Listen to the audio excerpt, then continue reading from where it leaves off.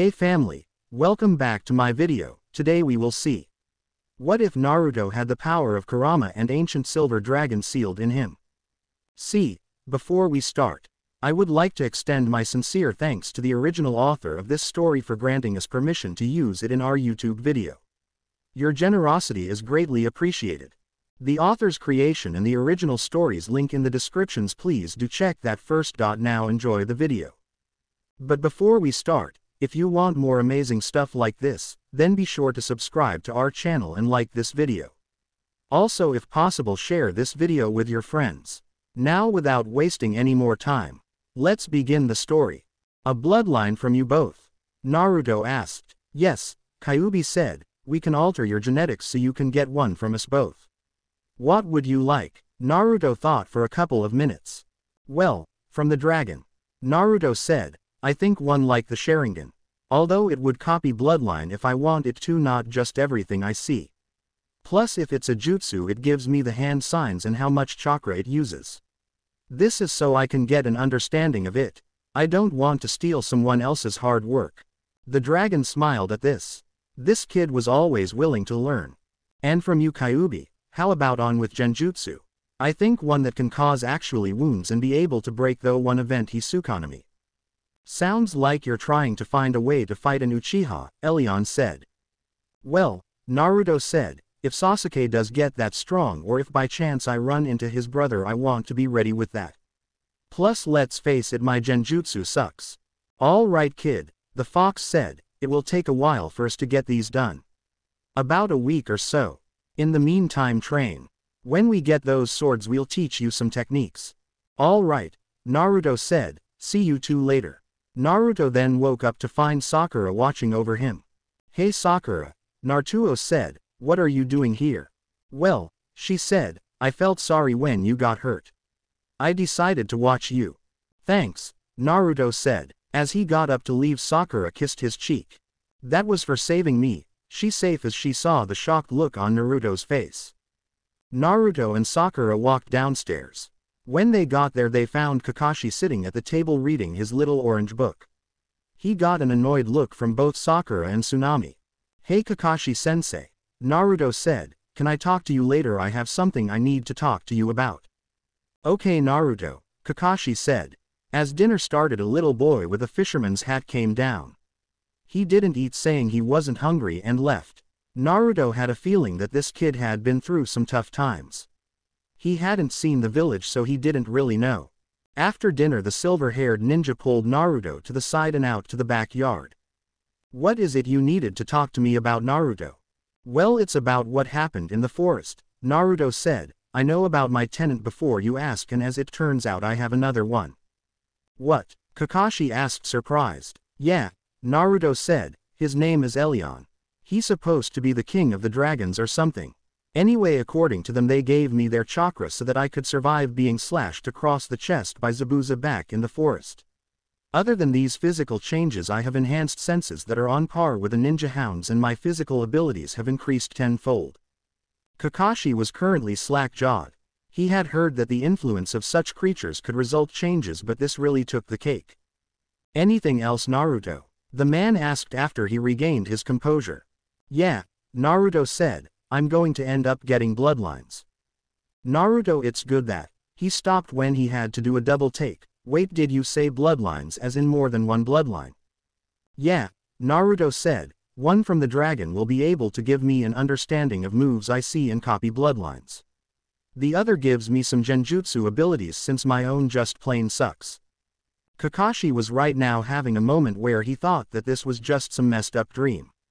He decided to just leave it to them, since he couldn't tell if Naruto was lying or not. Okay, Kakashi said after being silent for a moment, do you already have them, or are we going to have to wait?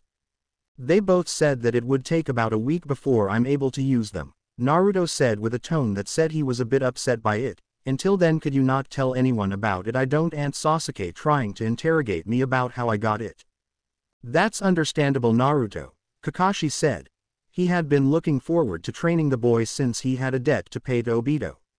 Unfortunately, or fortunately, depends on how you look at it, that little crack about how Naruto was being stupid by nearly giving his life for his teammate was what broke him of that. Uchiha or not, this kid really needed to learn some humility. Is there anything else? Kakashi asked. Yeah, Naruto said, I'm going into town tomorrow so I can get some swords. Is it okay if I train on my own? I don't want Sasuke getting any ideas. Okay, Kakashi said, I'll tell them that you awoke a bloodline during the fight with Zabuza and that you're trying to get it under control. Thanks Kakashi-sensei, Naruto said with a grin. With that the two entered the house. Almost immediately Sasuke walked up to them. What were you talking about? He asked, wanting answers. None of your business, Naruto said. Sasuke growled at Naruto and turned to Kakashi. Naruto was just telling me something about the abilities he used, Kakashi lied. He thinks that it might be an old bloodline. It's probably nothing compared to the Sharingan, Sasuke said, making Kakashi mentally groan.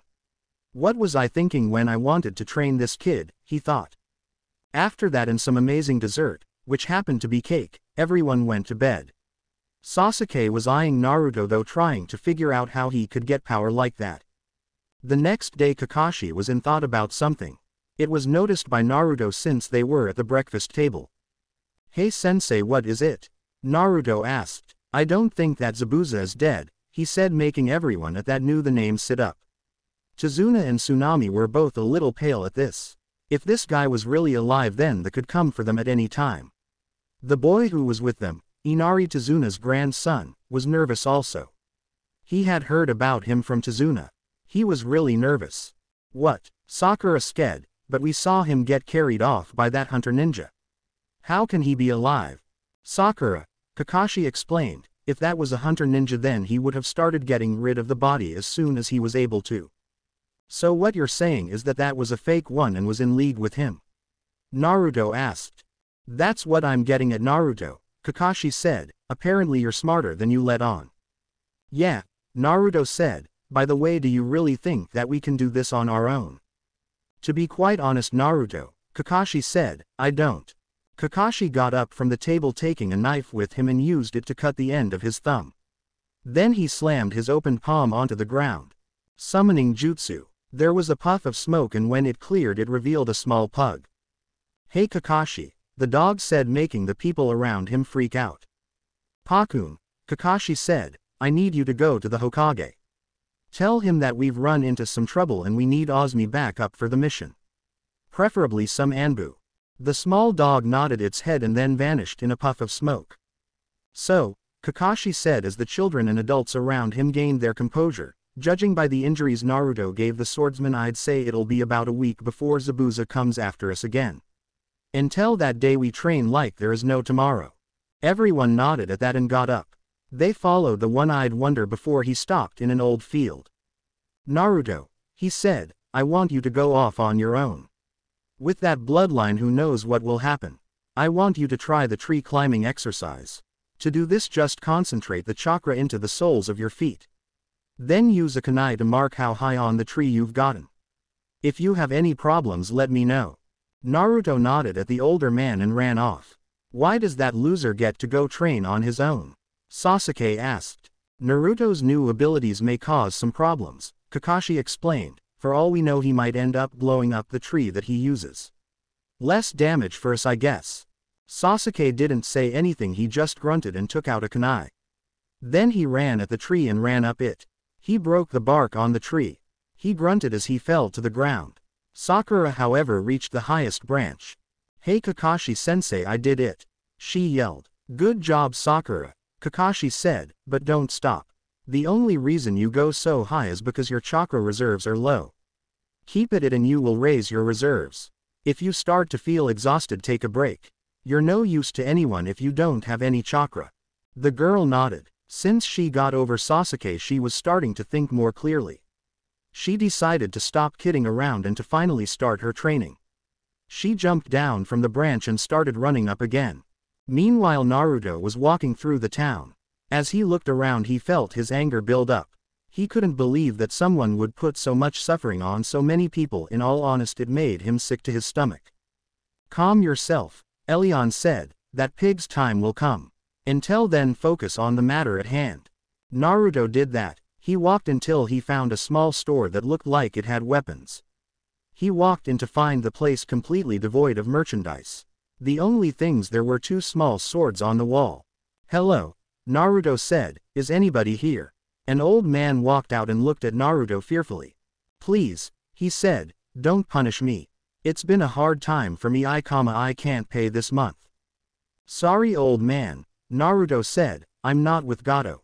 I was brought here to guard the bridge builder so that this place can thrive again." "Oh," the man sighed relieved, "thank you. Now what can I do for you?" "I'll take those two swords on the wall," Naruto said. The old guy grabbed the two swords and handed them to Naruto. Naruto then took out his wallet and emptied the contents on the counter. "I hope that will cover the pay," Naruto said as the man looked on the verge of tears. "Thank you," he said, "thank you." "No problem," Naruto said as he hefted his new swords onto his shoulders and walked out. He got back to his training spot in the forest. "So what am I supposed to do with these?" he asked his tenants. "Focus our chakra into the sword kit," Kyuubi said, "then watch. This is going to be good." Naruto did as they said. Silver and red chakra flowed out of Naruto's arms and morphed the two swords. The swords grew until they were about 4 feet long and wider than the average katana. Then what looked like a fox head and a dragon's head formed the chakra and went down to the swords. As they did there was big flash. When Naruto opened his eyes he got a surprise. One sword had a golden blade. The hilt looked like it was made of gold and had 2 green emeralds on the hilt. The handle was silver and was wrapped in a brown leather. On the bottom of the hilt there was a red crystal that was made to absorb sweat to avoid losing one's grip. The other sword had a crimson blade with a black hilt. The 2 red orbs on the hilt and it also had leather wrapped around the handle. On the bottom of said handle was green crystal that pretty much had the same function as the one on the gold one. "Now all I have to do is name them," Naruto thought out loud. He decided to name the golden one, Dragon Claw, and the red one, Fox Fang. "Fitting names are they not?" Elion asked Kyuubi. "Very fitting," the fox answered. "Now that is out of the way we can get started. Try that tree climbing thing your sensei mentioned." Naruto ran at a nearby tree kunai drawn. He ran up the tree without any problem. He reached the top and stayed there for a few seconds in shock. "How the heck did I do this? My chakra control was never this good. Apparently when we merged with you we evened out your control," Kyuubi said. "Nice," Naruto thought to the fox. "By the way, what am I supposed to do with my swords? If I have them out more than likely Sasuke-tem is going to try and steal them." "Don't worry," Elion said, "you can seal away the swords in the tattoos on your arms. Plus we put a defense mechanism on both swords. If anyone other than you tries to pick them up then they get burned by quick bursts of our chakra." Naruto nodded. He continued to do the tree climbing exercise for the rest of the day. Even though he was convinced he had it down he didn't want to come off as lazy. After a day of doing this he sealed away his words with instructions from his tenants. Then he went to Tazuna's place. He walked in to find the other members of his team. Sasuke and Sakura both looked completely exhausted. "What happened to you two?" Naruto asked. "Training takes a lot out of a person," Sakura groaned. As Naruto sat down the Inari decided to voice his mind. "Why do you try so hard?" Inari asked. "Gato's just going to kill you just like everyone else who's gotten in his way." "Inari," Tsunami gasped. "Kid," Naruto said, "we aren't from here. We just won't roll over and take a beating. We will fight back." "So what?" Inari yelled. "You're from a big fancy village. Here we've been forced into poverty and have to work just to keep a roof over our heads. You probably haven't had to work a day in your life. Then you just come in here without a scratch on you. You don't know what it means to be in pain." Kakashi, Sakura and Sasuke all looked at each other. Then they all got up from the table taking the bridge builder and his daughter with them. They knew that his was our subject for Naruto. Back at TH Academy one kid made fun of Naruto by saying that he was worthless orphan with a whore for a mother and a drunk for a father and that he was always going to amount to nothing. The very same boy went home with a cracked skull, a few missing teeth, a busted lip, a few bruised ribs, his upper arms and lower legs cracked and a black eye. Everyone from then on knew not to talk about that or like that to Naruto. The teachers and the boy's parents tried to have Naruto punished for that, but the old man said that the boy brought it on himself with his relentless teasing. Naruto turned to Inari, his face dark. "You think that I don't know pain," he said in a low voice. He got up and lifted Inari off the ground to look the boy right in the eyes as he glared at him. "Listen kid, do you have a mother that loves you? A place to call home? Do you have to spend your time digging food out of garbage just to get something to eat? Do you get chased down by a mob almost every day and beaten within an inch of your life, and even worse on your birthday? Let me tell you something, you little crybaby. No matter how bad you think that your life has been, that there is always someone who has it worse than that. Also, if you don't like the way things are going around here, then why don't you stop brooding around like a spoiled runt and do something about it?" Naruto then dropped Inari on his butt and headed for the door. "I'm going to go blow off some steam," he said while walking out the door, slamming it behind him. "Sensei," Sakura said after a tense silence, "what Naruto said, is it true? Did all of that really happen to him?" "Sakura," Kakashi said, "if anything, that was the severely sugar-coated version." Everyone nearly had their jaws unhinged as he said that. Kakashi continued. "When Naruto was younger, me and a few other Anbu were assigned to guard him. Almost all the time we had to save him from being beaten to death by the villagers. One night I remember taking him to the hospital after he had been nailed to a cross. I had to dig him out of the forest after he was buried alive. I even remember saving him from some drunk who had put him in a burlap sack drenched with alcohol and nearly burned alive. All this they did and much worse. If anyone knows what pain is, it is definitely that boy." Sakura was completely in tears. She had been told that Naruto was a demon. After she had her eyes opened, she couldn't help but cry. She couldn't believe that her mother actually supported this. It brought tears to her eyes. Inari was in tears also. After hearing all that, he knew that he had been wrong when he said that Naruto had not known pain. Tsunami was crying over the fact that a child had to go through all that. Tazuna was clenching the side of the table. If it weren't for the fact that this was Ninja Village, he would go down there and beat the crud out of every person that ever hurt this kid. Kakashi secretly had tears because the thought of his own village doing this to a little boy who had no control over what had happened to him at birth. It just made him so upset. The only person who seemed to be indifferent was Sasuke. Where did he get all that from? He asked, getting looks from everyone. He probably just made all that up. He probably just said that so people will pity him. He would have continued, but he was cut off by a killing intent from practically every person in the room. Though how 3 civilians, one of which a kid, were able to use killing intent none would ever know, but still. Sasuke then decided to get out of there and headed upstairs to bed. "I can't believe I wanted to date him," Sakura yelled. Meanwhile, Naruto was panting. He had just destroyed a few trees. He had Dragon Claw and Fox Fang out and was currently slashing at anything in his path. He stopped to breath near a river. He looked into it to see his reflection. He saw that his eyes were now red and his pupil was still slit. "They are right," Naruto said to himself, "I am a demon." No, Naruto stumbled back at the force of the yell from the dragon inside him. "Child, you are not a demon," the dragon said. "If you were a demon you would have laid waste to that infernal village that you live in." "Oh yeah," Naruto said, speaking out loud, "if I'm not a demon then why am I alone? Why did my apprentice abandon me?" "Boy," Elion said, "your parents did not abandon you." "How do you know?" Naruto asked. "Well, if you don't believe me," Elion groaned, "then why don't you ask them?" Naruto had to do a double take when he heard that. "My parents are alive. My parents are alive." "Yes, they are alive," Elion said. "I thought that they died in the fight with the Kyuubi," Naruto said, clearly confused. "Yes," Elion stated, "you father should have. When I entered the seal at your birth it broke the deal with the Shinigami. The deal broken, he could not take your father's soul. However, he put your father in a deep sleep that prevented him from coming for you. He did the same thing with your mother who would have survived the attack."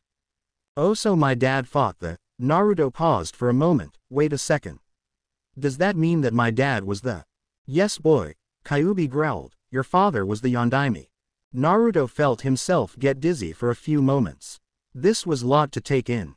First he finds out that after being an orphan for a few years that his parents are alive and that his father was the Yondaime, the greatest hero of the village. Man, this was a lot to take in after a few seconds. Fortunately Naruto was alone, and since he was talking out loud he didn't have to worry about someone coming along and thinking he was mentally insane. You know who my mother was? Naruto asked. Yes, he said, I did. You see, the man who started your clan was Master Swordsman. My father Garen was in a battle with a few demons. Your ancestor fought alongside him. As a result, my father said that in the future the dragons would help him. A few years after I hatched, I found my father gave me my mission and I watched over your family. For centuries I watched your family. I only acted when I sensed that your father was going to seal the fox into you. I knew you would need a mother and a father.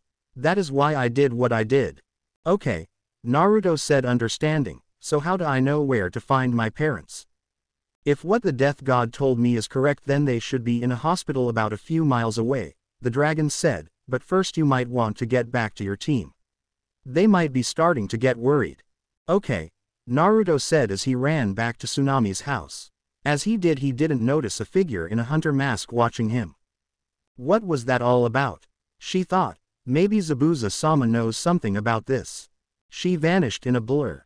Naruto ran back to the house to find that everyone had gone to bed. Naruto snuck upstairs to his room and found it and went. Don't worry Mom and Dad, he thought as he drifted off to sleep, we'll be together again soon enough. Meanwhile, he was talking to himself. Zabuza asked the figure in front of him. Yes, Haku said, I was out trying to get some info on the people who we are going against. He was talking to himself like he was having an argument with someone else. Zabuza was in thought as he heard this information. As were the demon brothers. When Zabuza learned of their failure, he dispatched Haku to retrieve them. Luckily she got there before the Anbu did. When the two heard about what happened to Zabuza, they were pretty upset. He was like a father to them, or just a very bossy big brother. Zabuza remembered something. He had heard about these things back in the Mist Village. He guessed that this kid was Jinchuriki. The only question was what this kid had contained. Haku, he said, I don't want you to survey these people anymore. If this kid really is what I think he is, then we might have more trouble than we think. Yes, Zabuza-sama, Haku said. Don't call me that, Zabuza said, shocking the three present. But I am just a tool for you to use, Haku said, confused as to why he told her not to call him her master. You told me this yourself. I did see you as a tool at first, the swordsman explained, but as the years passed you grew on me. You aren't my took Haku. You're my daughter. Haku felt tears in her eyes. She had her mask off so you could see her face. She started to tear up and then rushed forward, hugging the large swordsman, but being careful of his wounds. Thank you, father, she said, crying. Hey, what about us? Gezu, the first of the demon brothers, said. I see you as sons as well, Zabuza said, or just as some very annoying little brothers. Hey, both brothers yelled in indignation. Haku just giggled at their antics. The following morning Naruto wolfed down his breakfast. Naruto, where did you go last night? Sakura asked. I went out so I could get some air and clear my head, Naruto said to her. Then he turned to their sensei. Hey sensei, can I talk to you for a minute? Sure thing, the on-eyed man said as they got up to get somewhere more secluded. As they did, Sasuke was a little upset. The dope got another meeting with their sensei and he wasn't in on it. What exactly was Naruto hiding from them? What is it we need to talk about, Naruto? Kakashi asked. I know who my parents are, Naruto said, looking at the shocked look on his sensei's face. Don't you mean we're Naruto? The man asked. No are, the blonde repeated, they're alive. I need your permission to go find them. Kakashi nodded. I think you should go find your parents. I want to meet the mom and dad of the boy that saved my life. Naruto nodded and then bolted out the door. Which way, big guy? He mentally asked his second tenant. About a half a mile east of here, kid, the dragon said. Child, when you get there you will need my chakra to wake them up from the coma that the two are in. Got it, big guy, Naruto thought to the dragon. Naruto ran for a while. While normal people would have been tired by now, Naruto had large chakra reserves. He could go for a long time without getting tired. After about 20 minutes of running he made it to what looked like a minor village. Naruto walked through the village. As he did, he was getting looks from the villagers there. To be more specific, the girls. Apparently his new appearance had an adverse effect on girls. Naruto looked around the village until he found a hospital. Naruto felt a little nervous as he entered the place. He never really did like hospitals. First of all, the doctors and nurses that worked there had either tried to poison him, refused to treat him, or when he had broken bones they set them wrong. And worse than that, the food that he served there was absolutely horrible. He steeled his nerves and walked in. He walked up to the front desk. "How can I help you?" the woman asked. She had a slight blush on her face as she looked at Naruto. "Yes," he said, "I'm looking for some people. A blonde man and red-haired woman. No recorded names." "I know of people like that," she said, "we couldn't find them in the database." "How do you know them?" "They're my parents," Naruto said, making the woman gasp.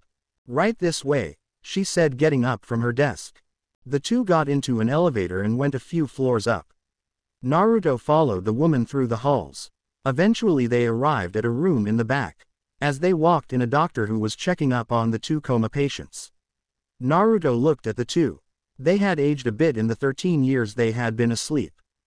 "Nurse," the doctor said, "who is this?" "He says that our John and Jane Doe here are his parents," the nurse explained. The doctor was skeptical at first, but he gave in. Naruto walked up to the two and mentally spoke to his second tenant. "Now what?" he asked. "Focus my chakra into your hands and put it on their foreheads," the dragon said. "That should wake the two up." Naruto did that. He focused on the feeling of Elion's chakra. When he first used it, the chakra felt like a strong yet gentle feeling rushed over him. As he focused, silver chakra began to radiate from him. The doctor and nurse both had wide eyes. Naruto then placed his hands on his parents' foreheads and sent it through them. The silver chakra flowed through the two. As the silver chakra dissipated, the years left them and they began to look younger. Soon they looked like they were in their prime again. The doctor and nurse were both surprised when this happened. Naruto felt a little drained from this and stumbled back. As he sat down, his mother and father began to stir. Slowly the woman rose up and looked around. She was confused. Then she saw a boy in front of her that looked so much like her husband, only with whisker marks on his cheeks. "And Naruto?" she asked. Her voice was shaking. "How's it going, Mom?" he asked. Kushina gasped and then she leapt out of bed and latched onto her son in a tight death hug. She held onto her son like he was going to fade away into nothingness at any moment. "Oh, my sweet baby boy," she cried as she started kissing his head right above the forehead protector, much to her son's embarrassment. "Mom," Naruto groaned, "you two going to leave me out of this?" Both turned to see the blonde man had risen up from bed. Kushina got away from Naruto and his dad swept his son up into a bear hug. About the same time the hugging started, the doctor and nurse decided to leave. They decided to leave the newly reunited family alone. "So Naruto," Minato said as he set his son down, "how have things been in the village?" "Before we get to that, Dad," Naruto said before nailing his dad in the gut with a strong punch. "That," Naruto said, "was for sealing the Kyuubi in me." Minato hung his head. He had a feeling that Naruto would be mad at him. He was then shocked when Naruto started hugging him. "This is for caring enough to say that I should be treated as a hero," Naruto said, smiling. Minato hugged his son back and Kushina joined in on the tender family moment. "So," Minato said as he got out of the hug and sat down on the hospital bed, "how have things been?" "Dad," Naruto said, "I hate to tell you this, so I'm going to have to show you." Naruto lifted up his shirt and both his mom and dad had to resist the urge to gag. Naruto had multiple scars from his life in the village. There were even some branding marks from when the villagers decided to get a little sadistic on his birthday. Minato clenched his fists and so did his wife. The two were releasing so much killing intent that a lot of patients in the hospital experienced a code blue. In case you are wondering, that is when the patient's heart stops. "Naruto," the older blonde growled, "who did this to you?" "The people you sought to protect did this to me," Naruto said, shocking his father and mother. "What?" Minato asked, clearly shocked. "Why? Why would they do something like this?" "Because of all the trouble that was caused by the Kyuubi, the villagers couldn't let go of their hate," Naruto explained. "They saw me as the reincarnate of the fox. As a result I was beaten, starved, neglected and nearly killed on multiple occasions. The only reason I survived is because a few Anbu always came and saved me. Also the fox's healing ability helped me out plenty of times. Minato was clenching his fists in complete and utter rage. How could he have been so stupid? He had condemned his only son to a life of suffering because he thought the village would be able to see past their hate. He couldn't believe that he had actually nearly died trying to save that whole of a village. Right now he couldn't even believe that he was actually a ninja from that village right now. His wife was having similar thoughts. Only she was in total disbelief that this had happened to her precious baby. She was going to be kicking a lot of butt when she got back to the village. So now what? Naruto asked. Kushina got out of anger-induced stupor first. First off all, she said, we are going shopping. No son of mine is going to look like this when he's fighting someone. Then we're going back to that village, and kicking the butts of the people who dared do this to my little boy. First of all Mom, Naruto said, I'm not little. And second I can't. I have a mission in Wave Country not far from here. I can't just abandon my team. Okay then, she said, we'll get you some new clothes, we'll go back to finish your mission, and then we will go kick the butts of the people who dared to this to my little boy. Naruto's sweat dropped as she said that. He made a mental note to never make his mother angry. Naruto's mother and father grabbed their things and left the hospital. A lot of people were surprised to see the John and Jane Doe for the past 13 years up and walking. As soon as they left the hospital they immediately started looking for a clothing store. They walked in and almost immediately Naruto started browsing for something to wear. After a few minutes of searching and some designing by the woman who owned the shop Naruto had gained a new look. Naruto now wore a pair of black Anbu-style pants and black sandals. He also had a belt that held his weapon holster. The buckle was just a red square with a black X on it. He had on a red shirt that showed off the muscles on his chest. Over that he wore a silver vest. It had the Konoha symbol on the left side. On the back that he had the picture of a red and silver yin-yang symbol. Off the silver side came the shadow of a dragon and the red had the image of a fox coming out. The jacket didn't have any sleeves allowing for free movement of his arms which, according to both of his tenants would be helpful when using his swords. Oh you look so handsome, Kushina said as she and her husband paid for the clothes. Naruto blushed in embarrassment again as he heard his mother compliment him on his looks. After that they left the village. The family actually got into a bit of a foot race on the way there. Minato came in a tie with Kushina while Naruto came in second. Naruto might have been strong but he didn't have enough strength to match the abilities of a Kage. So this is Wave Country, Minato said as he looked around as they walked through the village. I could have sworn that this place was healthier when I saw it. It was, Naruto said, but a tycoon by the name of Gato has been bleeding this place dry ever since he set up shop here. The only reason these people don't fight back is because all who tried to oppose him were publicly executed. HMPH, Kushina grunted, men like that don't deserve the life that they have been given. I can't wait to bring that tycoon down a peg. The trio walked the rest of the way in silence. As they approached Tazuna's place they heard a scream. Get away from my mom. Naruto immediately recognized the voice. It was Inari. Naruto ran up to the door, his mom and dad following close behind him, and broke down the door. He was greeted by the sight of two samurai thugs who had Tsunami by the hair. Inari was on the ground sporting a bruise on his face from where one of the thugs had hit him. Hey, Naruto growled getting the attention of the two thugs, leave the kid alone. Oh and if we don't little boy, one of the thugs said. Naruto answered by unsealing the swords in arms and charged at the two. One of the thugs swung his sword but missed as Naruto ducked. Naruto then swung Dragon Claw cutting his arm and causing him to drop his sword. The man screamed in pain, but Naruto shot a hand forward and nailed him right in the face loudly cracking his jaw. The other thug would have tried to get back at Naruto for hurting his partner but was stopped when Minato suddenly appeared behind him and nailed him in the back of the head with a strong punch. Naruto picked the first thug up off the ground and slammed him into the wall growling. Who sent you? He asked. Forget you brat, the thug growled. Who sent you? Naruto repeated. I'm not going to tell you. Who sent you? Naruto growled a third time. Gato, the thug said. Everyone looked at each other surprised that the man had answered the question. That was easy, Naruto said. Why did you answer? I can't stand to be asked the same question 3 times, the thug groaned. It irritates me. Where is Gato now? Naruto asked. Not telling you, the thug said.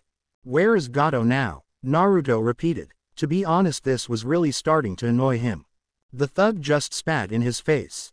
Still not going to tell you. Where is Gato now? Shoot. The thug growled 3 times. He wasn't going to pay the 2 missing ninja he hired, so more than likely he's on his way over to see if the man succeeds so that he can kill him. Thank you, my friend, Naruto said as he swung his fist and connected it with the thug's face. The thug was sent sprawling to the floor. Inari, Naruto said, turning to the boy, your old man would be proud of you. Inari beamed at the blonde and smiled widely. Come on, Kushina said, making her presence known to the others. We have to get to the bridge. Naruto nodded at his mother and the 3 all ran off toward the bridge. Kakashi was in trouble. He was currently in the rematch with Zabuza, and it was not going well. Zabuza had apparently figured out that I took eye contact for the Sharingan to work and was fighting away from him using the mist to hide and had his eyes closed, meaning he couldn't use the Sharingan illusions. With him was a new figure, Anko. She was tall, shapely and had on a fishnet shirt that was covered by a trench coat and a short skirt. She had purple hair that was tied up in the shape of a pineapple. Although she immediately got some mixed interactions after calling herself the sexy and single Anko Mitarashi. Flashback. Anko had just introduced herself. Kakashi was now sweating bullets since with her around he wouldn't have a chance to read his Ika Ika Paradise book. Sakura had to admit that this woman was a little bit too open in her choice of clothing. So Kakashi, she said with a smirk, you called for some backup on this mission. I can see why you'd need it. Watch your tongue, Sasuke said. I'm an Uchiha. Your superior. Now I suggest you make sure not to upset me. Anko was quiet. Kakashi made a motion for Sakura to move. They both did, taking Inari, Tsunami, and Tazuna with them. As soon as they were clear, Anko vanished and reappeared with Sasuke facing away from her in a grip. She then took out a kunai, cut his cheek, and then licked the blood off the knife. After a second she spat it out. Yuck, she yelled. Worst I've ever tasted.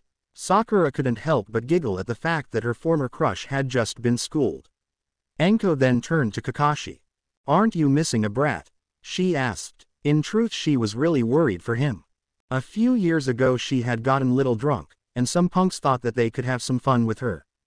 Fortunately for her, Naruto showed up. The sight of what was happening really made him mad. Mad enough to draw on some of Kyuubi's chakra. The result was 3 drunk punks with broken bones and a 4th that had his head busted open.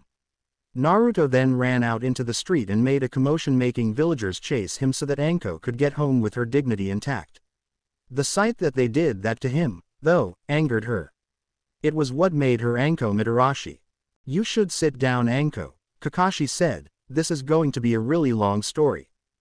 Kakashi told her of what had happened, and of Naruto's bloodline. Anko thought it was brave of Naruto to try and save his teammate like that, but she was mad that Sasuke would spit on his grave like that. She was contemplating killing the boy until Kakashi brought up Naruto's parents being alive. She was thrown for one heck of a loop after that. End flashback. When they were done training, they went to guard Tazuna at the bridge. They found the workers all unconscious or dead. Zabuza then made an appearance with the hunter nin that took Zabuza away from danger. Sasuke went to fight the hunter nin while Anko and Kakashi fought Zabuza. And that led to their current predicament. Sakura stood in front of Tazuna with a kunai drawn and was ready to fight. Sasuke was fighting the hunter nin, Haku, and was trapped in a dome of ice mirrors. Sasuke was also doing a very good impression of a porcupine with a lot of needles sticking out of his body. All right, Kakashi, Zabuza said, it's time for me to end this.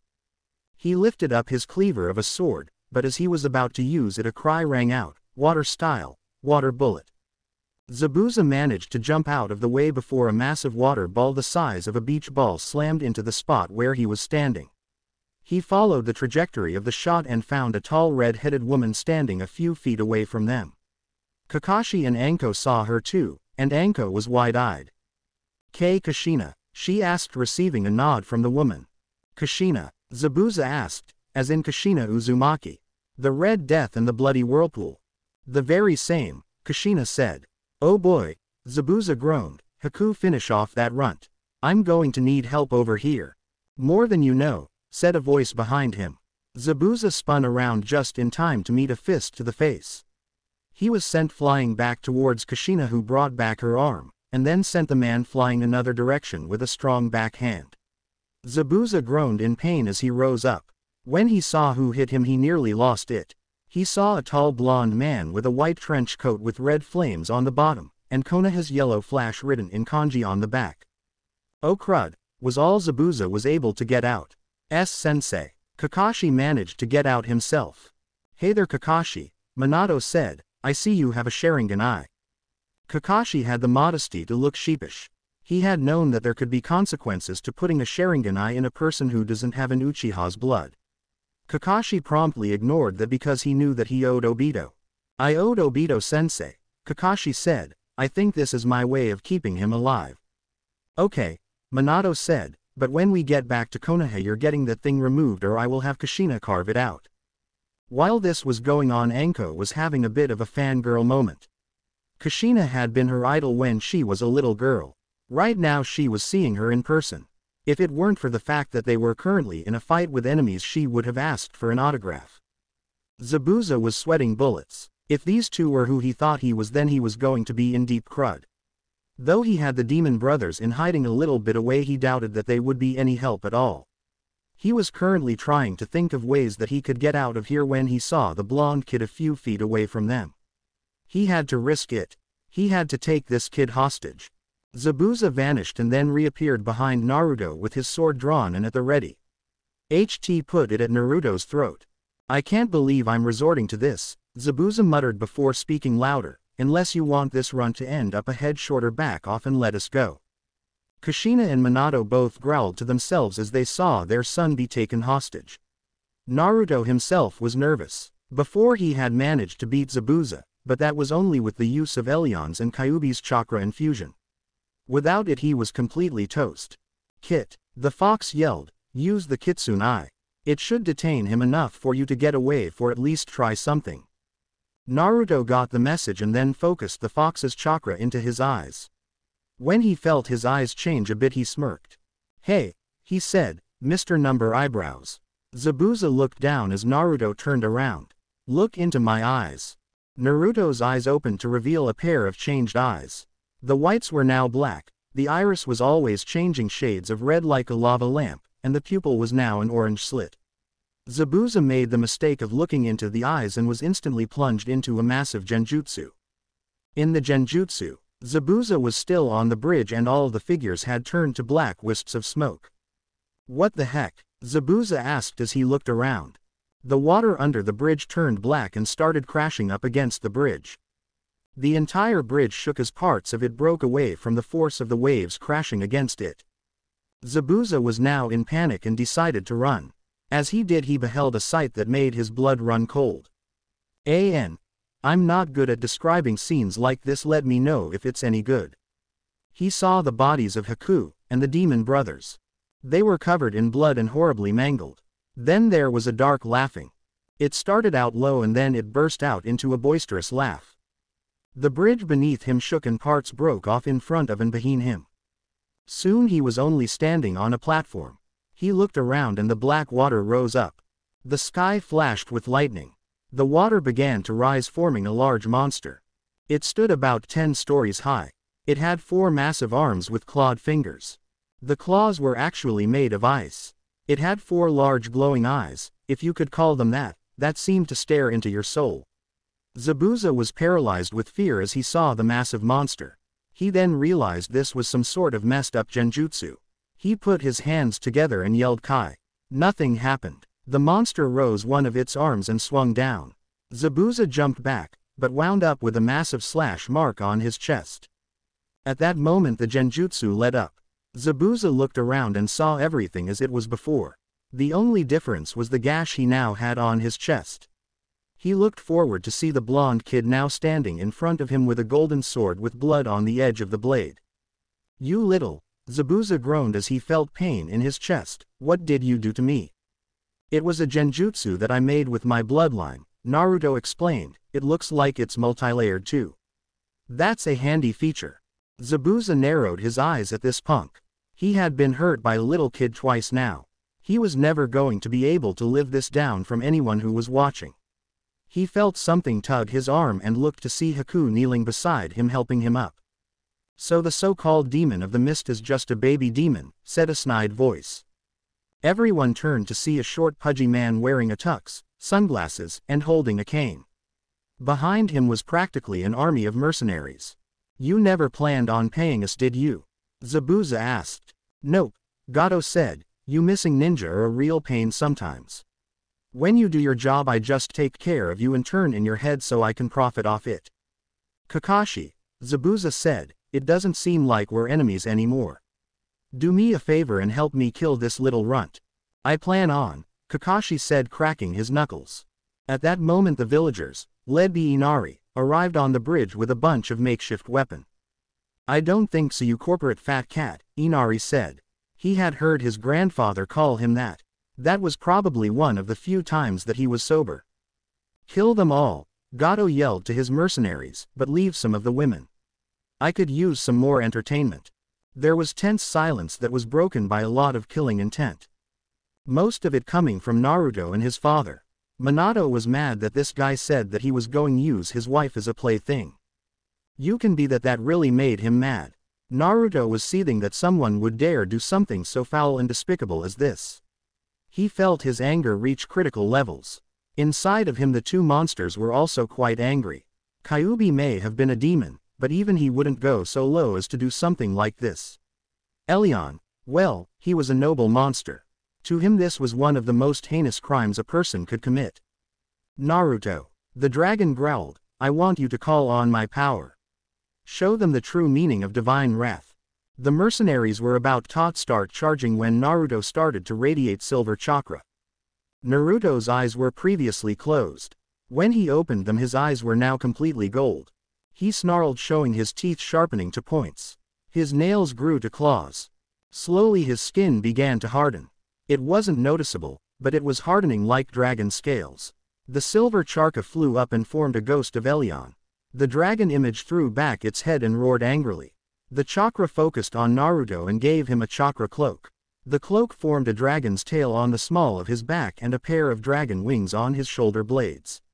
His arms were covered in chakra and the chakra formed claws as well. Claws formed on his feet as well. Everyone was staring at the transformed Naruto with awe and horror. The horror was mostly from the mercenaries and the awe was from his friends. Although there was huge look of jealousy from Sasuke. The Uchiha was seething at the fact that the so-called dead last had a power that he did not. That he deserved. I will learn your secrets, loser, Sasuke growled. I will gain the power to kill him and then you. Naruto glared at the mercenaries and then let out a massive roar that shook the ground beneath their feet. Forget this freak, Gato yelled, it's some ninja trick. Just go and kill them already. The mercenaries believed his words and then charged at the group. Minato and Kushina both got at the ready, as did Anko, Kakashi and Naruto. Sakura just stood in place as the rest of the villagers tensed. Sasuke just stood there. He was waiting to see the strength of the two people Naruto came with. If they were strong then he would get them to train him. Naruto, the Junin, and the former Kage all charged at the mercenaries. Zabuza made a signal and the demon brothers joined them. Haku got up and took out a lot of Senbon. Zabuza grabbed his sword despite the pain in his chest. Kushina with her swords drawn cut down anyone who got in her way. She mostly just moved quick. After she cut one down she jumped to another and sliced him up. Minato wasn't as quick. He just cracked down all who stood in his way. He used a few wind jutsu to knock them back into a group and then used a fire one to burn them all at the same time. Zabuza was just swinging his large sword. The blade either killed whoever he swung it at or it cut off a limb. Anyone who didn't die immediately died from blood loss a few moments later. The demon brothers just hit whoever they could with their claws or their bladed chain. The ones hit with the chain were cut up badly and died from blood loss. The ones hit with their claws died from the poison. At one point their chain was destroyed. That just made things better. The two were now able to move more freely. The numbers of their fatalities doubled. Haku, though she didn't like it that she had to kill. She used her Senbon and sent them at a few mercenaries, hitting them in the heart. It made her sick to the stomach. She never really did like killing. Kakashi mostly just used his Chidori to cut down as many enemies as he could in one shot. Though it was a little exhausting, he did it anyway. Anko mainly used her striking shadow snakes. She also used some poison-laced kunai to finish off the enemies that weren't killed already. Those who actually managed to get close to them were then taken down hard and beaten within inches of their existences. Naruto seemed to have the most brutal method out of all of them.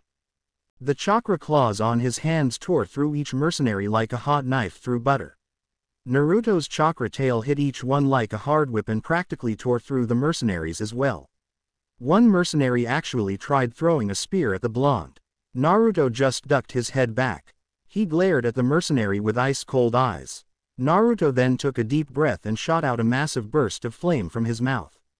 The golden flames engulfed the mercenary and a few others. Finally all the mercenaries were dead on the ground. All that stood were the Konoha ninja, the villagers, and one very terrified Gato. Naruto's golden eyes glared at the man with such intensity Gato felt like his soul was being looked into. The boy then stalked toward the short man. "Wait," Gato yelled, backing away. "Don't. I can give you anything you want. Money, power, women. Please just don't kill me. Can you bring back Inari's father?"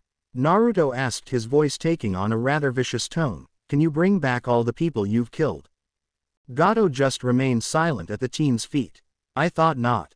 Naruto, still holding Dragon Claw, raised his sword up and then brought it down. The next thing everyone heard was the sound of metal hitting skin and the sound of a body hitting the floor. Everyone was quiet for a moment. Then the villagers burst out into cheers. Their nightmare was finally over. The silver chakra dissipated and Naruto returned to his regular state. It was that moment that Anko walked up to them. Naruto was standing in place for a moment before he realized what he had done. At that moment he ran over the side of the bridge in blue chunks. The purple-haired woman stood next to Naruto as she finished throwing up his lunch. "Hey kid," she said, getting the blonde's attention, "nice work." "How's it going, Kakashi?" Minato said as he held out his hand to his old student. "I've been doing good," Kakashi said. "I'd go into it now, but let's go on about this later. I trust that you don't need to know anything about what's happened over the years." "No," he answered, "I don't." After that, Minato and Kakashi both used some fire jutsu to burn the bodies and Minato used a wind-style one to blow away the ashes. "You're Kushina, right?" Anko asked, stepping up to her. "Yes," the redhead answered, "I am. Why?" "I just want to say that you rock. I can't believe I'm actually meeting you in person. This is one of the greatest moments of my life. Can I get an autograph?" Anko had gone into fangirl mode and it had a lot of people freaked out. She had been talking at a mile a minute, so Kushina had a little trouble getting all of that down. She did get the autograph part though. Anko took out a pen and paper from who knows where and presented them to Kushina with an enthusiastic grin. The redhead signed it and Anko squealed happily as she did. She turned to everyone present and said, "If any of you tell anyone about what just transpired, I will cut off your balls and shove down your throat. And if you're female, I will tear out your eyes and shove those down your throat." All the males and females present paled dramatically as they heard her say this. The men covered their male parts while the women just backed up. Anko smirked, seeing that her reputation was once again saved. As the day had been pretty exhausting, everyone had decided to go back to Tazuna's house. Since Gato was gone, they didn't have to worry about anything, so they decided to work on the bridge tomorrow. Right now everyone was talking. Kakashi was catching his old sensei up on the times. Kushina was discussing a few things with Anko and Zabuza, and Sakura was talking with Naruto about his bloodlines. She was also asking for some training tips. Geizu and Maizu were both hitting on Tsunami. At least until Inari threatened to use them for arrow practice, and that he would put the target in between the legs. Sasuke walked up to Naruto, a greedy gleam in his eye. "Where did you get that power dope?" he asked. "It's part of my bloodline," Naruto answered. "That is all I'm going to say on the matter." "Where did you get those swords?" Sasuke asked. "I got them from a weapons shop," was all Naruto answered. Give them to me, he ordered, getting a few looks from everyone who was present in the room. What was that? Naruto asked, gaining an annoyed look in his eye. I said I want those swords, Sasuke repeated, and it's not a request. The day I give you these swords, Naruto growled, is the day that someone calls Choji fat and he doesn't go ballistic. Meanwhile in Konoha, Choji crushed his bag of chips and growled loudly. What's wrong with you? Ino asked the boy. I can't help but think, Choji growled, that someone in the world just called me fat. The boys' team looked at him and then they all stepped back a good way. They all knew that you don't want to get near Choji when someone calls him fat. Back with the gang. I said give me those swords, idiot, Sasuke growled, lunging at Naruto only to get hit in the face by Sakura.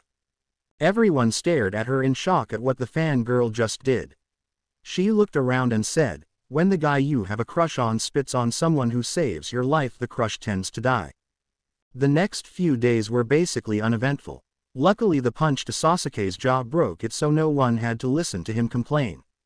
Naruto and his parents managed to catch up some long-lost bonding time. Naruto got some better practice with his clones by using them to work on the bridge. Zabuza and Haku both agreed to come to Konoha. They were both sick of running from the Hunter Nin, and Zabuza told them that his daughter was sick of running around. Everyone was surprised that he regarded the others as his children, but they understood. Sakura had gotten better over her training as well. She had gained larger chakra reserves. Just enough so she could use one shadow clone. She was currently working to try and use two. All the while Sasuke looked on in jealousy. The two dead weights of his team were getting strong and he was left in the dust.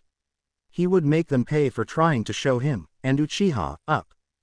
After a while the bridge was built, and everyone was ready to leave. Do you have to go, big brother? Inari whined. Hey kid, Naruto said, putting his hands on the shoulders of his little brother, don't you go crying on me now. I want you to keep an eye on things here. Take care of you mom and grandpa. Especially your grandpa. Inari laughed as his big brother got up and left for his team. You do know that the council is going to want to hear about your abilities when we get back, Kakashi said, and I know that they will try and demand you hand over your swords to Sasuke. If they try, Minato said, there is going to be hell to pay. I'm with you dear, Kushian said, no one messes with our family and lives. Don't I know it, Naruto said. Sakura just smiled to herself. She was glad that her new friend finally had the family that he deserved. She had gotten over her grief on how she had treated the boy, but she did have some anger toward her parents, or more specifically her mother. She remembered when her mother asked where Naruto was, and she always told her. Her mother would then leave with a large group of friends. Not anymore, she thought, determined. Konoha, Minato thought as he and everyone else walked to their home, or in certain cases new home, get ready for a major wake-up call. The now group of 10 were going toward Konoha. Since they didn't have a civilian to drag them down, they were able to tree jump. Kushina and Minato slowed down their normal pace so that everyone else could keep up. As they all went, Sasuke glared at the back of Naruto's head as if wishing for him to just burst into flames. After a few hours of tree jumping, the group made it to Konoha. As they approached the gate, Kotetsu and Izumo both stood up and faced them. Okay, Izumo said, name and your.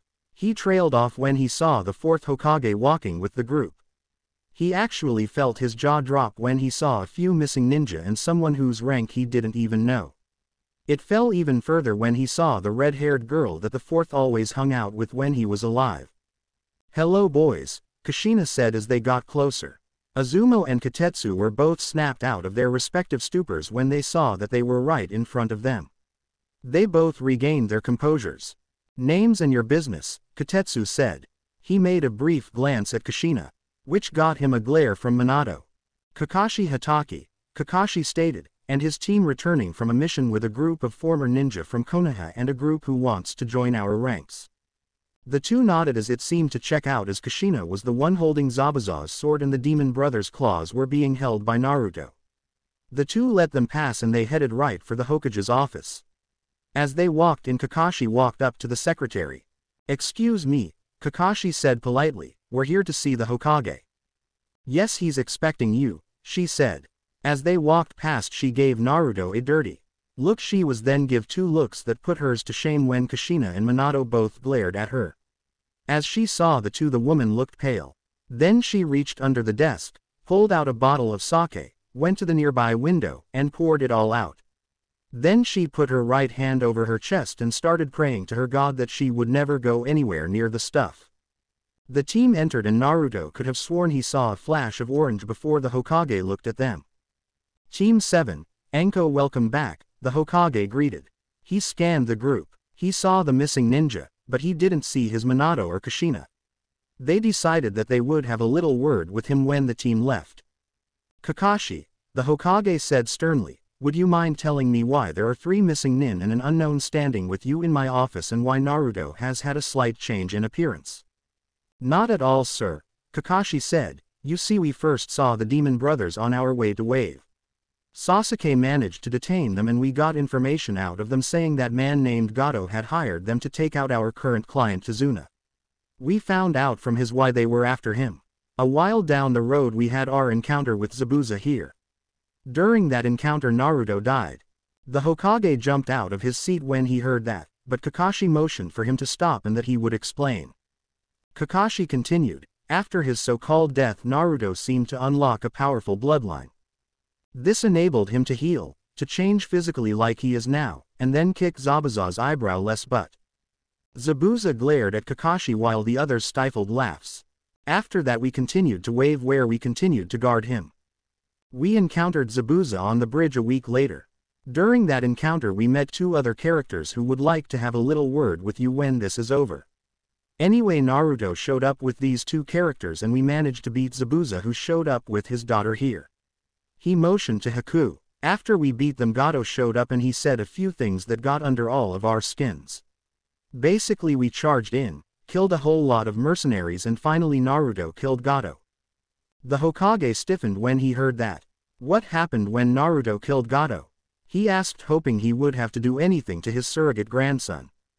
He went to the side of the bridge and threw up practically everything he ate for breakfast and lunch, Anko said. The Hokage felt a little relief. Since Naruto didn't like the killing, it meant that it wasn't a moment when the fox had taken over. Okay, the Hokage said, the ninja participating in this mission will receive payment for an A-ranked mission. Kakashi, I want you to stay along with the missing nin. The others all left. The Hokage did some discreet hand signs and put up a silencing jutsu. The old man then looked at Kakashi with a serious face. Kakashi, he said, I can't help but feel that there is something that you left out of the explanation. There is, Kakashi said, the chakra that healed Naruto wasn't the Kyuubi's. The Hokage gasped, as did all the others in the room. I knew it, Zabuza yelled. I knew that kid was a Jinchuriki.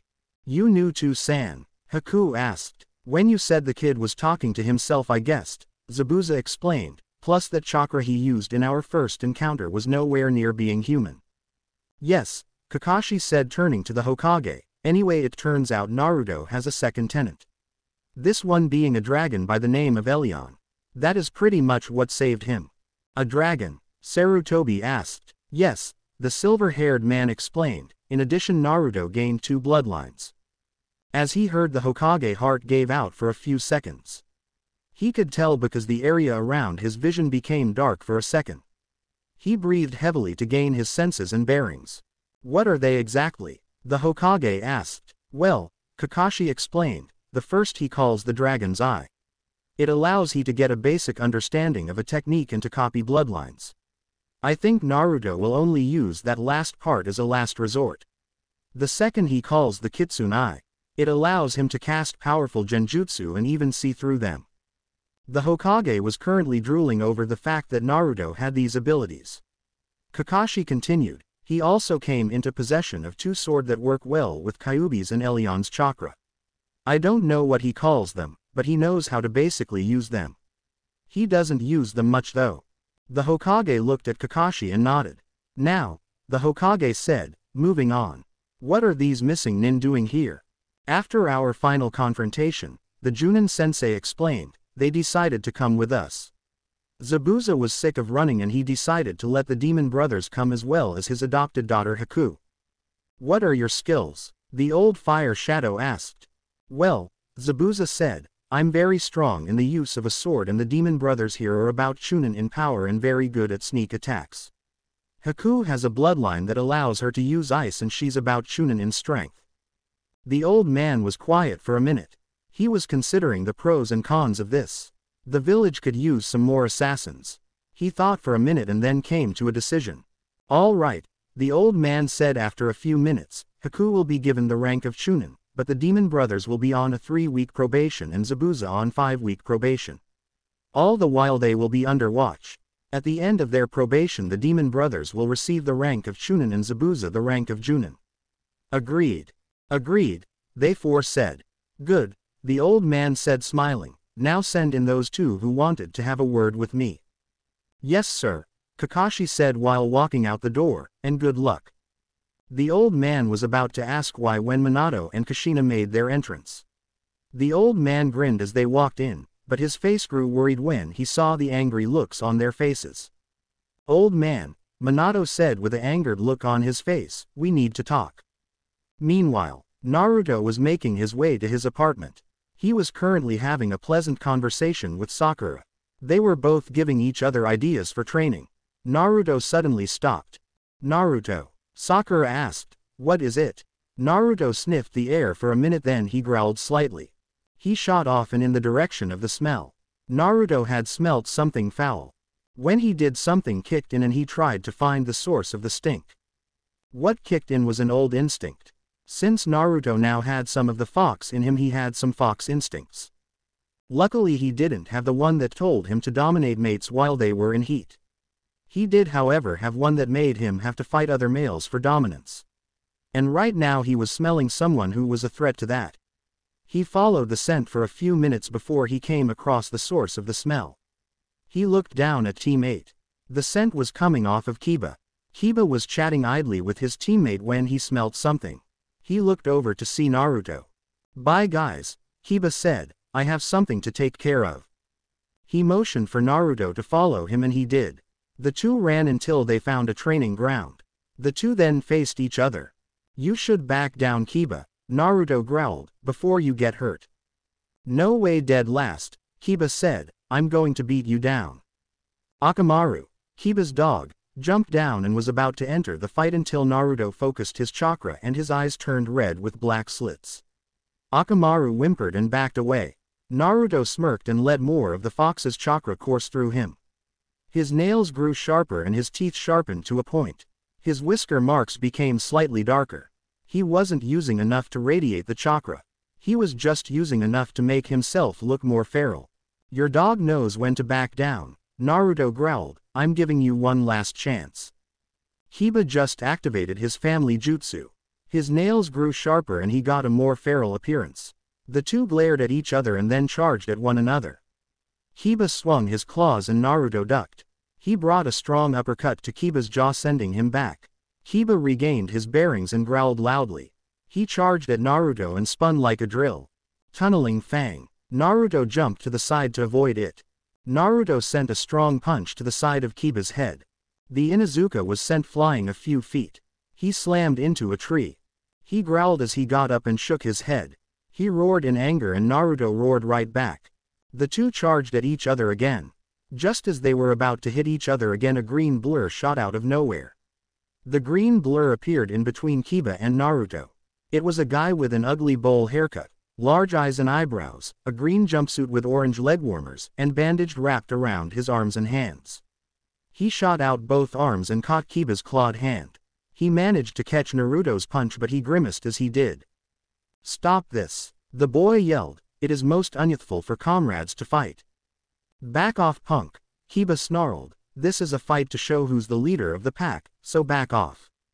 Forgive me, the boy said, I did not know this was a battle for dominance, I shall stand aside. The strange boy jumped off to the side and Naruto and Kiba went right back at each other's throats. Unknown to either of them their chakras were being felt somewhere else. At the Inuzuka complex Kiba's mother Sum and his sister Hana were tending to the dogs in the kennel when they started to whimper. As they did the two female Inuzukas looked at each other. You don't think, Hana started but stopped when her mother rushed out the door. Sum sniffed the air and knew that this had something to do with her son. What did Kiba get into this time? She thought as she ran toward the source with her daughter in tow. As she ran she was joined by Kakashi. Soon, he called, "What's going on?" "I don't know," Soon called back. "I think Kiba may have gotten in some kind of trouble." "Why are you heading there?" "I'm sensing Naruto's chakra along with Kiba's," Kakashi explained. "Any idea what's going on?" Soon was about to answer until she sniffed the air. The air was thick with pheromones. She also recognized the smell. It was Naruto's. "Soon, what is it?" Kakashi asked as she came to a halt. "The air," Soon said, "it's thick with Naruto's pheromones. It's a good thing I had a husband otherwise, uh-oh." Soon turned around to see Hana with a wild look on her face. Before she could say anything Hana rushed off with a feral grin that Soon knew all too well. "Kakashi, we have to stop her," Soon yelled as she and silver-haired man chased after the girl. "Why?" Kakashi asked as they gave chase. "What happened to her?" "The pheromones," Soon explained. "Normally a woman would have to be in close quarters with Naruto for them to take effect, but with our sense of smell we can smell them from here." The smell brought out Hana's wild side. "I'm not affected because I've already had a mate." Kakashi nodded in understanding. They both knew that they had to stop Hana before she did something that they both would regret. Back at the battle, Kiba and Naruto were panting in exertion. Naruto's jacket was ripped as was Kiba's. All the while the green-clad boy was watching in interest. It was not every day you got to see two people fight like rabid animals. Naruto glared at Kiba and growled. He was about to charge at him again when he was tackled by someone that wasn't Kiba. Naruto looked up to see Hana holding him in a tight grip and looked like she would let go. Hana grinned before kissing him deeply. Naruto in his feral state let his instincts guide him and kissed her back. At that moment Tsume and Kakashi arrived to see this. Kakashi, though he looked worried on the outside, was mentally cheering for his student kissing a really hot girl. Tsume was looking at her daughter worriedly. Suddenly Hana's eyes snapped open and she broke away from Naruto. She turned and growled at her mother. She held Naruto tighter like she was trying to protect something precious of hers. Tunneling Fang. Naruto and Hana separated from each other to avoid the spinning drill that was Kiba Inuzuka. He stopped spinning and landed a few feet away and yelled, "Stay away from my sister." Tsume took advantage of her daughter's momentary distraction and rushed over. She brought her hand down on Hana's neck, knocking her out. Naruto looked over to see Hana out cold. Kiba took advantage of Naruto's distraction and charged at him. Naruto, however, sensed him coming. He turned around and sent a clawed hand over Kiba's face. Kiba was knocked back a little bit. Naruto then took a deep breath and roared. The result was a blast of sonic waves that hit Kiba hard. Kiba clutched his ears and screamed in pain. Naruto rushed forward and threw a hard punch that sent Kiba into a nearby tree, knocking him out. Naruto growled and threw back his head, roaring again. This one meant to let the animals know this was his territory and that he was top dog. Wow, Tsume thought, that kid really knows how to mark his territory. If he was a few years older. No, bad Tsume, it's the pheromones talking. Naruto reverted to his normal self and groaned slightly. He shook his head to clear the cobwebs. "My friend," the green-clad boy exclaimed, "that was a most youthful battle. You flames of youth burn brightly." Naruto looked at the boy. He remembered him stopping the fight for a few seconds. It was then he realized he didn't even know his name. "I'm sorry, but who are you?" Naruto asked. "Oh, forgive me," the boy said. "I am Konoha's beautiful green beast, Rock Lee." At that moment 3 other people showed up. One was an older version of Rock Lee, another was a boy who had long hair and was Hyuga from what Naruto could tell because of the eyes, and a cute girl with brown eyes and her hair up in toe buns. "Naruto, what happened here?" Kakashi asked. "I'm not sure," Naruto said. "I think I was just have a puberty moment or something. Anyway, we might want to get Kiba home, he might have broken something." Tsume went over and picked up her son. She nodded at Naruto approvingly. Naruto didn't want this other team to know about his change over the mission to Wave. Naruto couldn't help but feel bad about lying to someone, but it beat having a team out for his blood like most of the village. "Well, Naruto," Kakashi said, "I believe it's time that you went home. We'll have a team meeting tomorrow around 9. Naruto nodded and then he turned to Lee.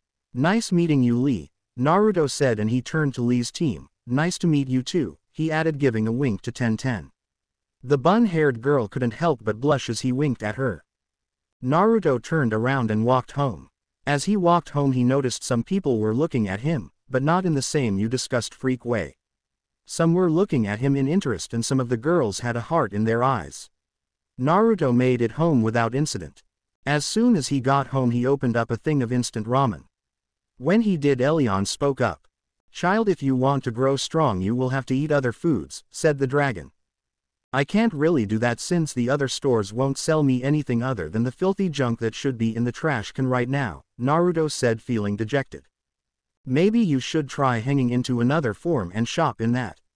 It would help you get past the arrogant pricks who work there," the dragon suggested. Naruto thought it over and thought it was a good idea. Just so long as he didn't run into a Hyuga there. Oh, who was he kidding? The Hyugas were too arrogant to mingle with, how they put it, commoners. Naruto had just finished his ramen when an Anbu in a wolf mask appeared out of nowhere. "Uzumaki-san," he said, "the council has asked for your presence." Naruto nodded and grabbed his jacket.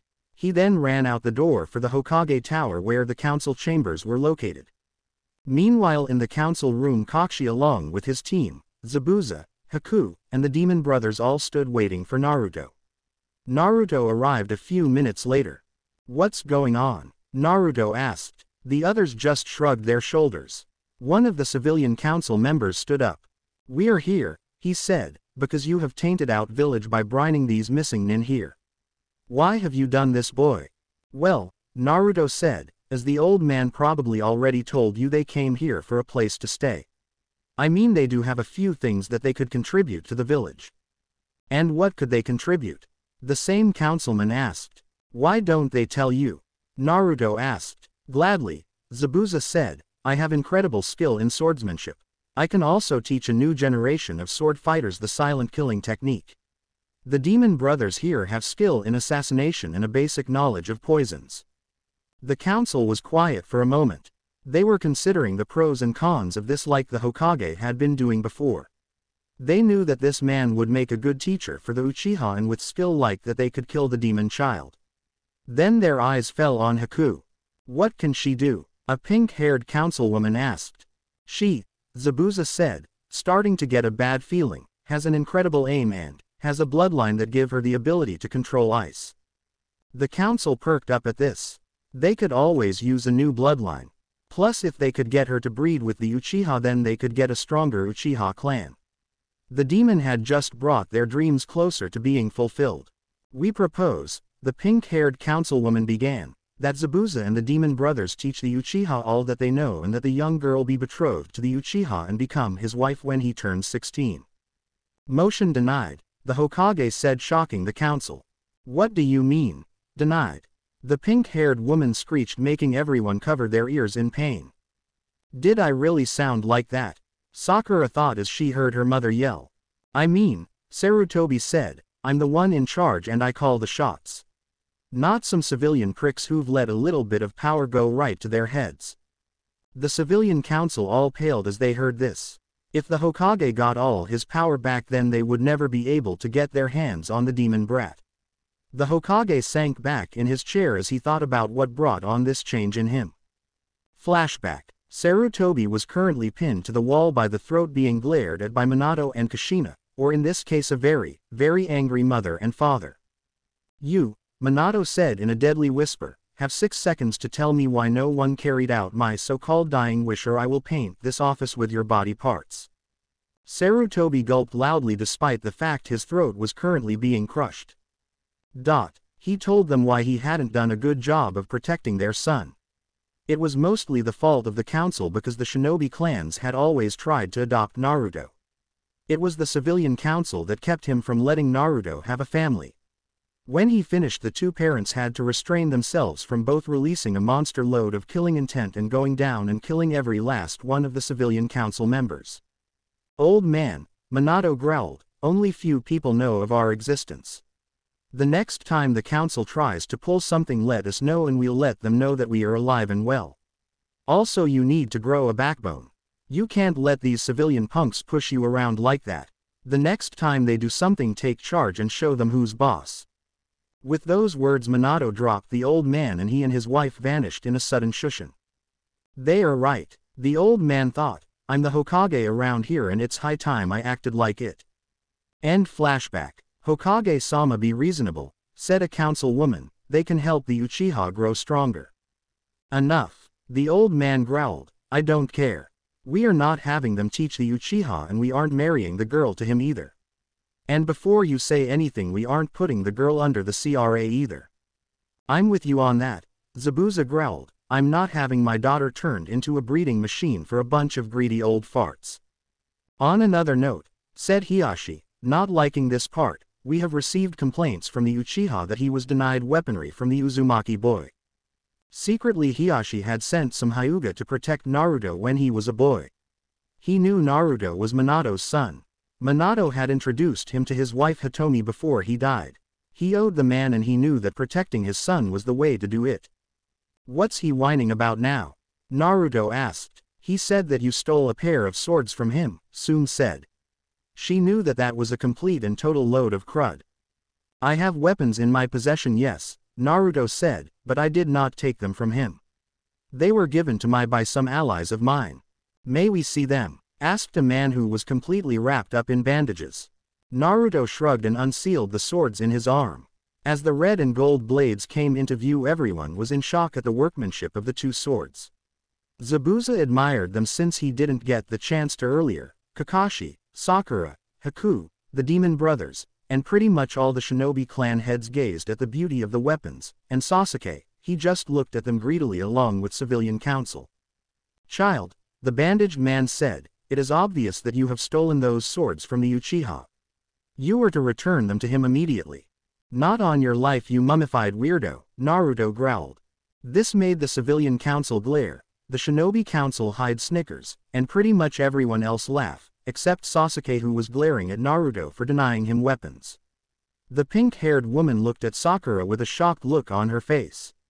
You agree with him? She asked. Sakura stopped laughing and glared at the woman. Yes, I do, Sakura said. I learned Sasuke isn't the man I thought he was. Naruto took a sword for me and Sasuke spit on his grave. As of my last mission, I don't want anything to do with him. The pink-haired woman growled and was about to start yelling when the Hokage stopped her. That is enough, Lady Haruno, the Hokage said, stopping her. Naruto will not hand over those swords as they are clearly his.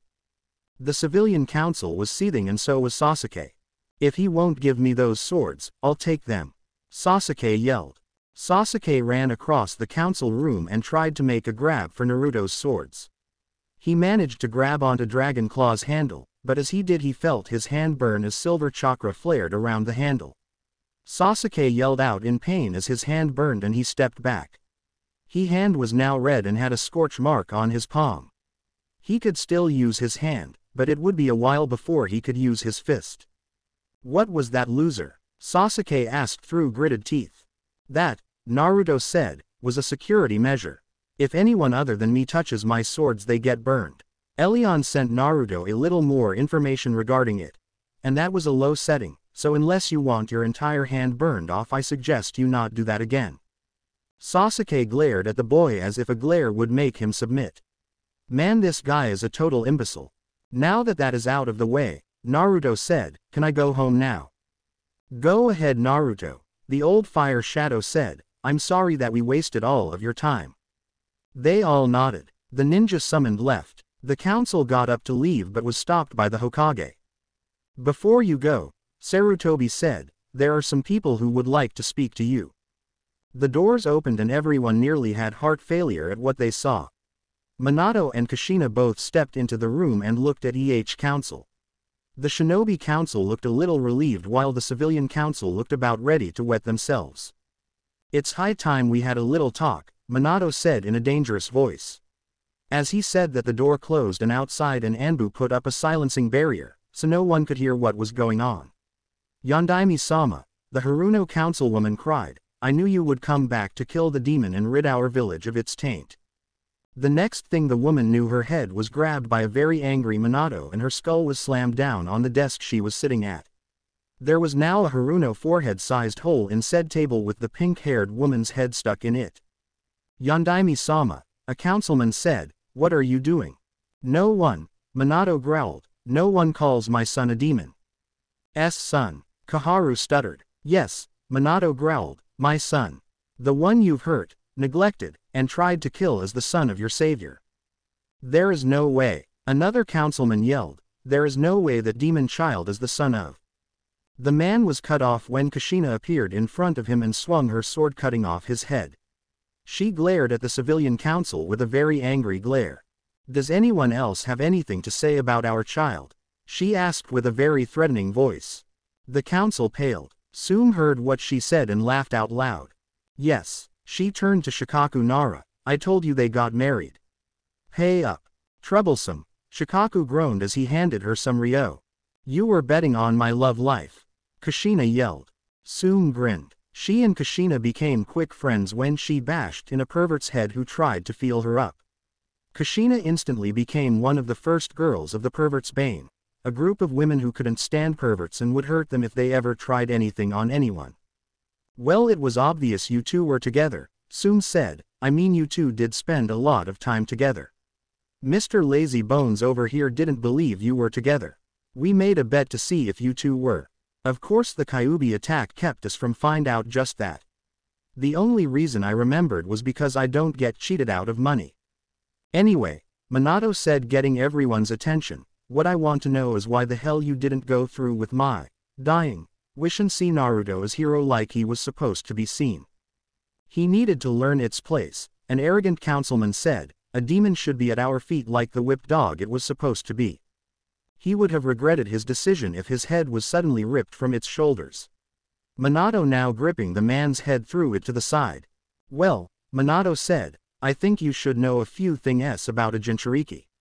First off, the demon can only take over the host if the host's mind is broken." Everyone felt their hearts stop. "You," Homura muttered, "you mean that?" "Yes," Kushina said. "Every time you tried to hurt Naruto-kun you were driving him closer to the edge and to the oblivion of this village. In all honesty though, given how this village has fallen, I wouldn't regret this place being burned down." "Now," Minato said with a grin, "since I'm back I'll be taking back my position as Hokage, and my first order of business is that the civilian council be disbanded and the advisors be replaced with more level-headed people." "You can't do that," one civilian yelled in anger. "I can and I did," Miento said. "Now get out before I get mad and kill every last one of you." The civilians and advisors all got out of there before they had to face the wrath of their savior. Truth be told, a lot of people didn't see this coming. Of course they should have expected that he was alive since they didn't really find any body. Some were kicking themselves for not making sure he was dead, and were scheming to get back at him. Minato sighed to himself. "Thank God those people are out of the way. They were nothing but a pain," he said with a happy grin. "And thanks for taking my place," Sarutobi said. "I'm getting way too old for this." "Yeah," Minato agreed. "Well, me and wife are going home and we're taking out boy with us." The two then walked out of the council room. Naruto stood waiting for them, as was Sakura. Both parents noticed that Sakura was crying and Naruto looked a little pissed off. "Child," Kushian said, "what it wrong?" "Sakura's mom," Naruto growled. "She disowned her." "What?" Minato growled. Flashback. A few minutes ago. "You little witch," Rose Haruno yelled as she rose her hand to strike her daughter. "How dare you become friend with that demon?" "Naruto is not demon," Sakura yelled, causing her mother to stop and everyone else to hear her. "He saved my life on our last mission." "Would a demon do that? If there is any demon here, it's you. All of you. You hurt a boy for something he had no control over. He protected our village by keeping that monster at bay and you only hurt him. You have no right to call yourselves human." "That's it," Rose yelled. "I will not be spoken to like that by a little whore. You are not longer my daughter. Do not bother coming back or I will kill you myself." Naruto had had enough. He took out one of his swords and swung it. Rose screamed as her face was cut. She turned to yell at the boy but was cut off when he glared at her. His eyes now blood red with black slits. "Leave," Naruto snarled. "Now." In panic of what they saw, the former council members ran for it. After a few seconds Naruto calmed down and reverted back to normal. End flashback. Kushina got down on her knees and held the crying girl.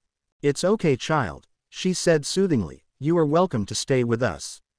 "I am," she asked. "You were friends with our boy here," Minato said, putting in his 2 cents. "I mean if he wants you to stay." Sakura looked at Naruto pleadingly. "Well," Naruto said, "I guess since you aren't a fangirl anymore, I guess you can stay with us. However, if you have anything to talk about, do me and my dad a favor and take it up with my mom. Plus you might want to be ready for some heavy training because I think Kakashi-sensei will be taking it seriously. Plus I think I know a way we can get back at that little hussy." "How?" the former Haruno asked. "On occasion," Naruto explained, "I did pay attention in class. From what I remember, we can file what your former mother did as an act of treason since she did it in spite and on account that it was under a law that has yet to be provoked. In that case we can take all her stuff and leave it to you." Sakura grinned like a mad woman and hugged the boy in front of her. Naruto knew it was just an appreciate hug. Naruto had gotten over his crush on her some time ago. With plan of revenge in mind, the group went home. Meanwhile, in the Konoha hospital, Kakashi sat in a hospital bed with his headband sitting in position on his forehead. He had bandages over his eye, meaning that he had in fact gotten the Sharingan eye removed. He was just sitting there relaxing when the last person he expected entered the room. "Kakashi, my eternal rival," Guy said with enthusiasm, but trying to stay quiet. "What are you doing in this place on such a youthful night?" "First of all, Guy, why are you here?" Kakashi asked. "Oh," Guy explained, "me and my students were sparring." Ten seemed distracted and hit Lee with a kunai in a very tender area by mistake. "Ouch," Kakashi said. Guy could only nod. That was when he noticed that Kakashi had bandages on his Sharingan eye. "My friend," Guy said, "why do you have those bandages on your eye? Did you get hurt on your last mission?" "No," Kakashi said, "I did some thinking over my last mission. Something happened and I don't want that bloodline anymore. Besides, after using it I forgot that my family had its own gift. I wanted to get rid of the eye as a request of someone I knew and that it is only a shortcut. If I want to do something I have to do it on my own." Guy was quiet. Kakashi looked to see that Guy now had large anime tears running down his face. He put his forearm to his eyes to wipe the tears away. "That was beautiful, Kakashi," Guy said, sobbing. "Well," Kakashi said, "the nurse said I had to rest, so I'm going to hit the hay." "Right," Guy said, turning to leave.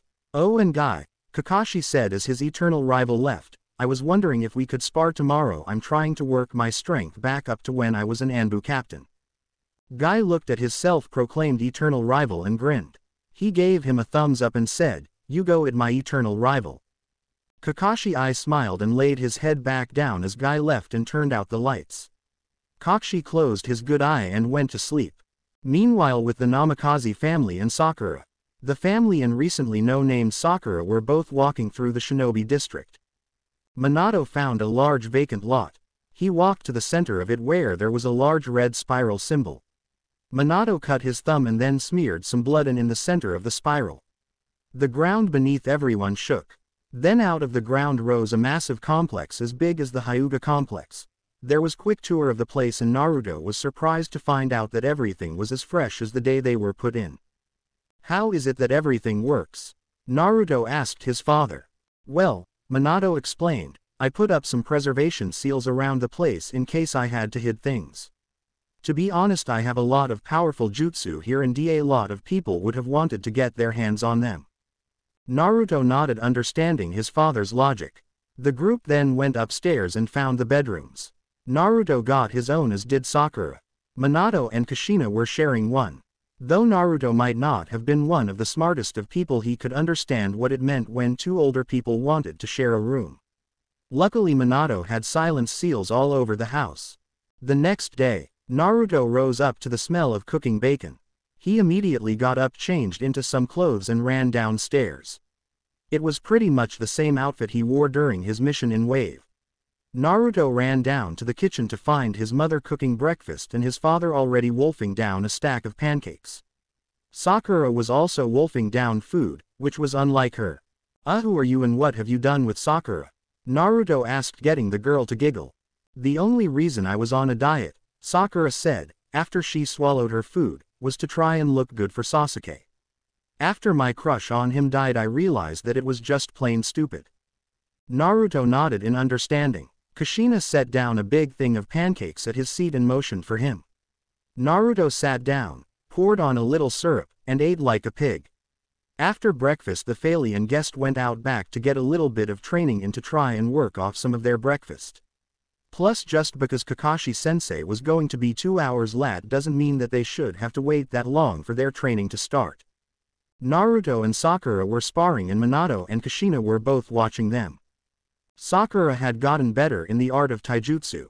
She was now proficient enough to actually punch someone hard when she wasn't really angry. Naruto and her were currently in a grappling match.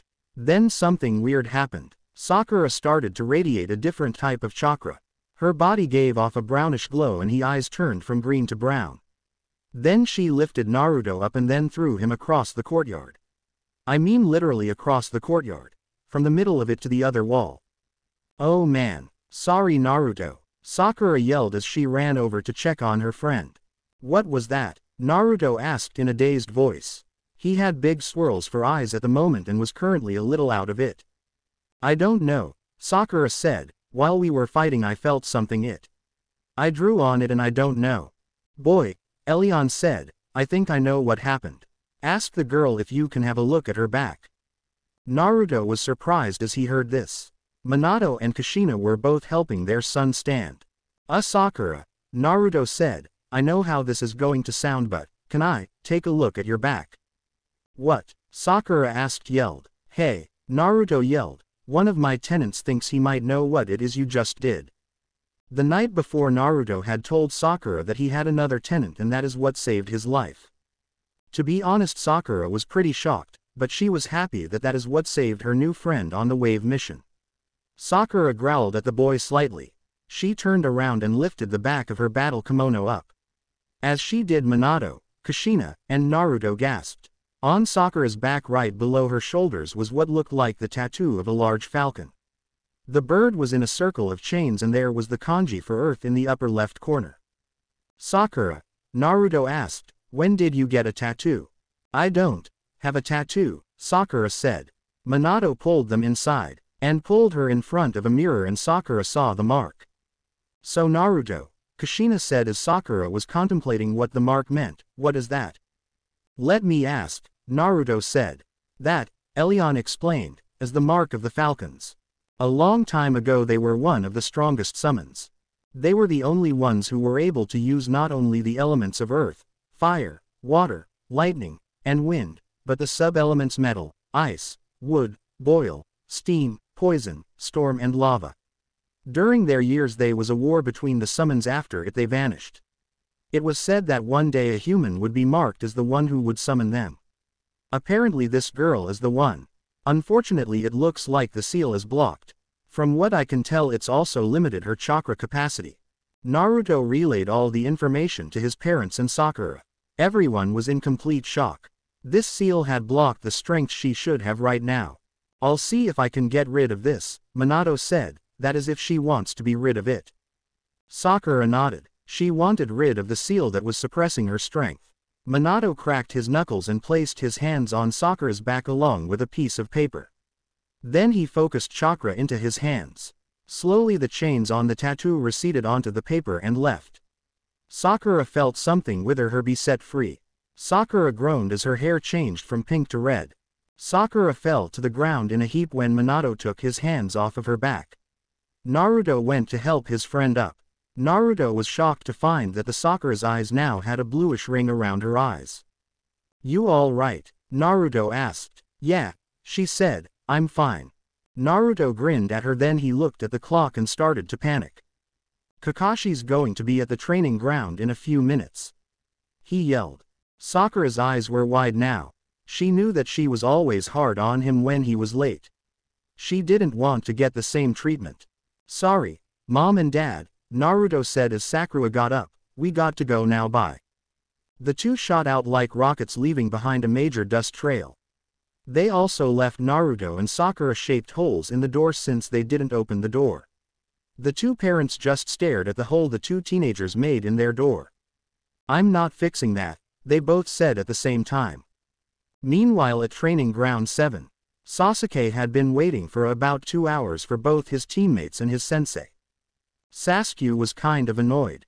How was he supposed to master his Sharingan if he couldn't even train with anyone? That was when he noticed a large dust cloud. He saw two figures at the front of it, but he couldn't tell who they were. When they got closer, he saw that it was Naruto and some red-headed girl. After a few seconds, the two screeched to a stop in front of Sasuke. The two were breathing hard because they pretty much just ran a marathon in a few minutes. Almost as soon as they caught their breath, Kakashi showed up. "Yo," Kakashi said. He then noticed the red head. "Who are you?" he asked, not recognizing Sakura. "It's me, Kakashi-sensei," Sakura said, making both of Kakashi's eyes widen. "Sakura," he asked, "what happened to you?" "Sakura unlocked some crazy bloodline," Naruto said. "We're not sure what it does exactly, but it changed her appearance." It was then Naruto noticed that Kakashi had both eyes out, and both of them were normal. He also noticed that they looked a little beat up. "Kakashi-sensei," Naruto said, "where's your Sharingan eye and why do you look beat up?" In order, Kakashi answered, "I had my Sharingan eye removed because when it comes to power that thing is a shortcut. And I'm beat up because I just got out of a sparring match with Might Guy and he doesn't know the meaning of the words, hold back." Naruto accepted the answer. It also seemed an actually good reason for him to be elate and to look like he just walked away from a train wreck. Sasuke was a little annoyed that he called the Sharingan a shortcut. It was the way to true power. "So," Kakashi said, "today we're going to start some special training today." "What kind of training, sensei?"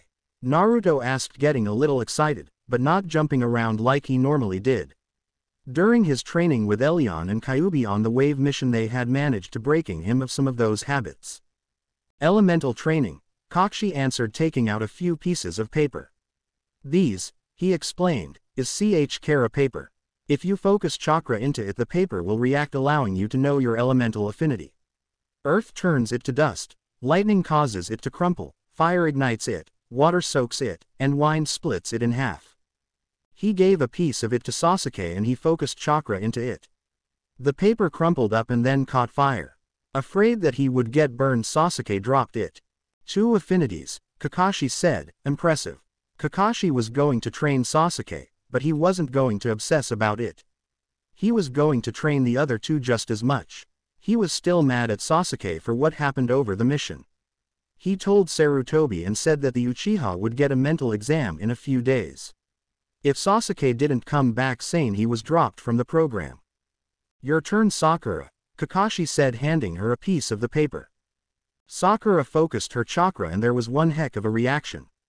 The paper split into 4 pieces. One piece caught fire, another crumpled up, another turned to dust, and another got soaked. Then the water and fire touched and a bit of the water started to boil and some started to give off steam.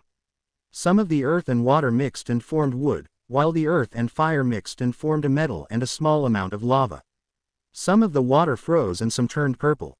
"Whoa," Kakashi said, both eyes wide in complete shock. "I'd say you have one heck of a bloodline, Sakura."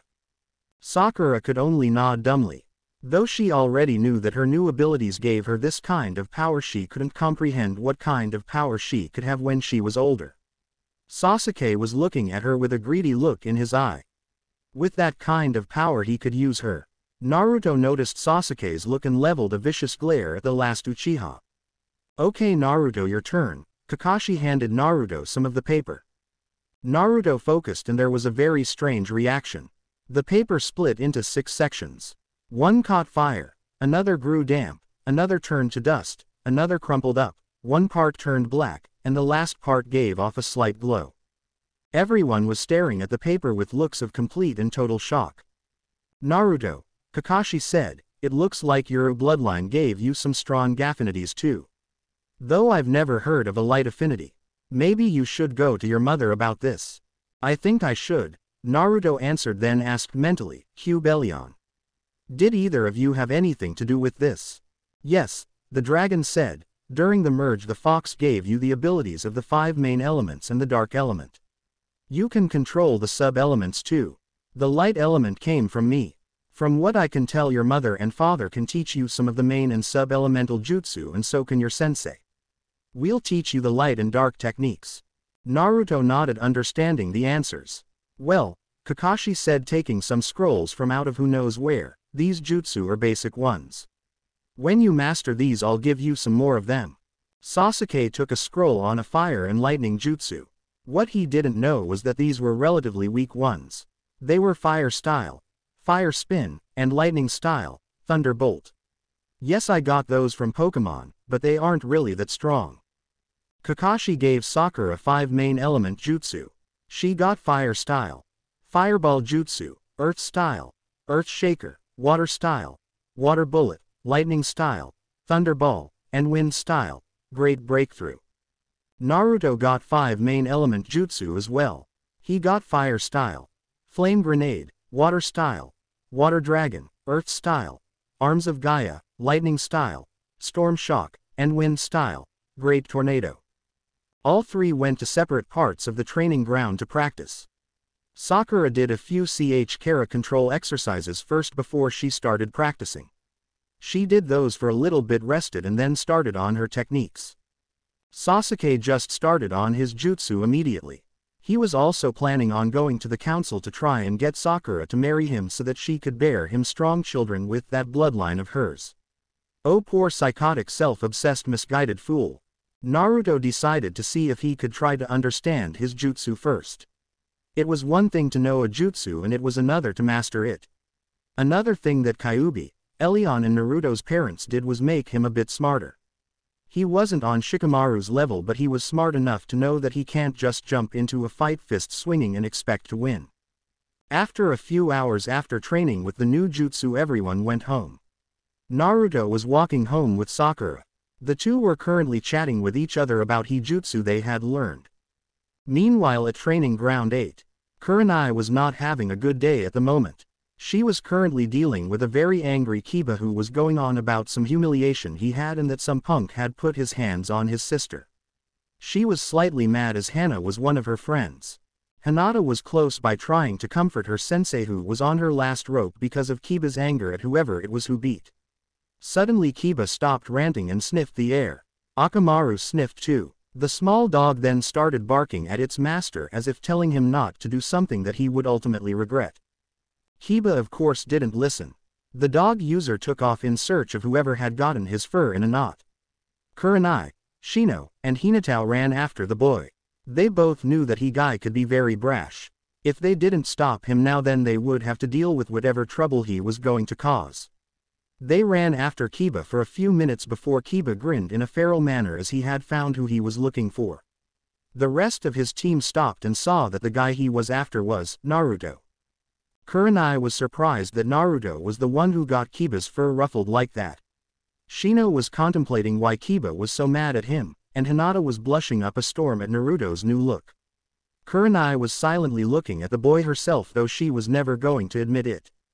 Naruto, Kiba yelled, getting the blonde and silver-haired boy's attention. Hey Kiba, he yelled, sorry about yesterday. No hard feeling, right? Oh, there are hard feelings. Kiba yelled, you took my place as Alpha, you punk, and I'm going to take it back. You were Alpha? Sakura asked. I thought his mom was. I think she was, Naruto said. I think he's just a stupid mutt who thinks he's top dog. He probably can't even do something right without mommy there. The two started laughing, which really got him mad. He got even angrier when he heard Hinata and Kurenai giggling slightly at the jab. That's it, Kiba yelled, as he got in his family's stance. Kiba's chakra flared for a few seconds. He charged blindly with Akamaru barking at him to try and stop him before he got killed. If Kiba hadn't been in a blind rage at the moment, he would have noticed that Naruto was focusing chakra into his hand. Kiba jumped and used his tunneling fang attack. Naruto drew his arm to the side. His arm started to radiate silver chakra and then he swung. There was a loud cracking noise and his fist made contact. Kiba now lay on the ground unconscious with a fist-shaped indent on the side of his head. Kurenai, Naruto said, getting the red-eyed woman's attention. Good to see you, and if you see Hana, tell her I said hi. Naruto then turned around and went home with Sakura. While they left, Hinata was seething inside. She had just seen Naruto laughing and smiling with another girl. She was now thinking of ways of making the red-headed girl pay. Oh yes, she would pay. Hinata's eyebrow started to twitch when she thought of it. Shino Kurenai and Akamaru all noticed the twitch and they slowly backed away from Naruto had just finished his training for the day. It had been a few weeks since the team started the training with each other. In that time Naruto had gotten some sword training from his mother. Sakura had gained some skill herself. She was now able to create at least 3 shadow clones. However, it did make her winded after using 3, so she only made 1 at a time. Sasuke was still the same arrogant piece of crud that has yet to actually learn teamwork. He had managed to learn the jutsu he was given. After that he tried making Kakashi give him more. At the time Kakashi was doing his best to keep Sasuke from getting too many jutsu. The young Uchiha tried to get Naruto and Sakura to fight with him so he could use the Sharingan he awoke from his fight with Haku, but they always turned him down. At one time he even flirted with Sakura to try and get him access to her techniques. This got him an earth chakra powered punch to the stomach that broke one of his ribs. He tired complaining to the council, but since the civilians were done and away with he didn't succeed, obviously. Over her training Sakura had gotten a little stronger. She had managed to unlock the water part of her chakra. This in turn not only made the water jutsu she could use stronger, but allowed her to try and use wood-style moves. She hadn't unlocked it yet, but she was on her way to it. She could tell cause when she unlocked her water chakra she felt a rushing feeling, one that controlled and strong at the same time. Since their disbandment most of the civilians had been thinking about what had happened. They realized that when they had tried to kill Naruto they had nearly destroyed themselves. In light of this they were actually starting to warm up to him. Some of them were anyway. A few civilian clans and merchants were still upset about the whole thing since the Indiamen stopped the ninja war in which they made a killing. How self-absorbed can you be? Anyway, shop owner and restaurants let Naruto in now. Kushina and Minato were still far from forgiving them, but it was a start. At the time Team 7 was waiting for their sensei who was being late yet again. What's taking him so long? Sakura complained. In her time of being disowned she had grown much quieter. She could still be loud, but now it was only when she was very angry. It was a major relief on the people and dogs of the village. After a few more minutes of waiting Kakashi appeared in a puff of smoke. Yo, he said with a double-eye smile. Since he had his Sharingan eye removed he didn't need to keep his eye covered. Because of this a few girls noticed him. Why are you late this time? Naruto asked, sparring with Guy again. The 3 teens had been shown a picture of Guy a few days prior. To be honest they were pretty freaked out about his appearance. Even Kyuubi was freaked out saying that Guy's large eyebrows were actually large demon caterpillars. Elion didn't say anything because he was hiding behind his wings saying, make the bad things go away mommy. Make them go away. Naruto was upset when he didn't have mental camera for the moment because then he would have some blackmail for both of his tenants. No actually. Kakashi answered, I have signed you 3 up for the Chunin exams. The Chunin exams? Naruto asked. I forgot it was that time of year again. Yes, Kakashi said, now I suggest you guys train as much as you can. You're going to need it. Naruto, can I speak with you? What is it? Naruto asked. I want you to keep an eye on Sasuke, Kakashi said. The mental examiner wasn't a Yamanaka, so I don't know if it was another Uchiha lover and if he is really sane. Understand? Naruto nodded. After that the team went their separate ways. Naruto and Sakura both headed to the Uzumaki complex. As they were walking Naruto noticed something that was definitely out of the ordinary. It was a rock, but not just any rock. It was a completely square rock. The blonde stopped walking. The two looked at it. Kid, Naruto said, rocks aren't completely square. I told you he was good, said a child's voice from inside the rock. A few seconds later the box exploded in a large burst of smoke. There was the sound of coughing from 3 individuals. I told you used too much gunpowder, came a male voice. You said you wanted it, big sniff, came another male voice. Oh shut up you two, came a third voice that was female. The smoke cleared to reveal a boy in a yellow shirt and khaki pants with a long scarf around his neck. The second boy wore green and had on glasses and apparently had allergies due to the fact that he had a little snot running down his nose. The third was a girl that had her hair done up in 2 pigtails. Who are you supposed to be? Sakura asked. I'm Konohamaru, future Hokage. The first of the three said. I'm Udon, and I like math, said the second boy. I'm Moegi, the cutest girl in my class, the girl said. And we are the Konohamaru Corps. All three of them said at the same time, getting in funny poses. Naruto and Sakura both sweat dropped at the fact that these kids were really doing this. Naruto had met Konohamaru before. When he passed after beating Mizuki, he met Konohamaru as he attacked High Grandfather Hiruzen Sarutobi. Yeah, that's right. This kid is the grandson of the Sandame. Anyway, Naruto used his sexy jutsu, which can knock out perverts, and the old man went down. The boy saw this and chased after Naruto, wanting him to teach him. After taking him to a few places and getting hit by a few women, he managed to teach Konohamaru the sexy jutsu. Around that time, the boy's sensei Ebisu came out. Like the others, he didn't like Naruto either. Konohamaru tried the sexy jutsu, but it didn't work on him. Naruto brought out a couple of shadow clones and had them do the sexy jutsu, thus creating the harem jutsu. The move knocked Ebisu out cold. After that, Naruto told the Oi that no matter what he did, there was no shortcuts to being Hokage. The boy apparently took that to heart.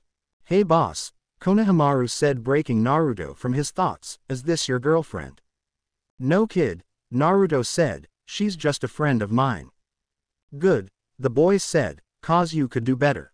I mean, she's got a massive forehead and a flat chest. She's not really that appealing.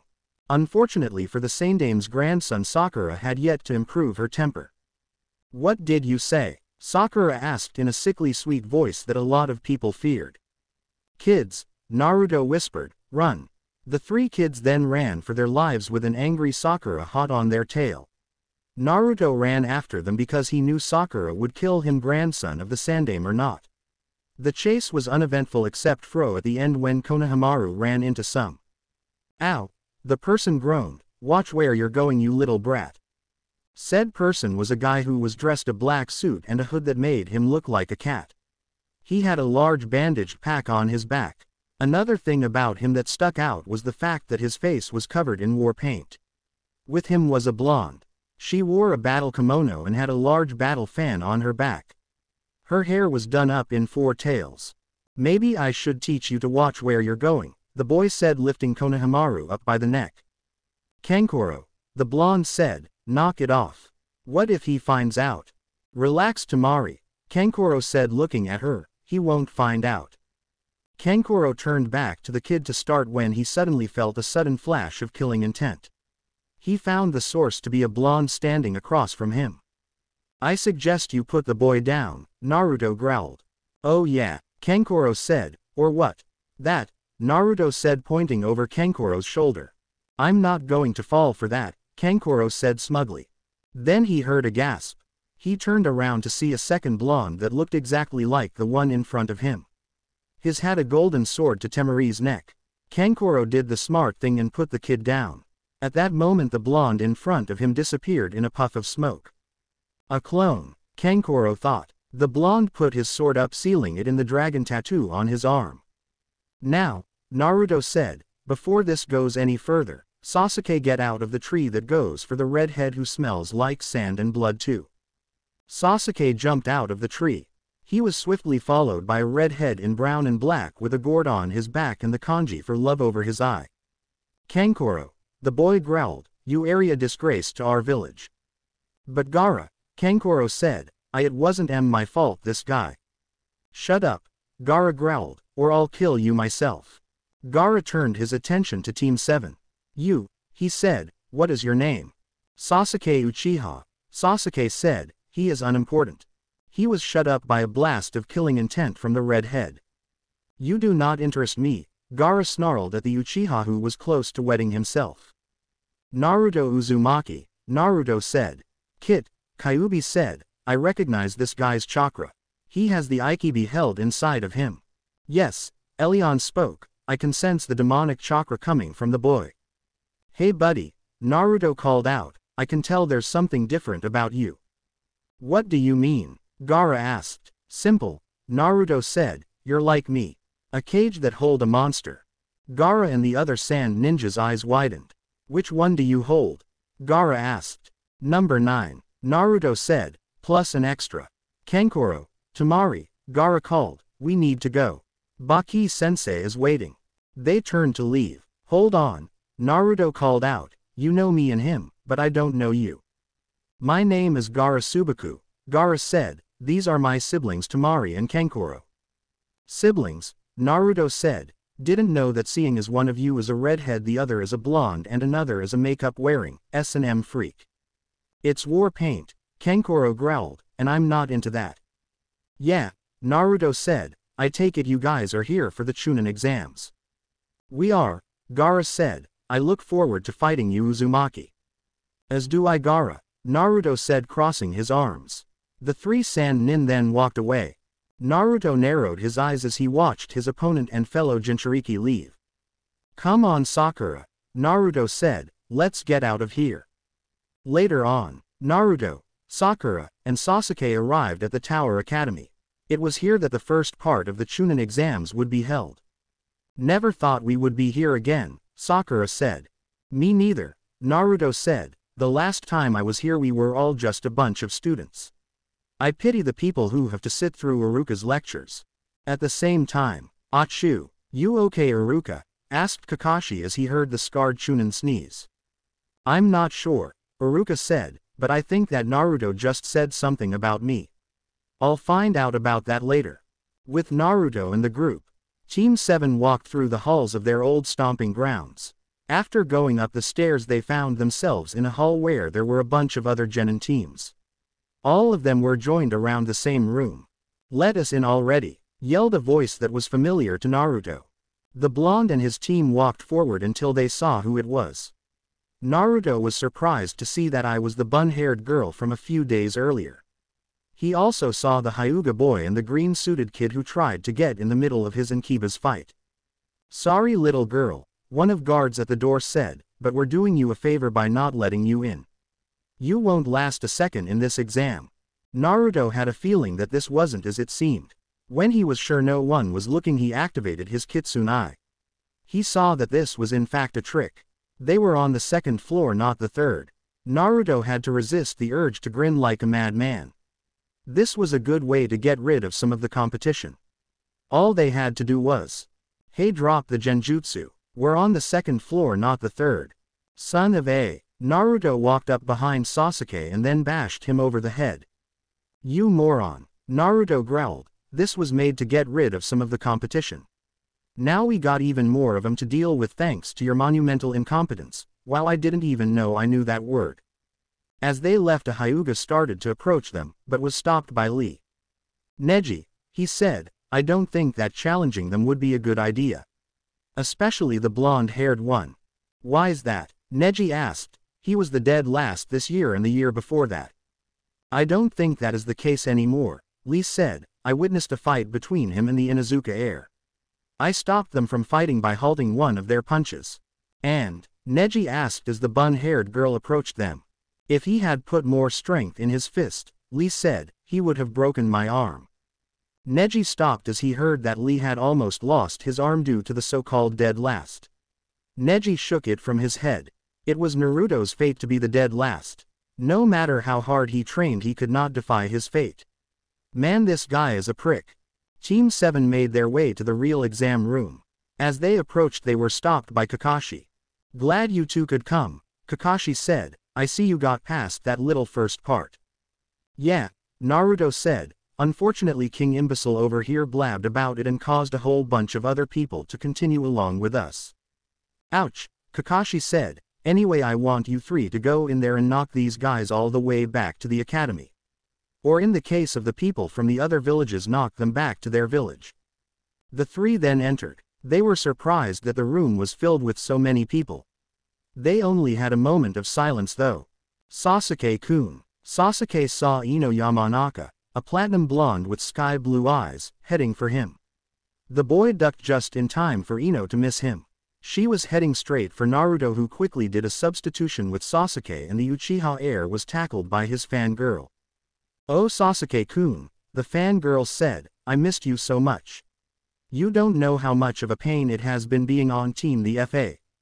Big boned doofus and that lazy punk. Ino turned to see Sakura. She didn't recognize her at first, but then she did after seeing her large forehead.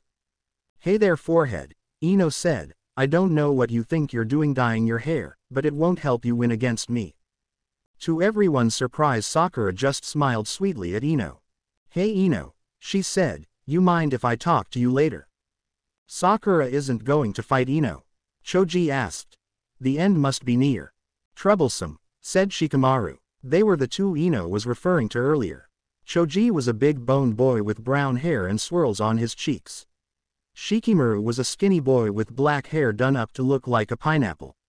"So everyone's here," came the brash voice of Kiba Inuzuka. "It's logical that everyone would be here, Kiba," Shino said to his teammate.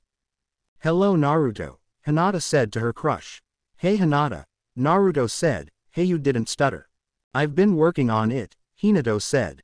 She was still a little shy, but she was trying to become, if only, just slightly bolder. Kiba growled to himself as he saw this. He had a huge crush on Hinata for the longest time.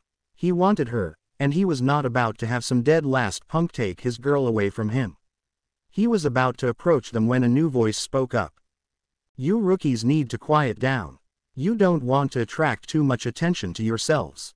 Everyone turned to see a silver-haired boy with his hair drawn into a ponytail and a pair of glasses on his nose.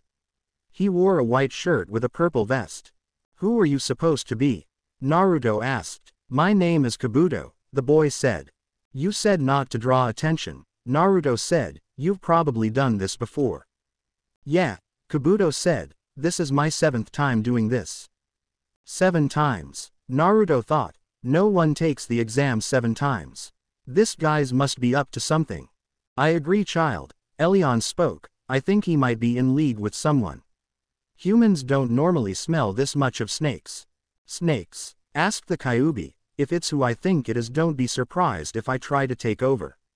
"Why's that?" Naruto thought. "Long story," Kyuubi said. "I'll tell you later."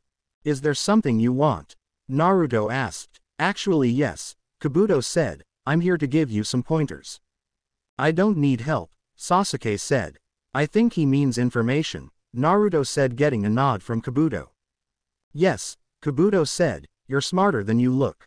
"I've done some growing up," Naruto said, crossing his arms. "Now do you have any specific information on someone?" "Yes," Kabuto said, "I have information on every person here." "Then I'll take some information on Rock Lee and Gaara Subaku," Naruto said with a serious gaze. "I'll take some information on Naruto Uzumaki," Kiba said. Then he thought, "I bet his record is completely embarrassing. If it is, Hinata will come to me." "You know their names," Kabuto said as he took out some black cards. "That makes it easier." He focused chakra into one of the cards and took it out. "First is Rock Lee," he read. "He's a senior genin. Under the tutelage of Might Guy. Has a condition that keeps him from molding chakra correctly, so he mostly uses taijutsu. Though he doesn't look like much, he has impressive strength and speed, so don't underestimate him." Kabuto took out a second card. "Next is Gaara Subaku. He's from the village hidden in the sand in Wind Country. Is the youngest of the Kage's children. The second oldest being his brother Kenkoro and the oldest being his sister Tamari. Not much information on here except that he went on AA ranked mission and came back from it without so much as a scratch." The genin who could hear were surprised. This kid was either very stealthy or very strong. They would have to wait and see. Finally, Naruto Uzumaki. "No way." "What?" Kiba asked. "Apparently this is some new info," Kabuto said, still in shock. "Come on man. Spit it out," Kiba said, getting impatient. "Okay," Kabuto said. "Naruto Uzumaki Namikaze, also known as the Silver Dragon. It says he's the dead last of the class, but showed skills far beyond that. First mission was an A rank where a traitor tried to steal the scroll of sealing. On a C rank turned a ranked mission, he went toe-to-toe with Zabuza Momochi, the demon of the bloody mist. At a later date, he as well as a team of Junin and a few missing nin charged into and slaughtered a small army of mercenaries. That day he was covered in silver chakra that formed a dragon's tail and a wings.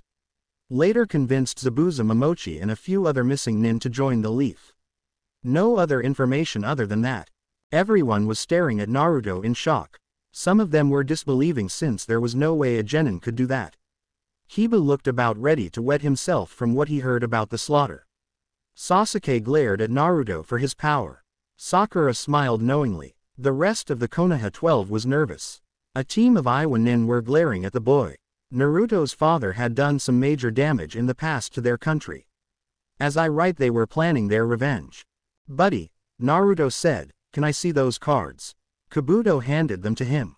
Naruto's hand then shined with silver chakra that caught the cards on fire.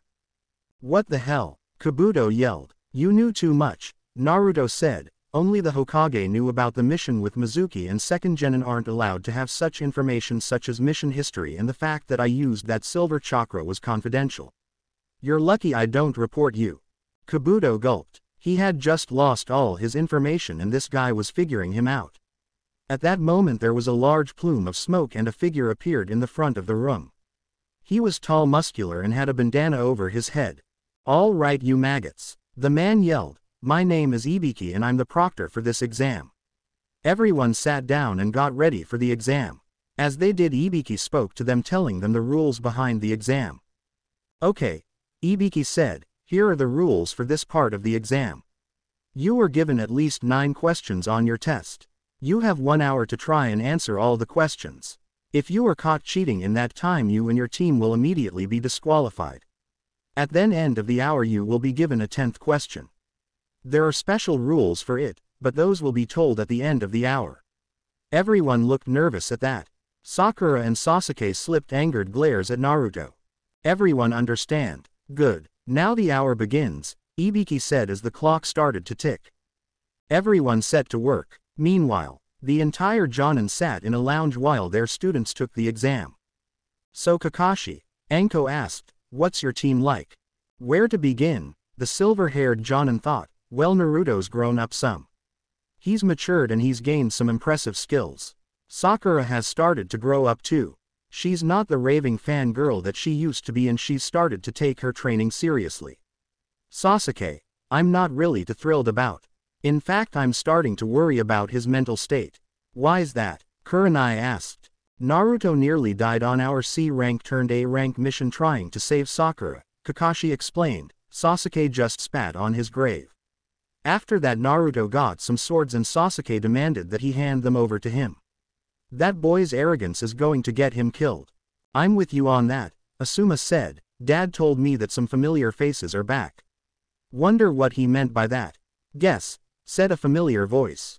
Everyone turned to see Kushina sitting on the windowsill.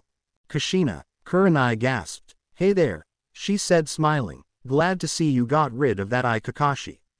Yeah, Kakashi said. That thing was a bit of a pain at times though. So what's going on with the first exam? Kushina asked. Well, Kakashi explained, the examiner is Morino Ibiki giving the written portion of the exam. Ibiki, Asuma asked. Oh man, this is going to good. Why's that? Kurenai asked. Ibiki is the head of the torture and interrogation department, Anko said. He's known as the mind sadist among the Jonin. Mind sadist? Kushina asked. He's called that because he doesn't torture your body, Anko said with a grin. He tortures you with mental warfare.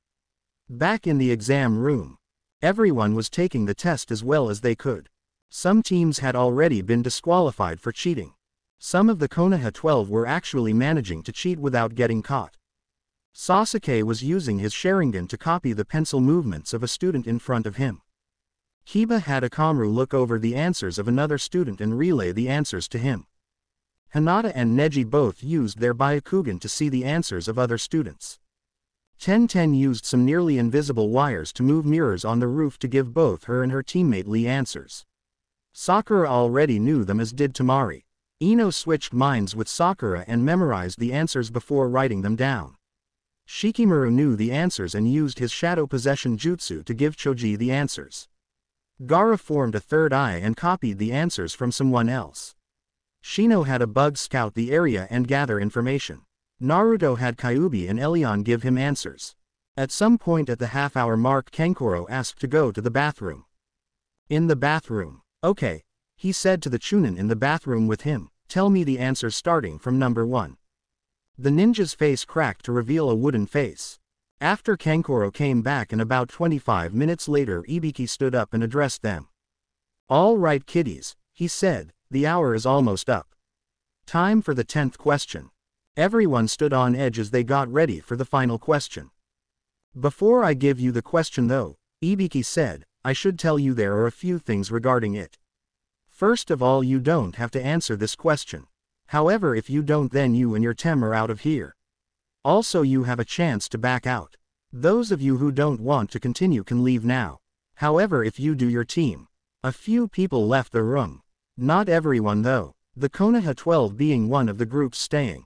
To those of you who had the guts to remain, Ibiki said before smiling, you pass.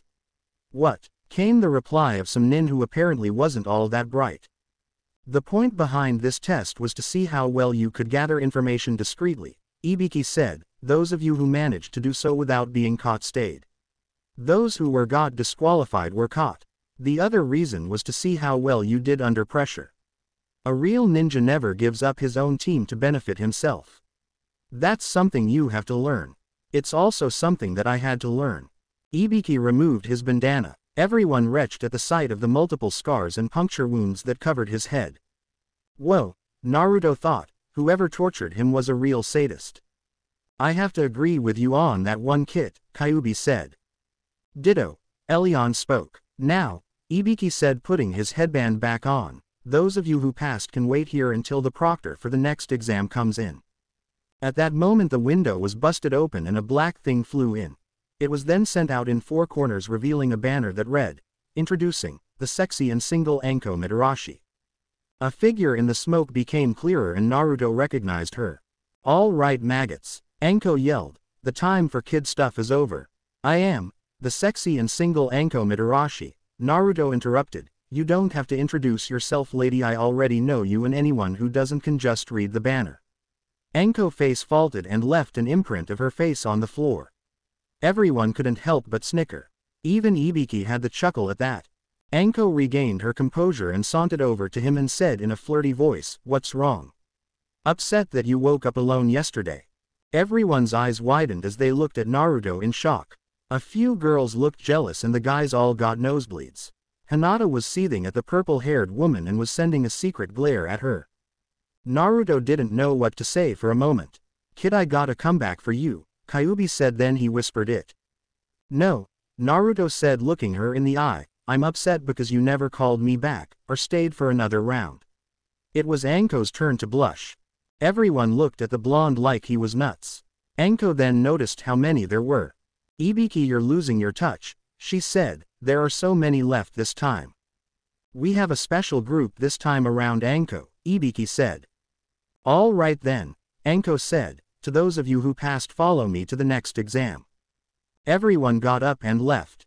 All the while Hinata was sending glares at the back of Anko's head for trying to steal her Naruto. If only she knew that she was just teasing. After everyone left, Ibiki started taking up the test papers. When he reached Naruto's, he was surprised to see a drawing on it. The drawing was of a chibi version of Naruto doing a peace sign. He chuckled slightly. Then he read a note that was close to the bottom. Dear Ibiki aka Proctor aka Scarface, Ibiki growls. In the future you might want to try leaking a bit of killing intent on the final question. That'll really make everyone want to soil their pants. Also, a genin by the name of Kabuto had some info that was confidential. Do me a favor and look into it. Signed, Naruto aka Maggot aka Kyuubi Brat. P.S. Test this, you sucker.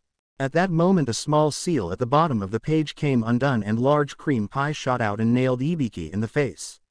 The man growled as he wiped the pie off his face. Brat, Ibiki muttered out loud, still he does raise a point. With that Ibiki got up and then headed off to do a little research on this Kabuto guy. Meanwhile, the genin teams now stood in front of a large forest. Said forest was cut off from them by a large fence with signs that said, keep out. And, warning, or, don't go in here you moron. I don't think we're supposed to go in there, Naruto said, trying to lighten the mood with a dumb joke. Gee, you think? Sakura asked, chuckling slightly.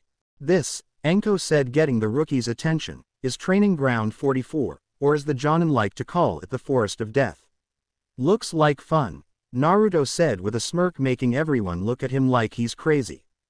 Kid, Anko said, This place is filled with animals and monsters that would make even a hardened Jonin run crying like a baby back to his mama. Like I said, sounds like fun, Naruto repeated. Everyone except for his team backed away from him since he certainly was crazy. Anko smirked. She threw a kunai at the blonde and vanished. Naruto moved to the side and the knife cut his cheek. He was then put in a hold and turned his head to see Anko lick the blood from his cheek. Yummy, she thought as she savored the taste. You know, Anko said with smirk, tough guys like you are usually the first to get splattered all over the forest floor. I'd hate to see such a cutie get eaten by wild tigers. Naruto smirked and then there was a puff of smoke and a log replaced his spot. Before Anko could turn around she felt cold steel press tickle the back of her neck. She turned to see Naruto with his swords drawn and in an X formation behind her neck ready to decapitate her. Would you now? Naruto asked. Well, to be honest, I don't die very easy. How about this? If I manage to survive this, you have to go on a date with me. I lose and I become your personal punching bag for the next week. Anko grinned as she turned to him and said in a husky tone, you're on stud. Hinata had steam blowing out of her ears as she watched the interaction between the two. First Sakura starts acting friendly toward him and now the proctor is starting to come onto him. She had to make her move fast if she was going to get her Naruto-kun. Back with the other two, Anko and Naruto both felt a small amount of killing intent. They both turned to see a Kusa nin with a freakishly long tongue that had Anko's kunai in it. You might want to lay off the killing intent, Naruto deadpanned, you'll give somebody the wrong idea. Sorry, the Kusa nin spoke, I just wanted to return the proctor's kunai. Thanks, Anko said taking her knife, then she thought, there's something off about that one. Kyuubi Elion, Naruto thought, something's up with this guy. I can feel it too, Kit, Kyuubi said. He smells of snakes like that Kabuto kid. Watch out for this one. He may be far stronger than he appears. Okay maggots, Anko said, before we begin the exam I need you to sign these. What are those for? Naruto asked. These are waivers that say the village isn't responsible for your death, Anko said, making all the genin their sweat drop. After everyone signed the waivers, Anko started to explain the test. For this exam, Anko told the genin, you have to go inside the forest of death here and find a scroll to go with the one your team has. If your team has an earth scroll, you need to get a heaven scroll and vice versa in a time span of 5 days. While you have the scrolls you can't open them. What happens if we do? A random genin asked. You don't want to know, little boy, Anko answered. Also, if a member of your team is rendered incapacitated, you and your team are disqualified. Get it? Good. Now get into the stand over there and get your scroll. As the teams entered the stand they noticed that they couldn't tell which team had the scroll they needed. They knew that this would make things hard on all of them. With that the teams went to a gate that they were assigned. As they did, Anko's voice sounded over an intercom. Before the test begins I have one last piece of advice, Anko's voice said, just don't die. With those last words the gates opened and the test began. Everyone ran into the forest to find the scroll they needed and to try and get the heck out of this forest as fast as humanly possible. With Team 7, so what are we going to do now? Sakura asked. Okay, I have an idea, Naruto said, I'm going to go give back to nature while you two try and think of a plan. The two sweat dropped as Naruto walked off into the bushes. With Naruto zipped up his pants and sighed in relief as he finished giving back to nature. Sweet relief, Naruto muttered. Then he sniffed the air. He felt something off. He smelled a human being. He jumped to the right just in time to avoid getting hit with a kunai. He turned to find a rain ninja with a yellow jumpsuit and a breathing device on his mouth. Hold still, you dumb blonde, the ninja growled. Now hand over your scroll and we'll let you live. Naruto just smirked. He took a deep breath and focusing fire chakra into his jaw sent out a blast of flames. The rain ninja jumped out of the way to avoid being turned into a flambe. Sakura and Sasuke had been drawn to the blast and came across the site of the fight. As they did, two other rain ninja in yellow jumpsuits came up. One had a band covering his eyes while the other had his ears covered. Both of which had breathing devices. Sakura cracked her knuckles and charged at the one with his eyes covered. Shockingly he was able to dodge her punch. Sakura followed that up with a quick kick that sent the rain ninja flying. She hits hard, he groaned. I'm not done yet, Sakura said as she went through hand signs, wind style, great breakthrough. A huge gust of wind blew through the forest and blew away the rain ninja, making him smash into a tree. He ninja tried to get up, but was stopped, and Sakura jumped over to him and, with a hand glowing with green chakra, bashed him until he was in a very deep crater. Sasuke was holding off the rain nin that had his ears covered. He was avoiding a few quick strikes from the ninja while countering by stabbing at him with a kunai. The rain ninja jumped back and landed a few feet away. Sasuke then went through hand signs and thought, fire style, phoenix flower just you. Sasuke breathed in and sent out a volley of fireballs at the enemy ninja. The rain ninja just dodged from side to side, avoiding the blasts. Ha! The ninja yelled, his voice clear through his breathing device, you're going to have to do better than that to beat me, little boy. You're probably right, Sasuke said as he appeared behind him, making him gasp. The rain ninja was then struck in the back a few times. Then Sasuke grabbed him and pushed him over in midair. The result was the ninja facing head down. Sasuke grabbed him and then locked the rain ninja's head in place with his feet. As they fell, Sasuke called out, Hawk dive. They made contact with the ground with a loud crunch. Sasuke let go of the rain ninja and said ninja fell to the ground dead. Naruto had drawn Dragon Claw and was swinging his sword at the remaining ninja. The rain ninja dodged each strike with surprising agility and jumped back and growled at the blonde. Is that all you got, little boy? The rain ninja taunted. You wish, Naruto said as he drew Fox Fang and charged. The rain ninja jumped up and backwards to avoid getting sliced by Fox Fang. Naruto then threw Dragon Claw. It spun like a saw and rain nin ducked underneath it. Then the ground behind the ninja broke away while he was still in mid-limbo. The rain ninja's eyes widened as a second Naruto jumped out of the hole and caught Dragon Claw. The rain ninja didn't have enough time to process this as the sword was stabbed through his chest. Naruto then searched him and found a scroll on him. Darn it, Naruto swore under his breath, he has a heaven scroll too. He then went to get his teammates. What happened? Sakura asked. I got the guy, Naruto said, but he didn't have the scroll we needed. Darn it, Sasuke said, but at least that's one less team to deal with. Yeah, Naruto said. Naruto suddenly felt a flare of chakra. There was a sudden blast of wind. Sasuke and Sakura managed to get out of the way, but Naruto was sent flying through the trees. Darn, said a voice, well, 1 out of 3 isn't bad. The two members of Team 7 turned to see the KUSA nin that had given off the killing intent back before the exam started. I believe this is what you're looking for, the ninja said, holding an earth scroll. It is, Sasuke said, stepping forward. Well then, the KUSA nin said as she took the scroll, and ate it, if you want it come and get it. Meanwhile, Naruto groaned in pain as he tired to move. Okay, up we go, Naruto groaned as he rose up. Man, that hurt, Naruto groaned. Naruto then felt a presence behind him. He spun around to see a massive snake. He managed to jump to the right to avoid the snapping jaws. He then noticed his swords, which he hadn't sealed up, were over to the side. He focused Elion's and Kyuubi's chakra and the two swords flew at him. Skillfully he caught them. The blonde then jumped left to avoid the jaws again. Then he jumped up and brought the swords down on the snake's head, piercing its brain. Man, what was with that? Naruto thought out loud. Kit, the fox yelled, I know where I smelled that scent before. You have to get back to your friends now. You got it, Fox, Naruto said to the fox as he made a dash for the last place he saw the two. Naruto raced through the forest following the chakra signatures of his friends. Actually, he wasn't chasing his friends' chakra signatures at all.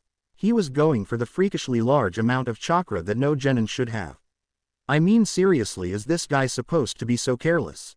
Naruto charged through the woods until he found Sasuke and Sakura going against the Kusanin. It's that weird KUSA nin from earlier, Naruto thought. Wait, that chakra is way too much for a genin or chunin for that matter. Damn, Kyuubi roared. Naruto, be careful when you fight this guy. It's going to take all the power you have just to survive. Naruto took out a kunai and that had a kanji symbol on it. Hey you! Naruto yelled. The KUSA nin turned to see the blonde throw the kunai. The KUSA nin caught it with a smirk. Did you really expect that to work? She asked with a smirk. Yes, Naruto said. Yes, I did. A second later the symbol on the kunai flashed. The light was so bright Hikusa nin covered her eyes from the light. Naruto took advantage of the snake's momentary handicap. He blurred through hand signs before calling out, "Fire style, fireball jutsu."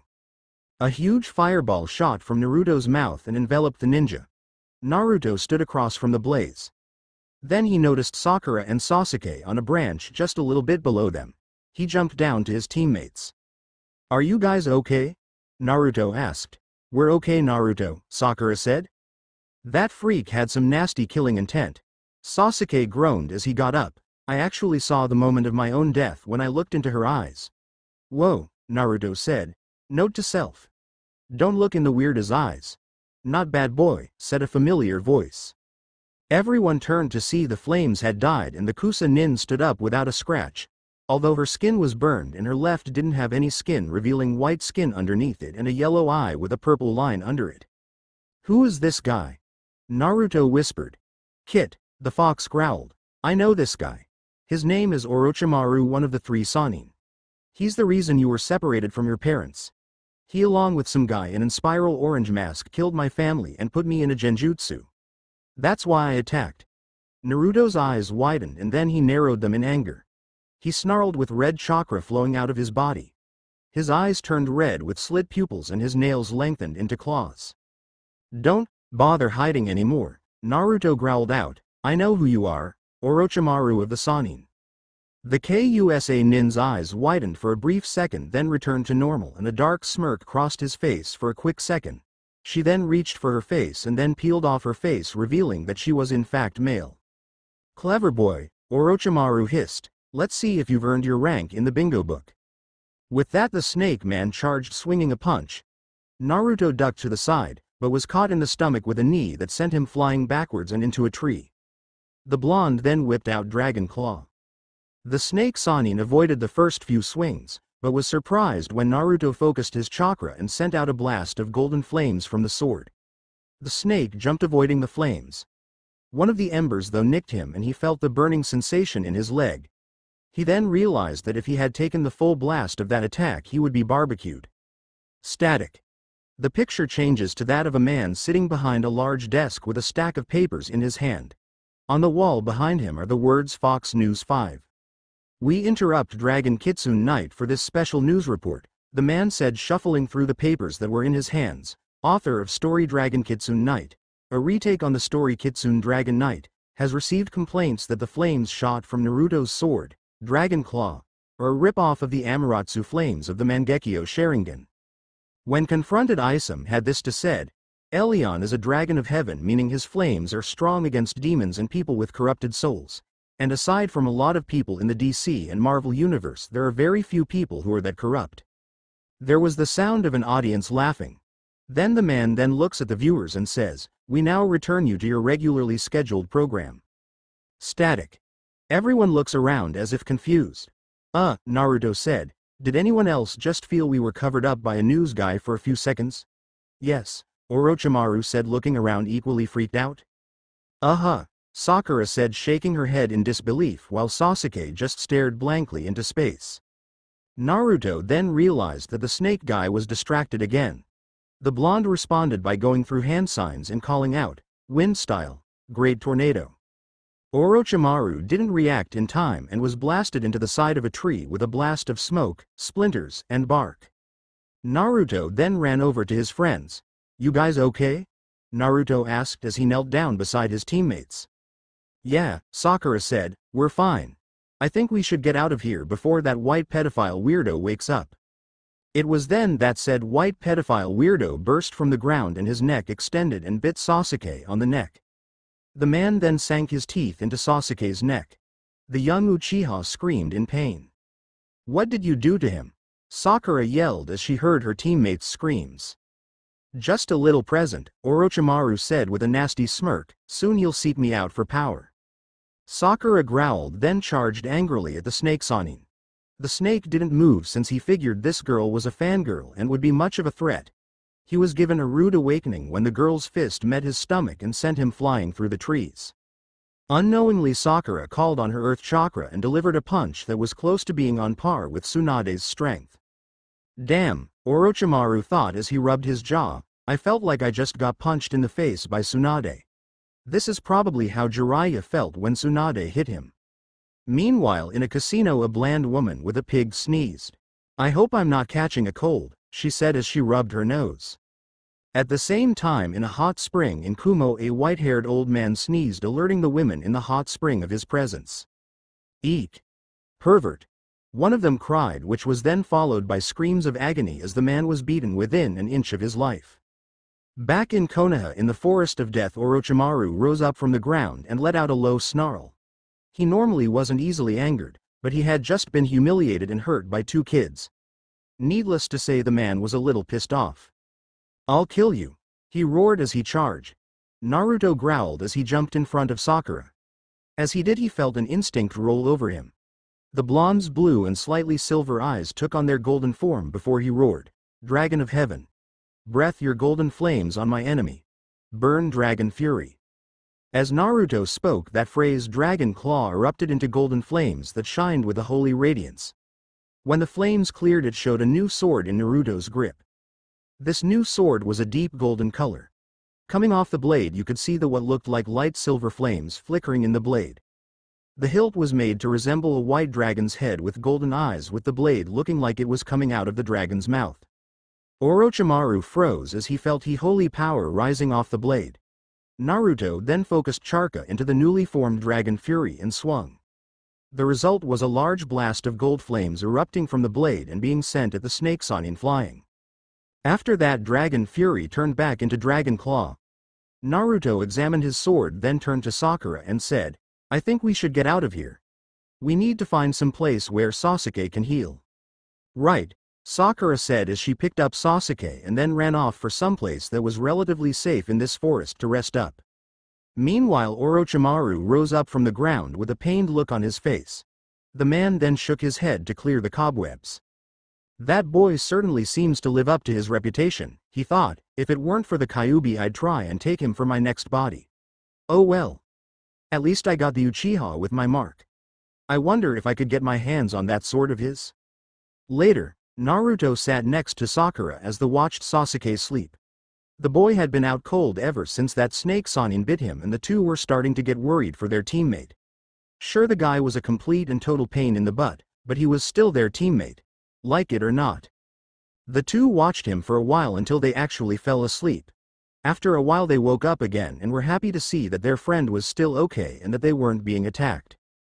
At this time, Naruto decided to ask about what happened with his sword in the fight with the snake Sannin. Hey you guys, Naruto thought, do you have any idea as to what happened to my swords? When we made your swords, kid, we made them sentient, Kyuubi said. As a result, both swords have a second form. A true form, if you will. You unlocked my sword's true form in the fight with that corrupted soul, Elion said. The sword's true form will have a special power, but I'm not sure what it is. Meanwhile, just at the edge of the clearing, Team 7 was in 3. Genin watched them. One of them had his head completely wrapped up in bandages, showing only one eye. He wore a long-sleeved purple shirt that went way over his hands. The second was tall with a yellow shirt and spiky black hair. The third, who was the only girl, had long black hair, a gray shirt, and camouflage pants. All 3 of them wore a headband that had the picture of a musical note. So that's them, huh? The one with spiky hair, Zaku, said. They don't look so tough. Don't let that fool you, the bandaged one, Dosu, said. We still have to fight that silver dragon guy and that redhead. Look at her, the girl, Kin, said to her teammate. She's probably a fangirl. I don't recall asking your opinion, Dosu said, glaring at her with his one visible eye. Kin glared at the back of her teammate's head. Since she was a girl, she was looked down on by her teammates. At times she wished that her friend Tayuya was with her. She was brought out of her thoughts when she noticed Naruto looking at them from their hiding spot. They didn't know it, but Naruto had sensed them due to the fact that he could smell them. In other words, he had the sneaking feeling they were being watched and focused chakra into his nose. He quickly picked up their scent. It was hard since Zaku used a lot of hair gel. I mean, how can a person get their hair to stick up like that without hair gel? The blonde then rose up and called out, "Stop hiding like cowards and come out." Sakura rose up as she heard that. That was when the team from Sound came out of the shadows. "So what do you guys want?" Naruto asked as he took out Dragon Claw. "Wake up Sasuke," Dosu said, "we want to fight him." "Sorry mummy man," Naruto said, pointing his sword at him, "if you want to fight him, you need to get through me and Sakura." "Oh, I'm scared," Zaku taunted. "We have to fight a dumb blonde and a red-headed fangirl." "Oh, I'm shaking in my sandals." "You will be hair boy," Naruto growled as he got into a sword stance. Zaku growled. He then charged at the blonde, who in turn charged. The two were about to clash when Naruto swung Dragon Claw. Zaku ducked the shot and threw out a punch. Naruto caught it and then swung out a kick that hit Zaku in the chest. Sakura charged forward and started fighting with Dosu. The mummified boy threw out a right hook that Sakura was pretty quick to dodge. The girl then sent out a quick kick to Dosu's legs to try and knock him down.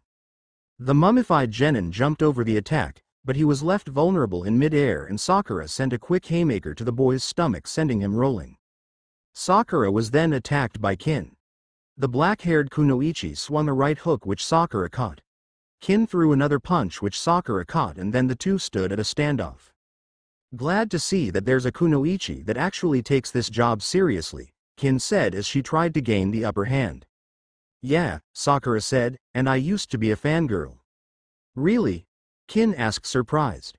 "When your crush spits on the supposed grave of someone who saves your life, you tend to lose interest," Sakura stated before bringing her knee up and nailing Kin in the stomach, making her double over.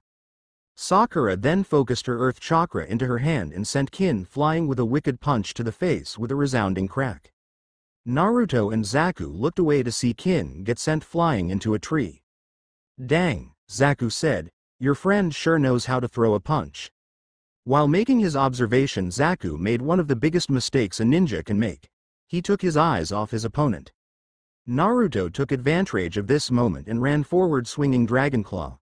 Zaku reacted too late and got a slash mark across the chest.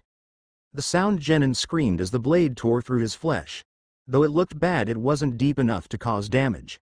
"You little punk," Zaku growled as he lifted up his hands, aiming his palms at Naruto. It was then that Naruto noticed that he had vents on his hands. Slicing sound wave.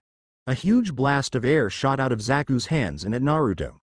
The blonde was so shocked that he didn't have time to react and was blasted into the hollow tree that Sasuke was sleeping in. "Got him," Zaku said with a smirk. Meanwhile, Sakura was fighting Dosu again. The redhead was dodging the mummified man's punches. After a lot of failed attempts, Dosu rolled up his sleeves, revealing a large metal brace on his arm that had a lot of holes in it. It was at that moment that Naruto was blown into the tree.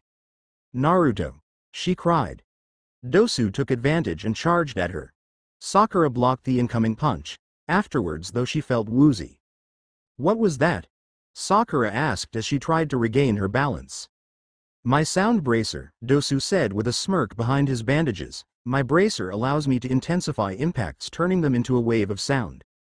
A wave I can manipulate with my chakra to attack certain parts of the ear that can affect a person's senses." Dosu was about to hit Sakura when he realized something: he couldn't move.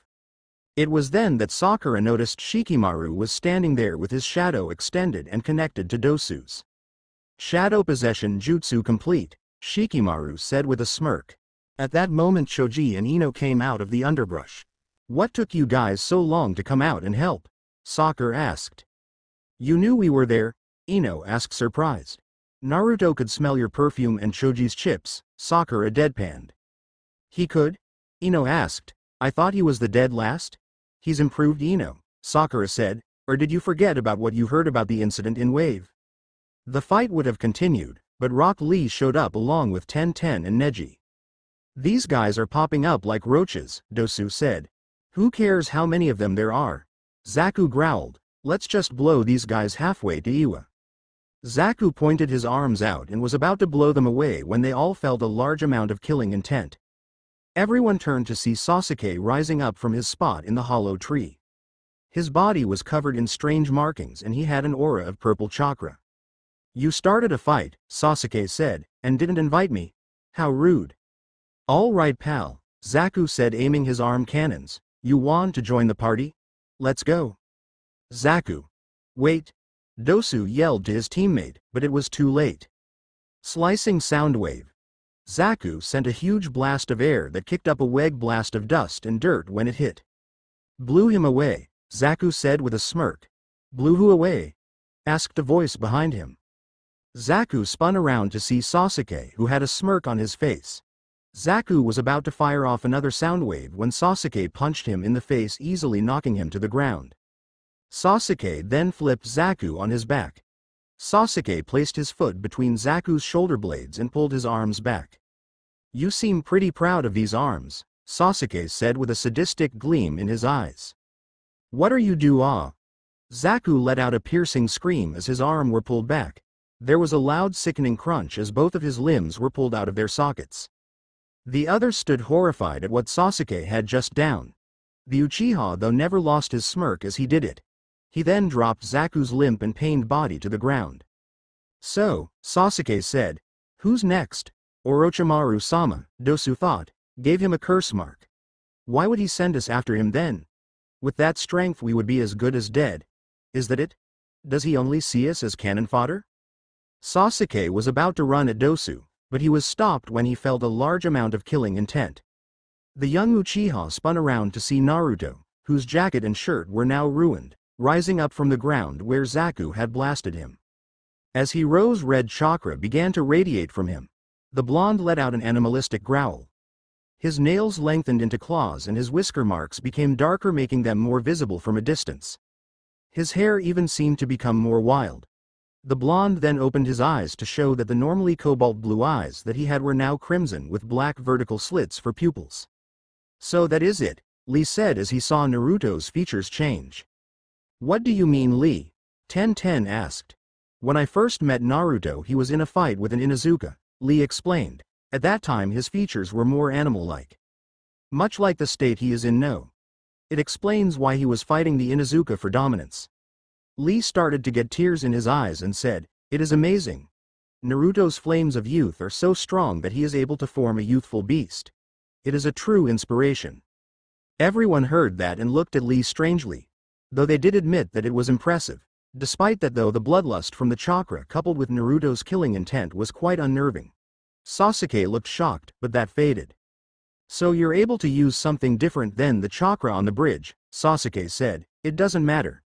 With this power, I'm invincible. Naruto's response was to just frown and then disappear from sight. The next thing everyone knew, Sasuke was doubled over and was then sent flying to a tree with a loud crunch. Sasuke fell to the ground unconscious. Naruto then shifted his gaze to Dosu. Either you hand over your scroll, Naruto growled, or I'll suck the marrow from your bones. Dosu gulped loudly and then took out a heaven scroll. He then picked up his fallen teammates and ran off into the forest. As soon as they were gone, Naruto turned back to normal. As soon as he did, he was approached by Lee, who was crying. Naruto, he yelled, you are truly a youthful ninja. For your flames of youth to be so strong that your chakra is visible. I am so proud to call you my comrade. Was Naruto's response. Don't worry, he's always like that, Ten said. Yeah, Naruto said. Before this goes any further, do you guys have the scrolls you need, or are we still in trouble? You are lucky, Uzumaki, Neji said. Fate gave me the scroll my team needed to pass.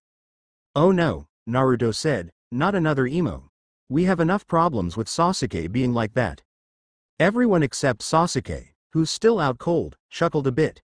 Neji didn't laugh because he didn't usually socialize with commoners. Okay, since we all have the scrolls we need, Sakura said, I guess we should all head to the tower together. But which way is the tower? Ino asked. Naruto pointed over Ino's shoulder. The platinum blonde looked over her shoulder to see a giant neon sign that said, the tower is this way, dummies. Everyone stared at the sign with dropped jaws in total silence until Ino broke the silence by saying, how in the hell did we miss that? I asked the same question, Naruto said with a shrug of his shoulders. My guess is whoever was supposed to take these down didn't do their job. Oh well. Before we leave though, there is one thing we must solve. And what exactly might that be? Choji asked. Which one of us is going to have to carry King Emo over here? Naruto asked. At that everyone face faulted. Omake. Reaction to Orochimaru Verizon 2. Team 7 were currently fighting the strange Kusa girl when Naruto realized something. Don't bother hiding anymore, Naruto growled, I know who you are. Really? The KUSA ninja asked with a raised eyebrow. Yes, Naruto said, you are a crazed fangirl come to kidnap and rape Sasuke. The disguised Orochimaru paused as he heard that. Come on Sakura, Naruto said, we must defend Sasuke's innocence. Well, what innocence he has left from being an emo anyway? What are you talking about? The disguised Snake Sanin asked. Oh come on, Naruto said, don't pretend you don't know, tons of fangirls have broken into the Uchiha compound with the desire to take Sasuke and have his babies. It's no surprise that one has infiltrated the Chunin exams with that same purpose. Orochimaru blinked once, twice, 3 times before saying, are all the girls in the village completely and utterly insane? I should know, Sakura said with a look of embarrassment on her face. I used to be one of them. The Konoha 12 and the unconscious Sasuke arrived at tower. Once they walked inside, they were greeted by the sight of a large room with banisters on each side, 4 large screens and a statue that depicted 2 hands forming a hand sign. So this is it, Sakura said, now what do we do? Naruto thought for a second. Then he took out both scrolls and then opened them both. Naruto, what are you doing? Sakura yelled. Smoke bean pouring out of the scrolls. The blonde hastily threw them to the ground and there was a huge plume of smoke. When it faded, it revealed a tan man in a Chunin vest with a scar across his nose. Iruka-sensei. Naruto yelled. Glad to see you guys made it this far, the scarred man with a slight grin. At that moment the other teams repeated the process and multiple plumes of smoke exploded into the room. When they faded they revealed Kurenai Yuhi, Asuma Sortobi, and Might Guy. Yash! Guy yelled. It is most youthful that you were able to pass the second part of the exam so quickly. The flames of your youth burn bright. Everyone winced at the volume of the outburst, especially Kiba and Naruto, who had really sharp hearing. Hey Big Green, Naruto said as he picked out his ear, could you keep it down? I have really sharp hearing. Guy looked at the blonde and said, but that would dampen my flames of youth. Naruto was about to walk away when he was struck with inspiration. Yes, Naruto said, but it dampens them further when you deafen your comrades. Guy gasped and yelled, you're ahem. You are right, my youthful friend. The Jonin all looked at Naruto in shock. Asuma broke the silence and asked, how did you do that? Naruto grinned and whispered, he is obviously passionate about those flames of youth he keeps going on about. Use that against him.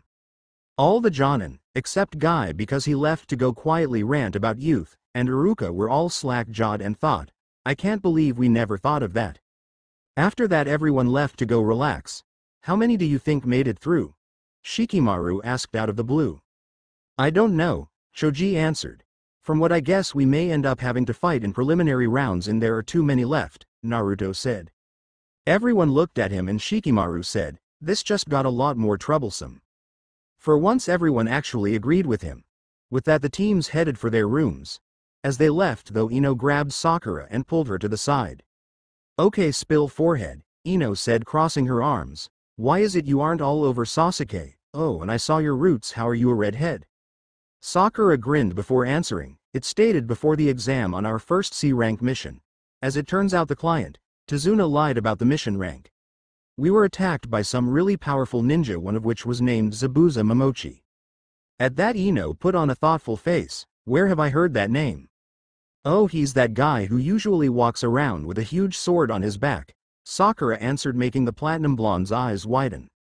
Anyway, Sakura continued, when Zabuza attacked he tried to kill me using that huge sword of his. Naruto pushed me out of the way saving my neck. Unfortunately he took the full brunt of the sword and wound up with a huge gash on his chest. Ino gasped. Somehow though Naruto survived and healed, which is how he's changed in certain ways, Sakura continued. Anyway, when Naruto was dying Sasuke called him an idiot for throwing away his life for a piece of cannon fodder, or something like that. When Sakura said that a deep scowl spread across Ino's face. Why did we chase that emo son of a asterisk beep? Ino covered her mouth at that sound covered her word. The two looked around until they saw someone. Said kid happened to Konohamaru, who was holding a button. Yes. The boy yelled. Udon's beeper works. Now I can finally mess with Iruka-sensei whenever he does those boring lectures. At that moment said sensei appeared and lifted the young Sarutobi up by his scarf. Sorry about that, he said to Ino and Sakura, he tends to sneak out of class. The two vanished via Shushin, leaving a surprised Ino and Sakura. Well, that was off my radar, Ino said. Ditto, her red-headed friend said. The next day, everyone was gathered in the main chamber in the tower. Naruto looked around and saw that the Tam from Suna had showed up along with Kabuto and his teammates. He saw the sound team glaring at him. Well, Dosu was glaring at him, Kin was glaring at Sakura, and Zaku, who had his arms in slings, was glaring at Sasuke.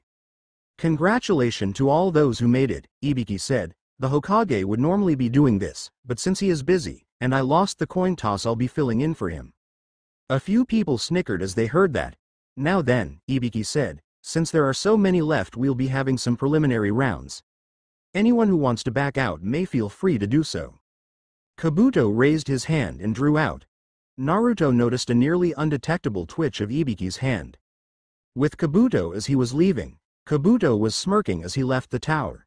Then he felt something hit him in the back of the neck and his world went black.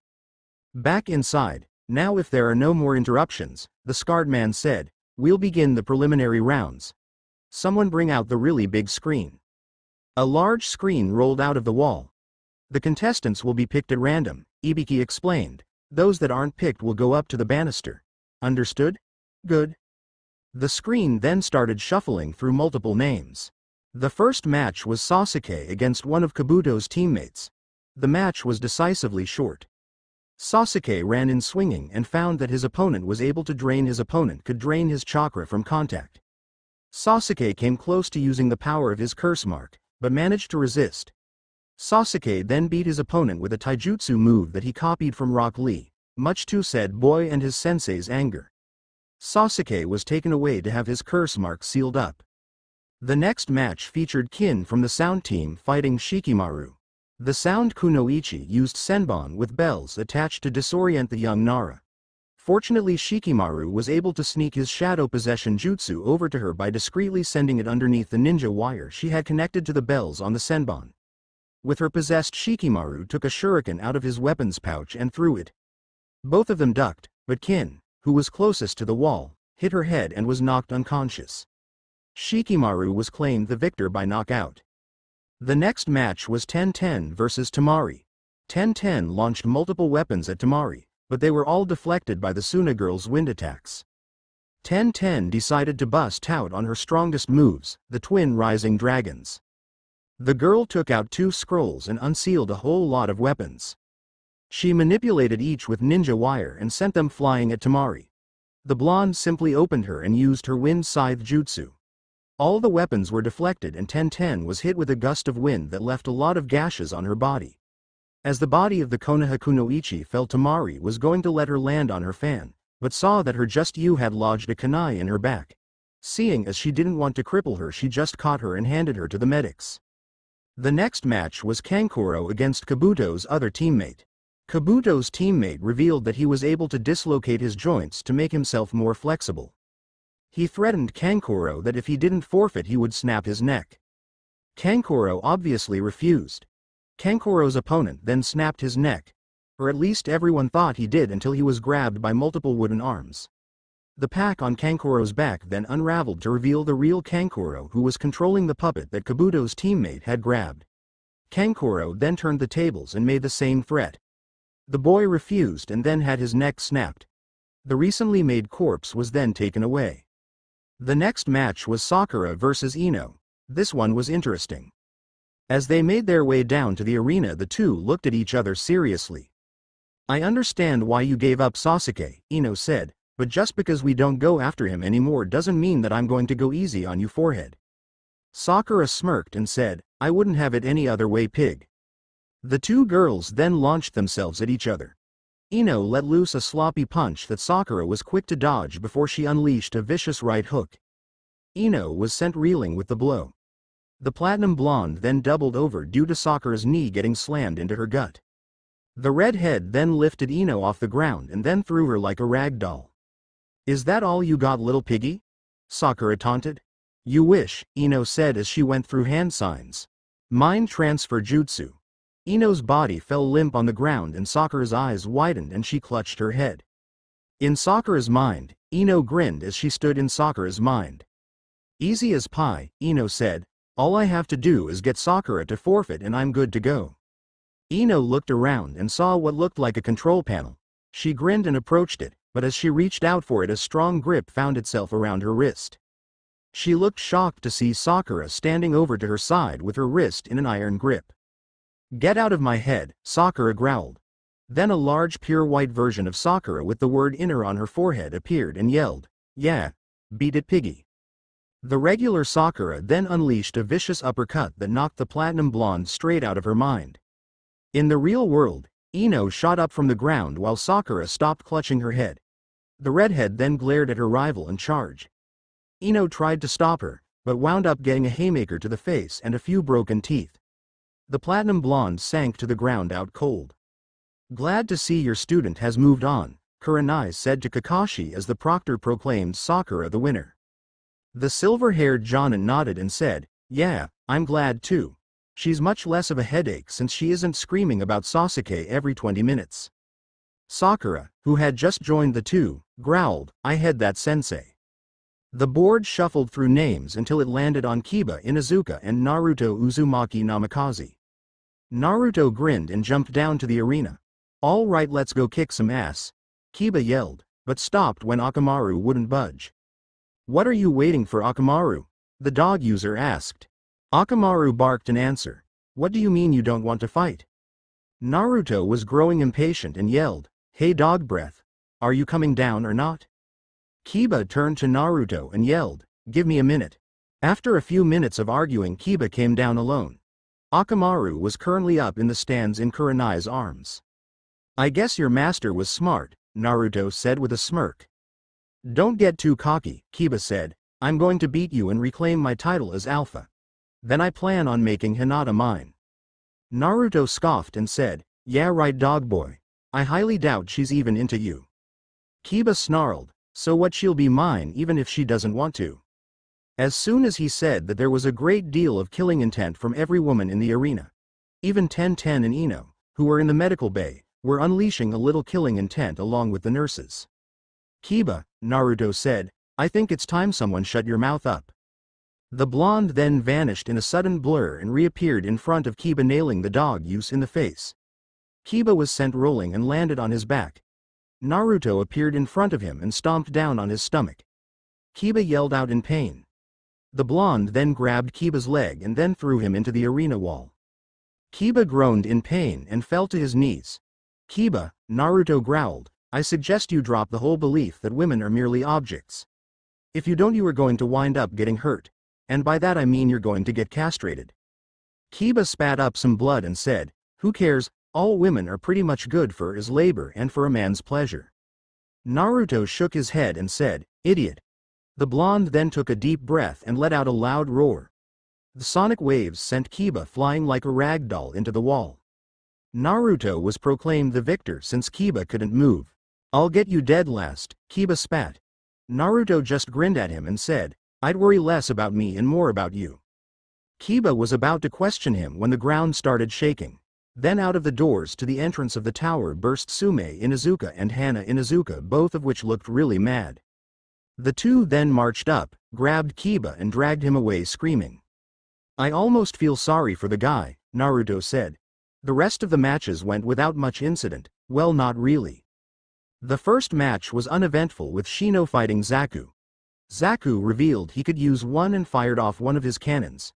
Shino used his Kikai hive to surround the two with bugs. Zaku then revealed he could use both arms. Unfortunately for him, Shino planned ahead and plugged up both cannon, causing both of his arms to explode. Gross. The next match was between Hinata Hyuga and Neji Hyuga. The two used their Jiyuken style to fight each other, and Neji almost killed Hinata by striking her heart. Luckily the boy was frozen from Naruto's killing intent. Hinata was rushed off to the medics. Naruto glared at the smug-looking Hyuga and made a mental note to beat him into a coma. The next match was between Rock Lee and Gaara. Lee had trouble getting through Gaara's sand until he took off high weights. He punched Gaara around and used the primary lotus to finish him off, but Gaara replaced himself with a sand clone. Lee then started opening some of the chakra gates in his body and started fighting again. After another round of beatings, Lee used the hidden lotus to try and knock Gaara out, but the Suna boy survived. Then using his sand he crushed Lee's arm and leg. He would have done more, but Guy interfered. The final match was between Choji and Dosu. Choji tried to take him out with his human boulder technique, but missed and crashed into a wall. Dosu then used his melody arm to knock him out with a sonic blast. After that, all the finalists were in the arena where they were given the final matchups. Naruto Uzumaki Namikaze vs Neji Hyuga Sasuke Uchiha vs Subaku no Gaara. Shino Aburame vs Kankuro Shikimaru Nara vs Tamari. Dosu Kinuta vs Sakura Haruno. All right maggots, Ibiki said, you have 1 month to prepare for the finals. Learn some new stuff and make your villages proud. To those who didn't make it, try again next time. With that, everybody left. Naruto headed home with Sakura so they could start training for the finals. As he left, Naruto smirked as he looked forward to the months to come. Meanwhile at I&T headquarters, tell me already Gaki, Anko said as she twirled her kunai. In the chair in front of her under a single light was a beaten and bloody Kabuto Yakushi. I'm not telling you anything, you psycho, Kabuto said defiantly. Anko chuckled and said, oh you will, I have all night. Kabuto's screams echoed throughout the tower. Meanwhile at the Inukua complex. What the hell was that I heard earlier? Sume asked her son. I believe it was women are only good for labor and a man's pleasure. Kiba just stared at his mother and said, yeah. I mean, what else are they good for? He was met by a strong slap to the face from Sume. I'm very disappointed in you, Kiba, Sume said as she shook her head. I knew I shouldn't have let your uncle train you. It was no small fact that Kiba's uncle Kuro Inuzuka was a sexist. It was that fact that made him keep his distance from some women. Since you think that women are weak, Sume said with a smirk, let's see how you manage being one. Kiba raised an eyebrow as his sister approached him with a syringe in one hand. This, Hannah said motioning to the needle, is something special Mom made a few years back. This is a special formula that will turn any male into a female. The effects will only last about a month and a half, but you'll have to experience all the things women deal with, including the time of the month. Kiba's eyes widened. He tried to run, but his mother grabbed him in a bear hug and held him still while Hannah injected the serum into his neck. Kiba fell to the ground writhing and his figure started to change. Soon in his place stood a younger version of Sume. Welcome to womanhood, Kiba-chan, Hannah said with a smirk. Naruto and Sakura walked through the front door of the Namikaze complex and were surprised to find no one was there. Hello, Naruto called. Mom, Dad, anybody? Sakura went into the kitchen to see if she could find anything that would help them learn about the whereabouts of Naruto's parents. It was at that moment she found a note taped to the refrigerator. Hey Naruto, I found something, the former pink-haired girl called out. Naruto walked into the kitchen to see the note Sakura had.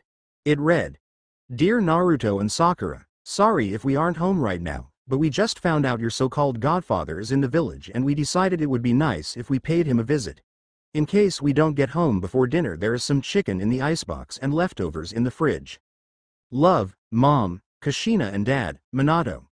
Naruto looked at Sakura as they finished reading the note and said, What do you think they need to talk to my godfather about? Sakura shrugged and answered, I don't know, but I have a feeling your godfather is going to be in a lot of pain. Meanwhile at the hot springs, an old man with long white hair and a helmet thing with the kanji for oil on it was currently peeping through a small hole in the girl's side of the hot spring. Yes girl, the man giggled perversely, come on. Come on. Show Jiraiya what you go. The man was so caught up in his peeping that he never noticed two figures coming up behind him. That is until the was grabbed by the hair and ripped from the spot and thrown away from the wall. Jiraiya growled as his research, peeking, had been interrupted by two unknown assailants. You! The man yelled as he rose up, how dare you stop the great, Jiraiya-sama. The man's words died on his lips as he saw a very angry Minato and an even more pissed off Kushina. Yipe! Minato cracked his knuckles and said, Pervy sage, you have a lot to answer for. Jiraiya gulped loudly and said, "What do you mean?" Kushina marched up to the man and punched him in the stomach, making him double over in pain. "You know very well what," she yelled. "Why did you leave Naruto here all alone?" Jiraiya groaned and said, "I had to maintain my spy network, I could just." He was cut off when he was kicked in the face by Minato. "You could have taken him with you." The blonde roared in anger. "Instead you basically just left him for the wolves." Jiraiya started to shake as he knew that tone. It was the same tone Minato spoke in when he caught Jiraiya peeping on him and Kushina on one of their dates. "You wouldn't hurt an innocent old man?" Jiraiya asked, afraid, "would you?" Minato cracked his knuckles and said, "An innocent old man? No, of course not. Now a miserable old pervert who spends most of his time peeping in the hot springs, abandoned our boy, writes a seriously perverted book, and peeped on our honeymoon and put it in said book. That is someone we would hurt." Kushina nodded before something her husband said clicked. "He peeped on our honeymoon?" Kushina then started radiating killing intent and grabbed Jiraiya by the throat. For the next 10 minutes you could hear Jiraiya's girly screams of pain, and the sound of breaking bones. By the time the two parents were done, Jiraiya was bleeding, bruised and on the ground in incredible agony. Minato looked at Kushina and said, "Was it really necessary to use his crotch for stomping practice?" Kushina looked at her husband and said, "Would you have preferred that I used you for stomping practice?" Minato paled and said, "No thanks. Now then." Minato then grabbed Jiraiya by the neck and then threw him over the wall of the women's side of the hot spring. A few seconds later, "Eep! Pervert!" The sound of a one-sided fight and even more breaking bones sounded off through the air. Minato and Kushina both smirked at each other. Minato put an arm around his wife's waist and said, "I love it when you get all evil with that guy." Kushina giggled and snuggled into her husband's arms as they left, grinning wider as the sound of Jiraiya's girly screams of pain filled the air. As the two arrived home, they were approached by Naruto, who asked, "Did you two have anything to do with the really loud girly shrieks that we both heard earlier?" The smiles on their faces told them both the whole story. As the four people sat down for dinner, Naruto asked, "So I have a whole month to train for the finals. What are we going to do until then?" "Well," Kushina said, "since the both of you will be training for the finals, I'll train Sakura and Minato here will train you Sochi." Naruto smiled and said, "Sweet. When do we start?" Minato swallowed food in his mouth and said, "Tomorrow." Naruto looked at the man and said, "Why wait until tomorrow?" Minato looked at his son and said, "Because that's how long it's going to take your so-called godfather to heal." Kushina looked at her husband with a raised eyebrow and asked, "You want that old lecher to train Naruto?" Minato answered, "No, but if he does come by, I'll hold him still so Naruto here can get a few shots in." Naruto nodded and finished his meal and asked, "Hey, do you mind if I head to the hospital? There's someone I want to see." Minato nodded and said, "Just be safe, okay? The last thing we need is another incident." Naruto smiled thankfully as he got up and left the house. "It looks like he finally noticed the Hyuga girl," Kushina said. "It's about time," Sakura said with a smile. At the hospital, Naruto approached the front of the hospital. He heard the annoying sound of girls swooning. He rolled his silver-lined eyes. He finally realized why Sasuke never gave fangirls the time of day. They were really annoying. And they took the slightest acknowledgement as a declaration of love. It really wore on your nerves after a couple of weeks. Naruto walked up to the front desk and said, "Excuse me, where is Hinata Hyuga's room?" The receptionist played with her computer for a second and said, "She's on the 3rd floor, room 38.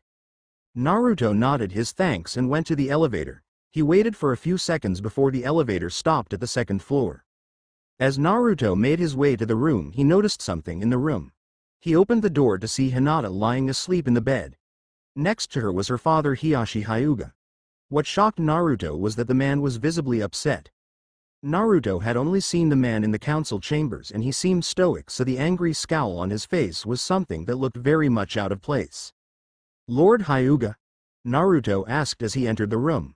The Hyuga patriarch rose up and sighed heavily. "Hello Naruto," he said, a mix of anger and sorrow in his voice. "Is something wrong?" the blonde asked. "Clearly yes," the man said. "The Hyuga council wants to brand Hinata with the caged bird seal because she lost to Neji. On top of that, they want to marry her off to some daimyo's son in some other country. The problem is the sun is cruel and has a habit of forcing people into doing things they don't want to, especially women. Naruto let out a low snarl. He clenched his fists and his silver-lined eyes flashed red for a brief second. The father and blonde were brought out of their respectfully sorrowful and angry thoughts when the heart monitor started to rapidly beep. The nurse who was watching Hinata ran into the room when she heard the beeping. "She's going into cardiac arrest," she yelled. Much to Naruto and Hiyoshi's dismay, the nurse was actually just in training. She knew what happened in cardiac arrest, but she had never actually had to deal with it. She said something about finding a doctor and ran out of the room, leaving a fearful Hiyoshi and a fear-stricken Naruto. Neither of them had any medical training. What were they going to do? "Hatchling," the dragon said in his head, "I know a way you can save your mate." Naruto thought, "How? And she isn't my mate." Naruto felt the dragon roll his eyes and said, "Whatever, just do as I tell you." Naruto ran up to Hinata's side. His eyes flashed gold as he focused Elion's chakra and performed a single hand sign. Dragon style. Dragon heart. Naruto held out his hand and the silver chakra formed a beating human heart.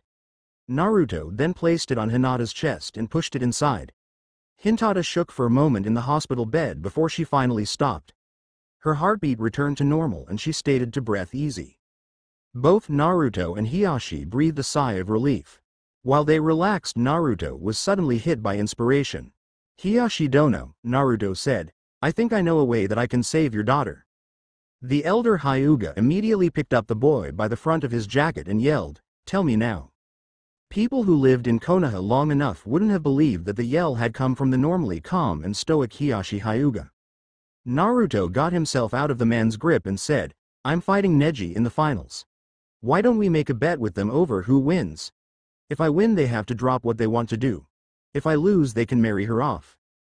Hiyoshi looked at the blonde with furious eyes that only a father could have and said, "You had better win, boy, otherwise your last minutes on this earth are going to be very painful."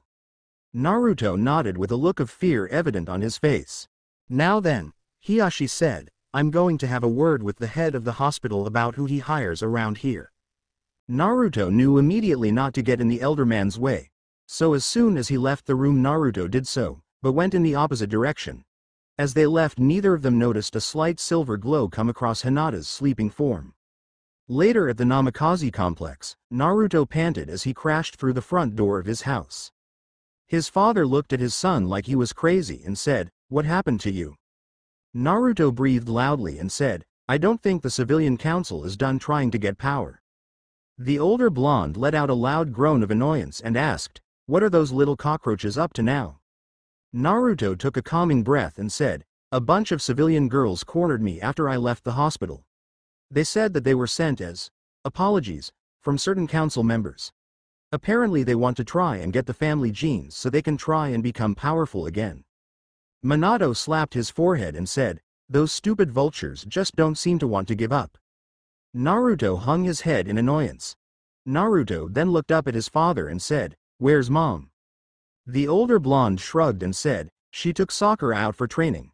You know, I have to ask, what is Sasuke going to do for training? Kakashi can't teach him anything anymore since he lost his Sharingan, and the fact that he has no interest in giving that brat any more power than he already has." Naruto simply shrugged and said, "I don't think it's something that we have to worry about, Pops. If we're lucky, Gaara will splatter him all over the walls." Minato looked at his son and said, "I'm not sure if I should join you in thinking that, or get you a therapist for some hidden hostility." Naruto chuckled and said, "So are we going to start training or not?" Meanwhile, at the mostly empty Uchiha complex, Sasuke growled as he slammed the door shut behind him.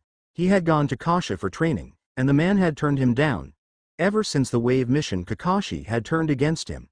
How was he supposed to be able to kill Itachi if he couldn't get someone to train him?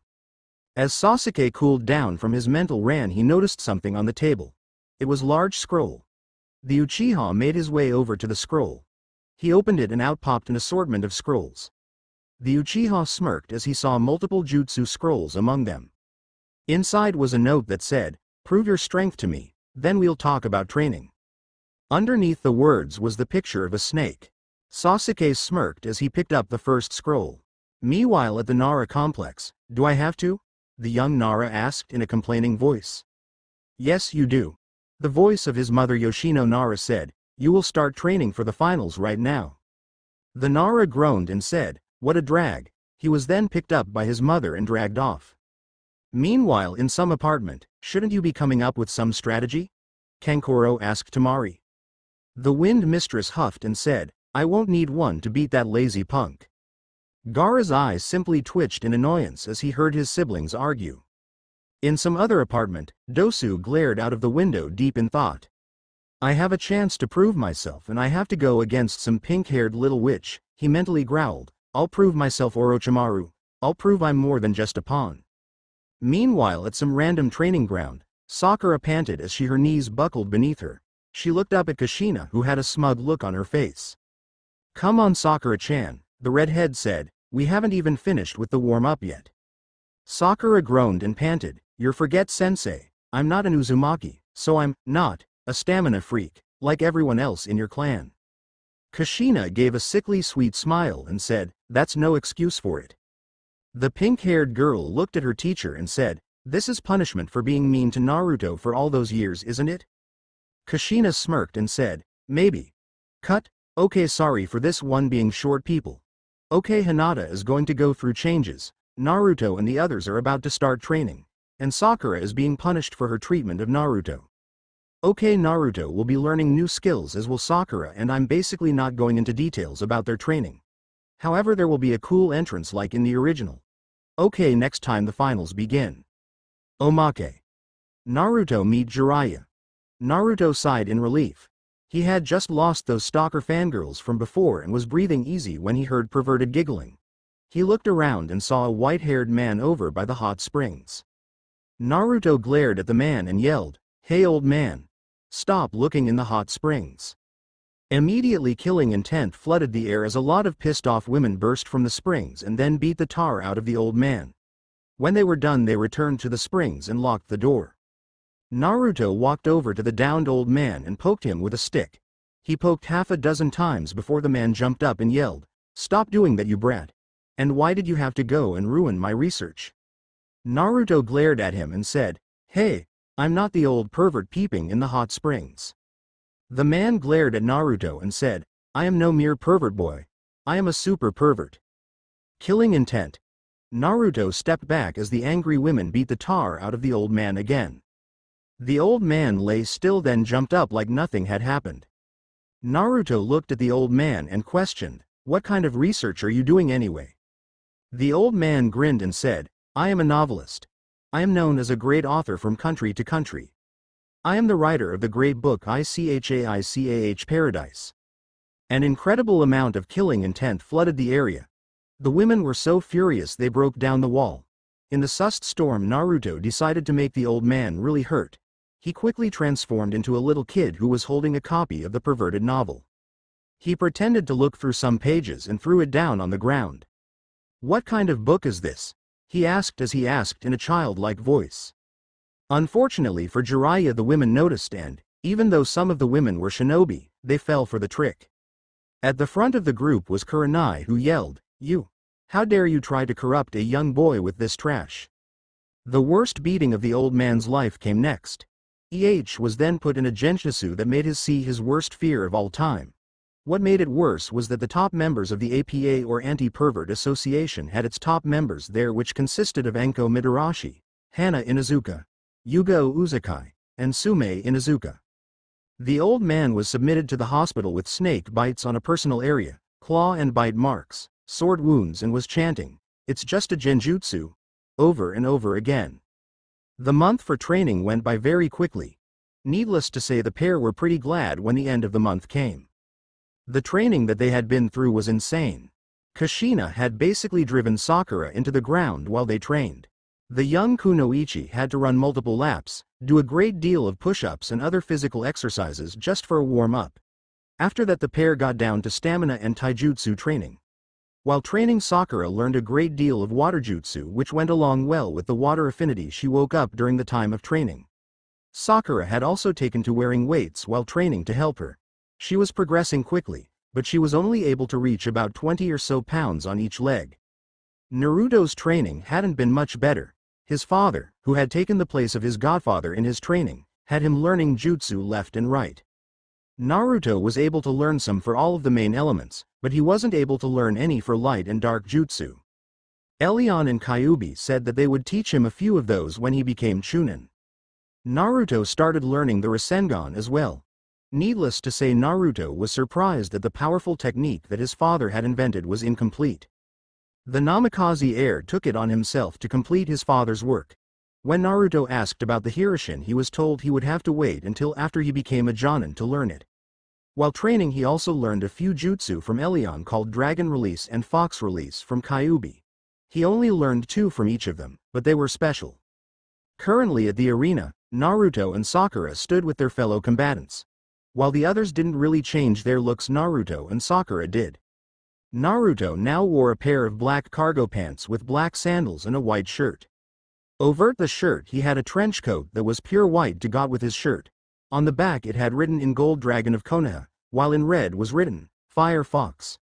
The sleeves were ripped off, allowing the blonde free movement of his arms, and had bandages wrapped around his forearms to hide his tattoos, and finished off the look with some black gloves that had the kanji for impact in blue on the top near the knuckles. Sakura now wore a red shirt with some black biker shorts. She had on a pair of black sandals and bandages wrapped around her forearms and shins. The shirt had Hawk's Fury written in black on the back of the shirt, and a pair of fingerless gloves on her hands that had metal studs for added effect. Around them were Neji, Dosu, Gaara, Shikimaru, Temari, Shino, and Kankuro. Sasuke was nowhere to be seen, and neither was Kakashi. Spectators came from all over the village to watch the fight, most of which were there to see the Namikaze fight, while others, more specifically Naruto haters, since he still had some, came to see the Uchiha fight. In the cage box, the Kazekage joined Minato. Over the month, Kabuto finally broke and spilled every last detail of the mission to the interrogators thanks to the efforts of both Anko and Ibiki. Sound and Sand were going to attack Konoha. The attack would be signaled by a genjutsu falling over the arena. Sasuke's probably betting that his status as an Uchiha will allow him to show up late and still fight, Naruto thought. I really doubt that is going to fly. Okay kiddies, a man chewing on a senbon said as he made his presence known. My name is Genma. Now then, will Naruto Namikaze and Neji Hyuga stay down here while everyone else goes up for their match? The other contestants left while Naruto and Neji stayed down in the arena. Okay, the first match of the Chunin exam finals. Naruto Namikaze vs Neji Hyuga. Begin.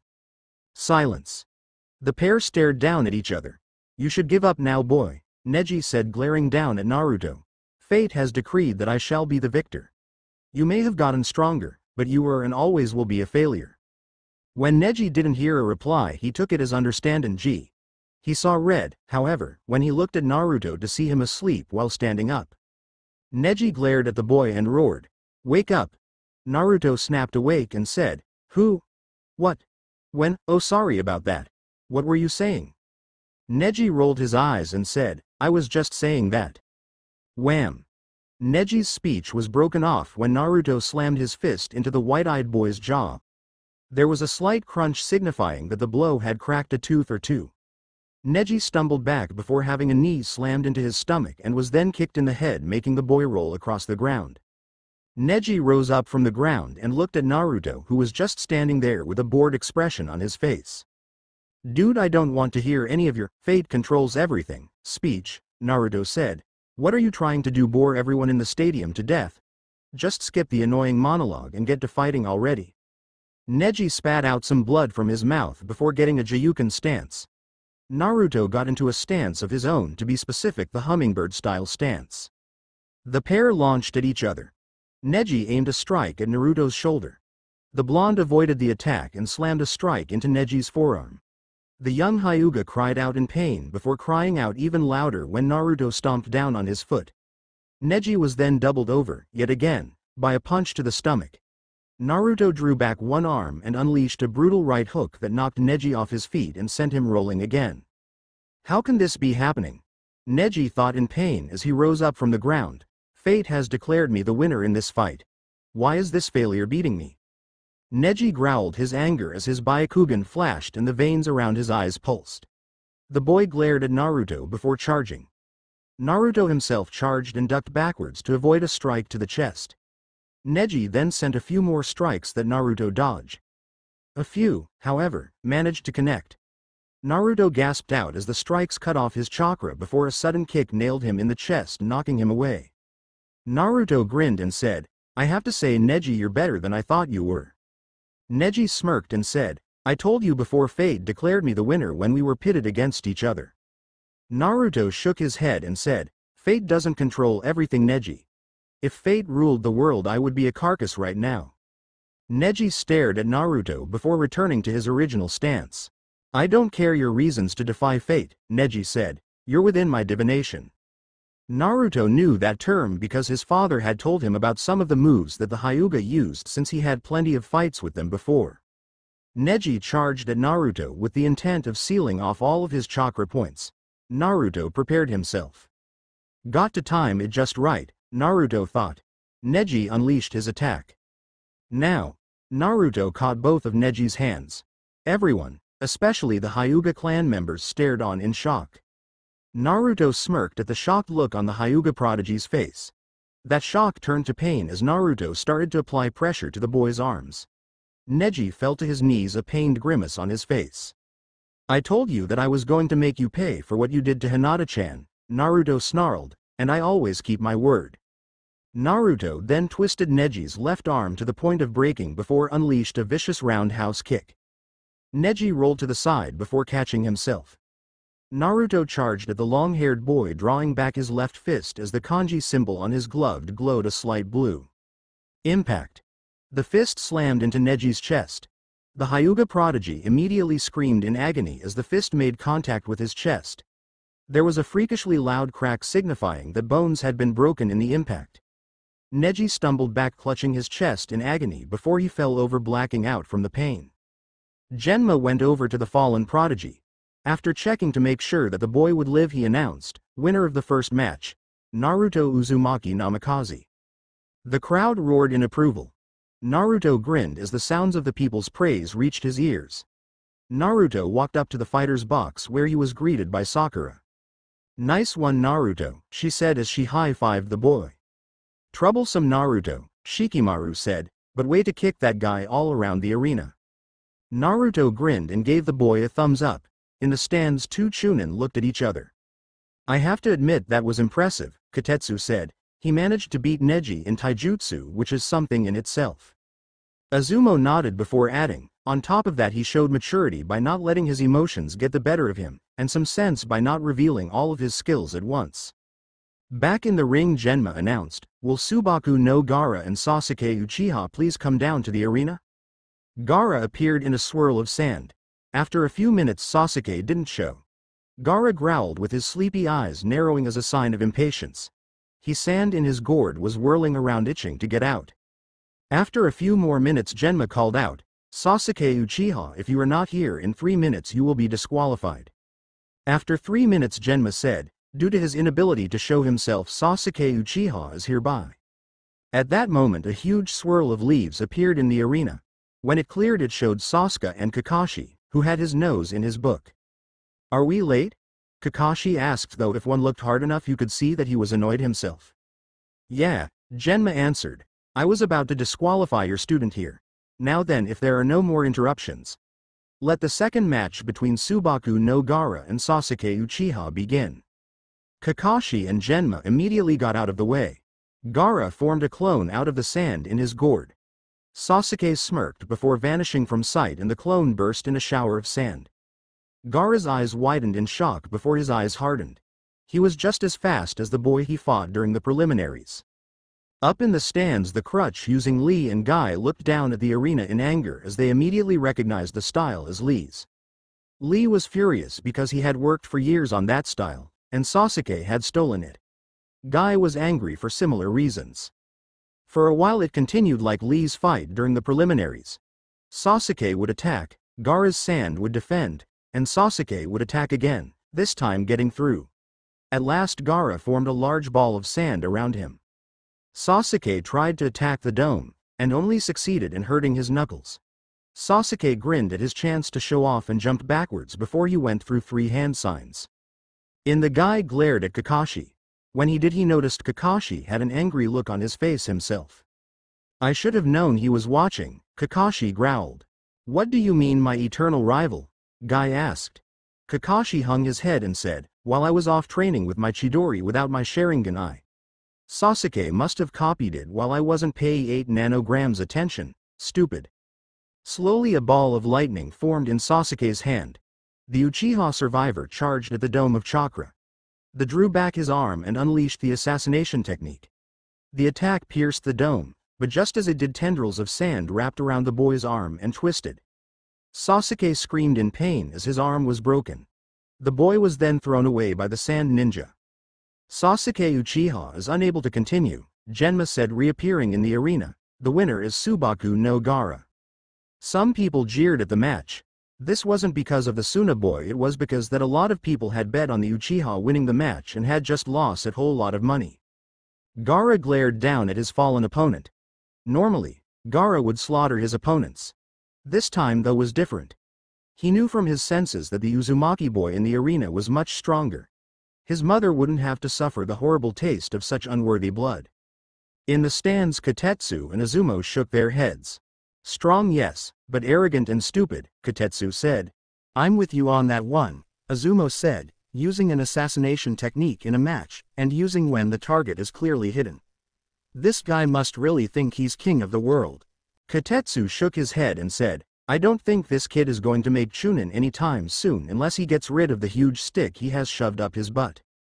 Moving on, Genma said, will Shino Aburame and Kankuro Subaku come down? Kankuro noticed a hidden signal from his sensei. Proctor, I withdraw, the puppet user said. People jeered at the sound of the boy refusing to fight. Why did you come here if you aren't going to fight, you stupid clown? Somebody yelled. Kankuro fumed at being called a clown. He kept himself mostly cool, however, and settled for some steam coming out of his ears. Okay, since that was a complete and total letdown, GENM said as the crowd calmed down, the next match between SD Hikamaru Nara and Tamari Subaku may begin. Will the contestants get their butts down here now? Tamari floated down on her fan. Shikimaru was considering forfeiting before he was suddenly picked up by Naruto before throwing the lazy ninja over the railing and down into the arena. I hate that boy, Shalimar growled. When Shikimaru looked up, he found he had a view up of Tamari's skirt. When Tamari realized this, she blushed bright red before leveling a glare at the man that would have made the Nara matriarch, Yoshino Nara, cower in fear. Pervert! She yelled. The young Nara was then sent flying by a vicious shot to the head by the iron fan that his opponent was wielding. Tamari Subaku wins, Genma said after a few minutes of silence. People muttered to each other at the obviously one-sided fight. Now that embarrassingly short match is over, Nima said. Let the next match between Sakura Haruno and Dosu Kinuta begin. Both competitors come down now. Dosu cracked his knuckles under his sleeves while Sakura got into a stance. Ready? Begin. The pair charged at each other. Dosu tried punching the redhead in the stomach, but Sakura Actual L performed the limbo to avoid the strike and shot a leg up, nailing her opponent in the chin. Dosu was sent upward before landing and rubbing his jaw. Is that all you can do, punk? Sakura taunted. Dosu snarled before he slammed both of his arms together, sending a powerful sound wave outward. The blast struck Sakura, making her wince. In her disoriented state, Dosu charged again. Sakura then came out of her disoriented state and slammed a powerful strike into the hunchback's stomach. The boy doubled over before he was the victim of a knee to the chin and then was slammed into the ground, cracking the ground. Dosu tried to get up, but was then lifted off the ground and was thrown headfirst into the wall. A brief glow of green chakra came across her arms that was so brief only some of the Jonin noticed it. Sakura then charged at the boy, who was now supporting himself on the wall from his disoriented state.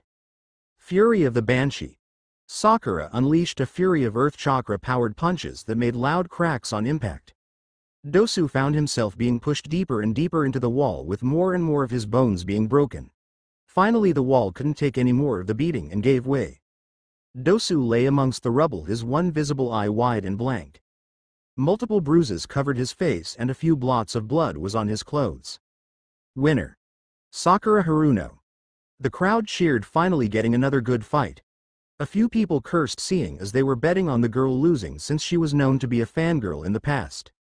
Sakura grinned before she pulled out a pair of chakra-enhanced earplugs out of her ears that had protected her from Dosu's sound attack.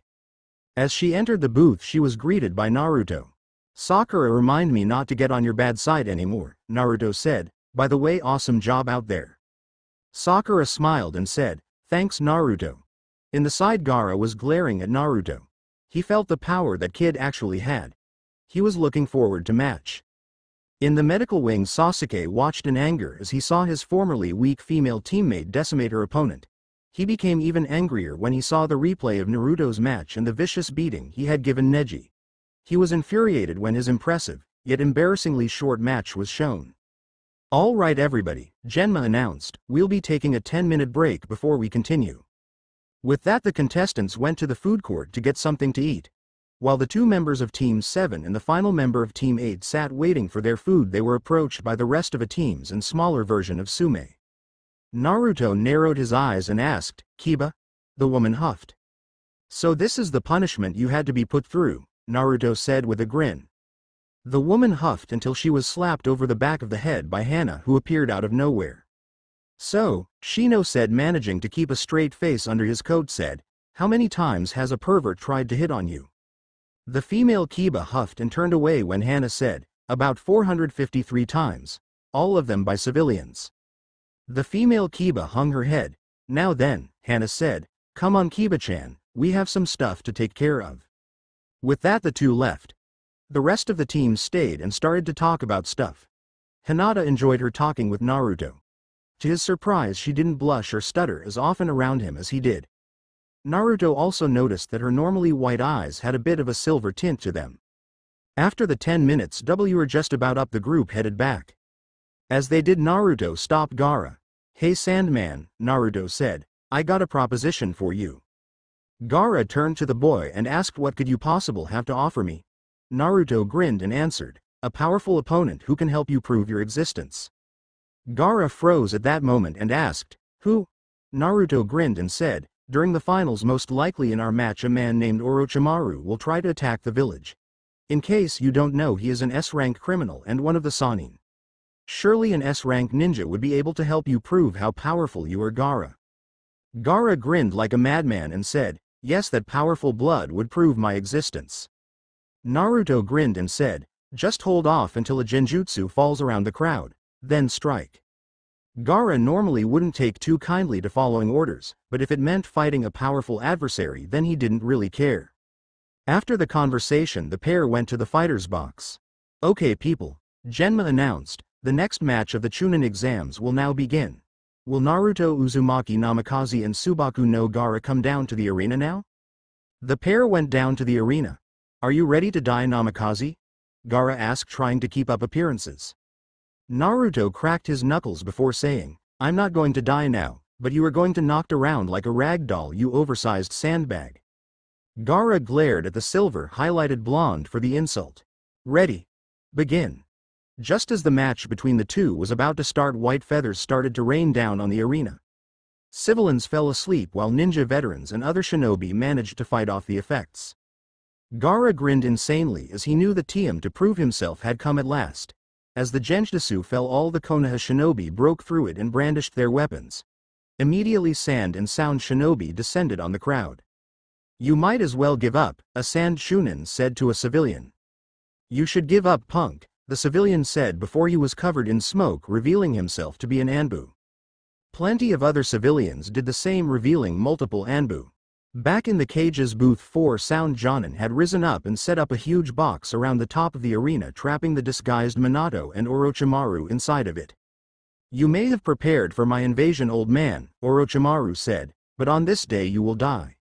The disguised cage chuckled and said, "Who said I was going to die? Also, who said I was the old geezer?" The man tore off his robes, revealing Minato Namikaze. Orochimaru's yellow eyes widened in shock, then in fear. This wasn't the old man he was expecting to fight. "You should know as a shinobi not to think you have the advantage over someone," Minato said with a smirk. "Also, make sure your so-called ace in the hole doesn't come back to bite you on the butt." There was a sudden crash and the ceiling started to crack. Orochimaru spun around to see 4 Anbu stationed where the 4 sound Jonin were to throw up the barrier. Each one focused chakra into their hands before slamming them into the ceiling, breaking it and causing the Jonin to lose their focus. As soon as the barrier fell, Gaara burst through the ceiling with a psychotic grin on his face. "Orochimaru," he growled, "you will be the one to prove my existence." The one-tailed Jinchuriki sent a large wave of sand at the snake Sannin, who just barely managed to dodge. He was then reminded of the fact that he was surrounded by a bunch of Anbu and a thought-dead cage when he was struck in the back with a wind bullet and had to dodge a great deal of weapons thrown at him. Gaara, infuriated, brought up walls of sand made up from the concrete around him and blocked them all off before knocking them backwards. The red-haired Jinchuriki roared, "This is my fight, stay out of it." The Suna Jinchuriki then proceeded to turn on Orochimaru and sent waves of sand at the snake Sannin. The Anbu were about to interfere again when Minato stopped them and said, "I wouldn't interrupt again if I were you. He's been driven mad by the fight. If we interfere now, he'll kill us as well as that snake." The Anbu looked a little upset about not being able to take down the traitor, but stood down as they didn't want to die. They were however hoping that the Sannin would be torn apart in a slow, agonizing fashion. They were Ethan taken from their thoughts when the strange sound Jonin came up from under the partially wrecked roof. The Anbu immediately went around them. Meanwhile, Naruto had both his swords out and were slicing through sound and sand ninja left and right. Nearby Shikimaru and Shino were using shadows and bugs respectively to dispatch their enemies. Sakura was going all-street brawler on everyone's butts. Each punch came with a broken jaw, shattered teeth, and a lot of broken bones. Around them, Guy was cracking multiple bones with his deadly fists. Kakashi was using ninjutsu as much as he could. Anko was feeding her targets to her snakes.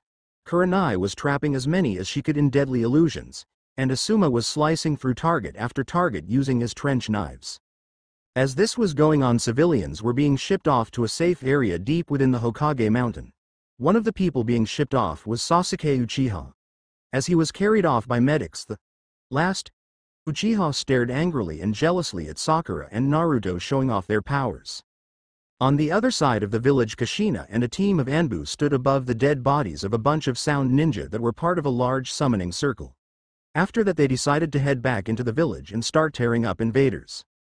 "Looks like that was the last of them," Naruto said as he surveyed the burned and broken battlefield. "Yeah," Sakura said, "now let's see if we can watch that oversized legless gecko get squashed." The group headed off for the top of the arena when a sudden gust of wind tore the ground in front of them. Temari landed in front of them with her battle fan at the ready. Kankuro landed right next to her with his puppet out. "What are you two doing?" Naruto asked. "That snake freak killed your old man and you're still fighting for him." Temari scoffed and said, "I never felt any love for the guy. He was a jerk who turned our little brother into a monster.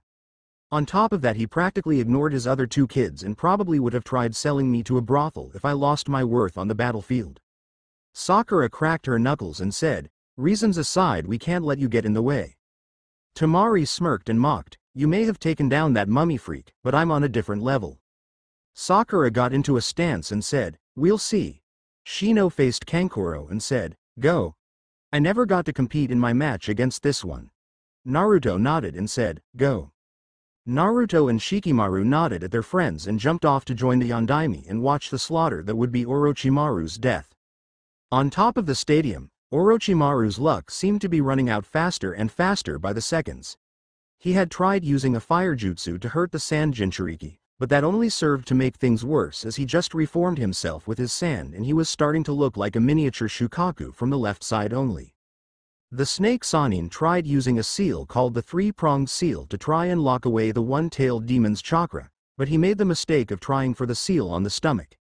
This proved to be a mistake as the seal wasn't there and it only managed to piss off the desert monster even further. Orochimaru was now almost out of tricks as he didn't have the time to pull the impure world resurrection like he planned to do, as the sand monster would either crush him or the coffins with the bodies in them to keep him from summoning them. There has got to be some way out of this, Orochimaru thought. As he was thinking this, he had to dodge another volley of sand projectiles. Naruto, Shikimaru, and the Jonin landed next to Minato. Naruto took out small bucket of popcorn and a camera to help them remember this moment forever. Down in the arena, wind style. Wind scythe. Sakura ran to the side to avoid the blades of razor-sharp wind. Sakura went through hand signs and said, "Water style, hot water bullet." Sakura launched a ball of water from her mouth. Temari dodged to the left to avoid the water ball that smashed into wall, forming a crater. As she was regaining her balance, she was caught in the jaw by a vicious right hook from the red head. Temari jumped back and shook herself to shake the cobwebs from her head. As she did, she jumped back to avoid a punch that formed a small crater where she once stood. This kid is no fangirl now, Temari thought. As this was going on, Shino and Kankuro were fighting it out amongst themselves. Kankuro was keeping his distance using his puppet. This proved to be a little problem for Shino, since he normally need to keep close to his opponent to keep his bugs from being needlessly slaughtered. On top of that, he couldn't get too close to his puppets because the puppets either had blades on its arms and could shoot poison from its mouth. After a few minutes of fighting, Sakura grew annoyed with the blonde woman in front of her. Sakura ran in, dodging to the right, and unleashed a powerful haymaker that knocked the girl off her feet. Temari braced herself, however, and then opened up her battle fan. Wind style. Great breakthrough. The fan launched a huge gust of wind outward. Sakura couldn't dodge in time and braced herself with Earth Chakra. Sakura stood her ground until the jutsu ended. Sakura growled before she felt something wash over her. Sakura focused chakra into her arm. The result was a small twister forming around her forearm and hand. Sakura pulled back her arm. Temari noticed this and drew back her fan. Wind style. Great breakthrough. The huge gust of wind met the twister that was wrapped around Sakura's arm. The result was Temari's wind jutsu was cancelled out while the tornado went forward and struck Temari in the front.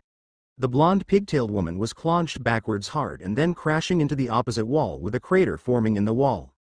Meanwhile, Shino was faring well against Kankuro. Kankuro launched poisoned needles from his puppet.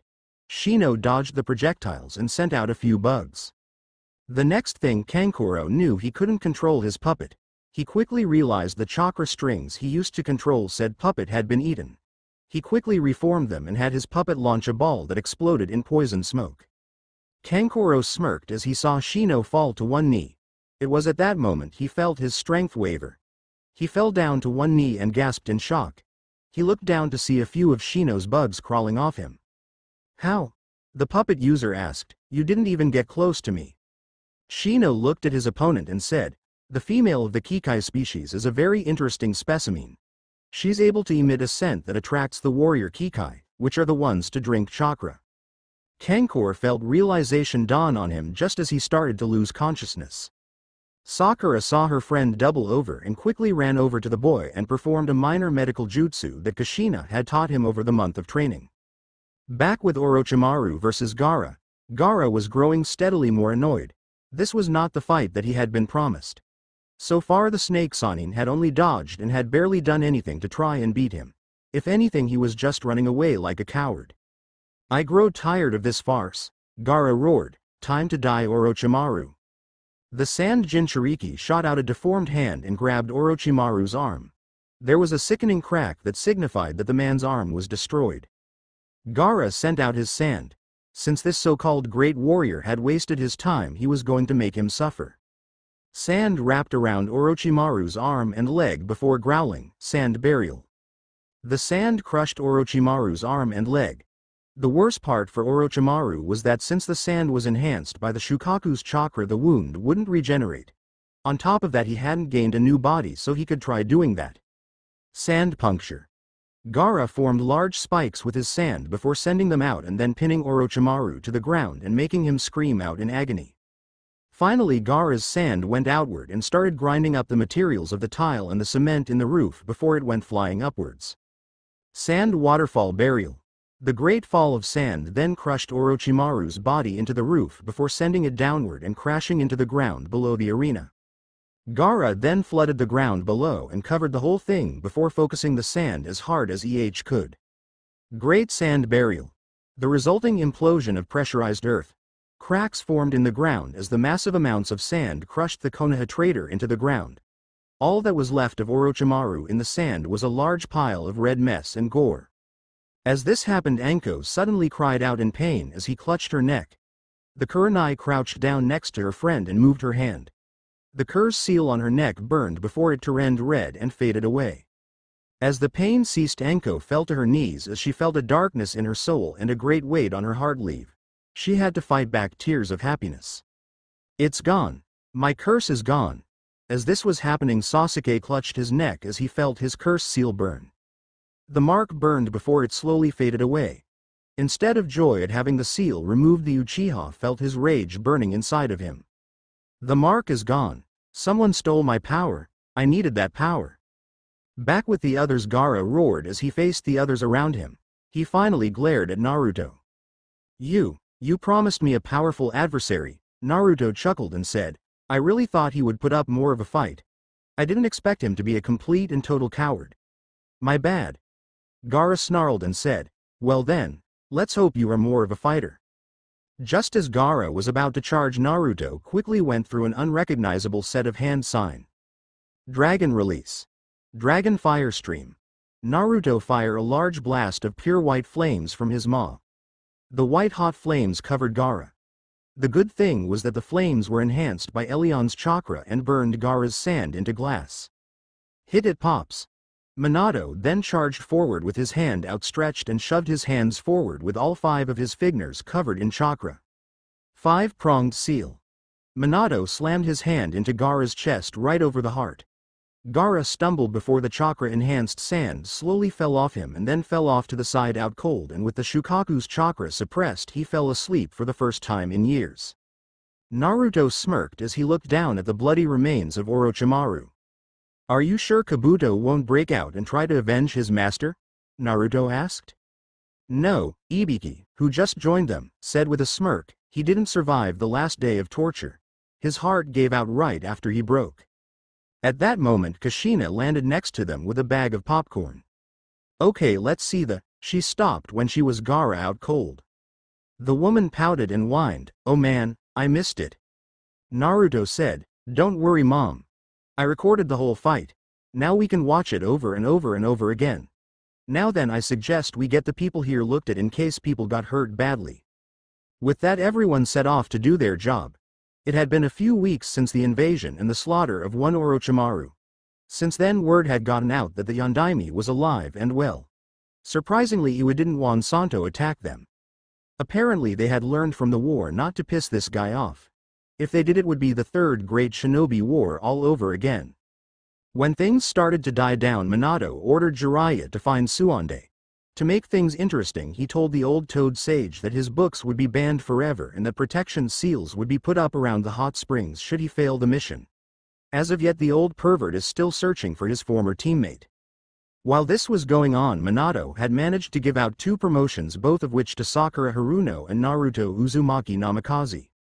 The reason why being they both showed incredible skill and tactics. Speaking of which, the law sit against the Haruno head was going relatively well. She had lost most of the stuff that was Sakura's and had been cleaned out and was taken to the Namikaze household. Rose Haruno, upon hearing about the sealed abilities, demanded that she be returned over to the Haruno clan. That immediately got her drop kicked out the door. At the moment, Minato was sitting in his office filing some paperwork that had to do with some minor repairs from the invasion forces.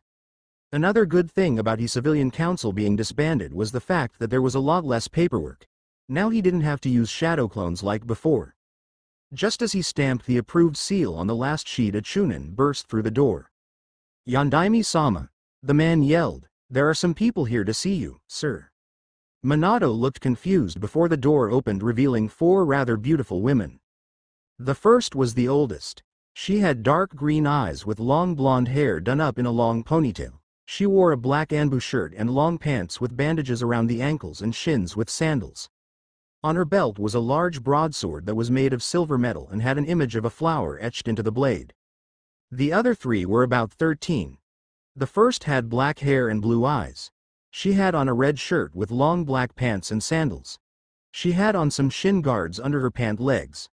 She also had pads on her elbows and a pair of gloves that had knuckle dusters on them with small spikes as well. The second was a redhead with dark green eyes. She had on a green shirt with the image of a blue snake slithering over the shoulder down to her stomach. She also had some black pants and boots. On her back was a bow and quiver of arrows.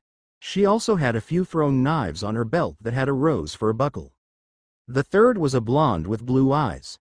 Her hair was down up in two pigtails. She had on a pink shirt and long pants with sandals. On her right arm was the blue picture of a crescent moon. On her hips were a pair of scimitars. "Are you the leader of this village?" The oldest woman looked at the woman and answered, "I am." "Who are you?" The woman looked at Minato strangely before she said, "My name is Isis, current leader of Hinagakure." Minato's eyes widened to an incredible size when he heard that. The village hidden in the flowers was pretty well renowned. The village was known as an Amazon village made up entirely out of women. Most men have gone in search of the village because it is said to have the most beautiful women. Most of them old men seeking a harem. They, along with their convoys, were never seen again. Others sought it for their land, which was rich in an ore that was good for focusing chakra. He heard that an Iwa Jonin had gone there and tried to get an alliance. Apparently he did something to piss them off because he was found a few days later tied to a tree after being castrated with a superheated and rusty kunai. "What is it the leader of the Amazons want with us?" Minato asked. "I thought your people had cut yourselves completely off from the world of men." Isis nodded and said, "We did. However, there have been some unexpected incidents lately. The village called Iwa has been attacking us a lot lately. Since you were known as a great fighter against them in your third shinobi war, your village would be prime for an alliance." Minato nodded in understanding. He also felt a little bit of annoyance that Iwa was still trying to do something stupid like messing with a bunch of women who were able to castrate one of their best fighters. "I'm sure I can write up an alliance," Minato said. "Now would you mind telling me what those three girls are doing here?" Isis said, "They are some of my strongest genin going on Chunin. I believe that getting out of the village would be a good thing for them. Do you by any chance have someone that can show them around the village? Preferably someone who won't try anything indecent." Minato thought for a second and said, "I believe I know someone just like that." A few minutes later in the Namikaze household, Minato and the Amazons entered the household to hear the sounds of explosions and seeing Kushina walking around like nothing was happening. "Naruto and Sakura are sparring again, aren't they?" Minato asked with a bored expression, getting a nod from his wife. Minato shook his head and said, "We really need to get those two some different hobbies." Isis walked next to Minato and asked, "One of those two are going to be the ones to show my girls around the village?" Minato nodded. The group then made their way to the training area. They were greeted by the sight of Naruto dodging earth chakra-powered fists from Sakura. Naruto dodged a few more punches before throwing out a kick that made the former pink-haired girl dodge to the side. Naruto came out and his nails lengthened to claws and he took a swing at the girl with his claws. Sakura caught the claws in one hand before twisting and throwing the girl over his shoulder. Sakura drove her legs into the ground to stop herself from going too far. The redhead looked up and was about to charge again when she noticed the others there. "Naruto," the girl said, "we have company." Naruto looked behind him to see the girls. "Dad," Naruto said, "are you and Mom really that desperate for grandkids?" The girls looked a little upset at that remark. Minato flushed and yelled, "They aren't here for that, you dummy." The blonde Cage cleared his throat and said, "They are representatives from the village hidden in the flowers. I need you to escort them around the village. Show them some of the sights." Naruto looked at the girls and started to get a little nervous. Naruto then asked, "Wouldn't it be a better idea to let Sakura take you on the tour?" Minato smirked at his son and said, "What's wrong, Naruto? You aren't afraid of them, are you? I thought you already had that talk with your mom." Naruto blushed and yelled, "I didn't mean that, stupid. I mean that it might not be a good idea for a guy to escort a few Amazons around the village. Besides, how do I know they won't pull me into an ally and castrate me if I make one wrong remark?" The girl with the bow and arrows stepped up and said, "What's wrong, boy? Are you afraid that we can hurt you?" Naruto turned to the girl and growled, "No, I'm just a little nervous since you were pretty famous for being man-haters and since I am in fact male I fear for my life." The girl smirked and said, "You should be, little man." Naruto scowled, his eyes flashing gold for a second as he got in closer to the girl and said, "You know the arrogant are always first to die. You want to learn that lesson firsthand?" The redhead was going to make another remark when Isis said, "Artemis. We're here for the benefit of our home and we are not going to ruin it by fighting with the leader's spawn." Artemis scowled before she turned away and huffed. "Now Naruto, get on with the tour," the elder Namikaze said. The sooner you start, the sooner you don't have to worry about having a certain part of your anatomy shredded. Naruto sighed and said, "Come on. The sooner we start, the sooner you can get away from me." The girls nodded and went with the silver-highlighted blonde. When they were out of the compound, Artemis asked, "So where are we going first?" Naruto shrugged and said, "I guess the training grounds, since we'll most likely run into a few of the others there. Hopefully we'll be able to avoid a few unethical people." The girls looked at each other with confusion at Naruto's tone. As they were halfway there, Naruto noticed a few of the guys there were giving them a few unsavory looks.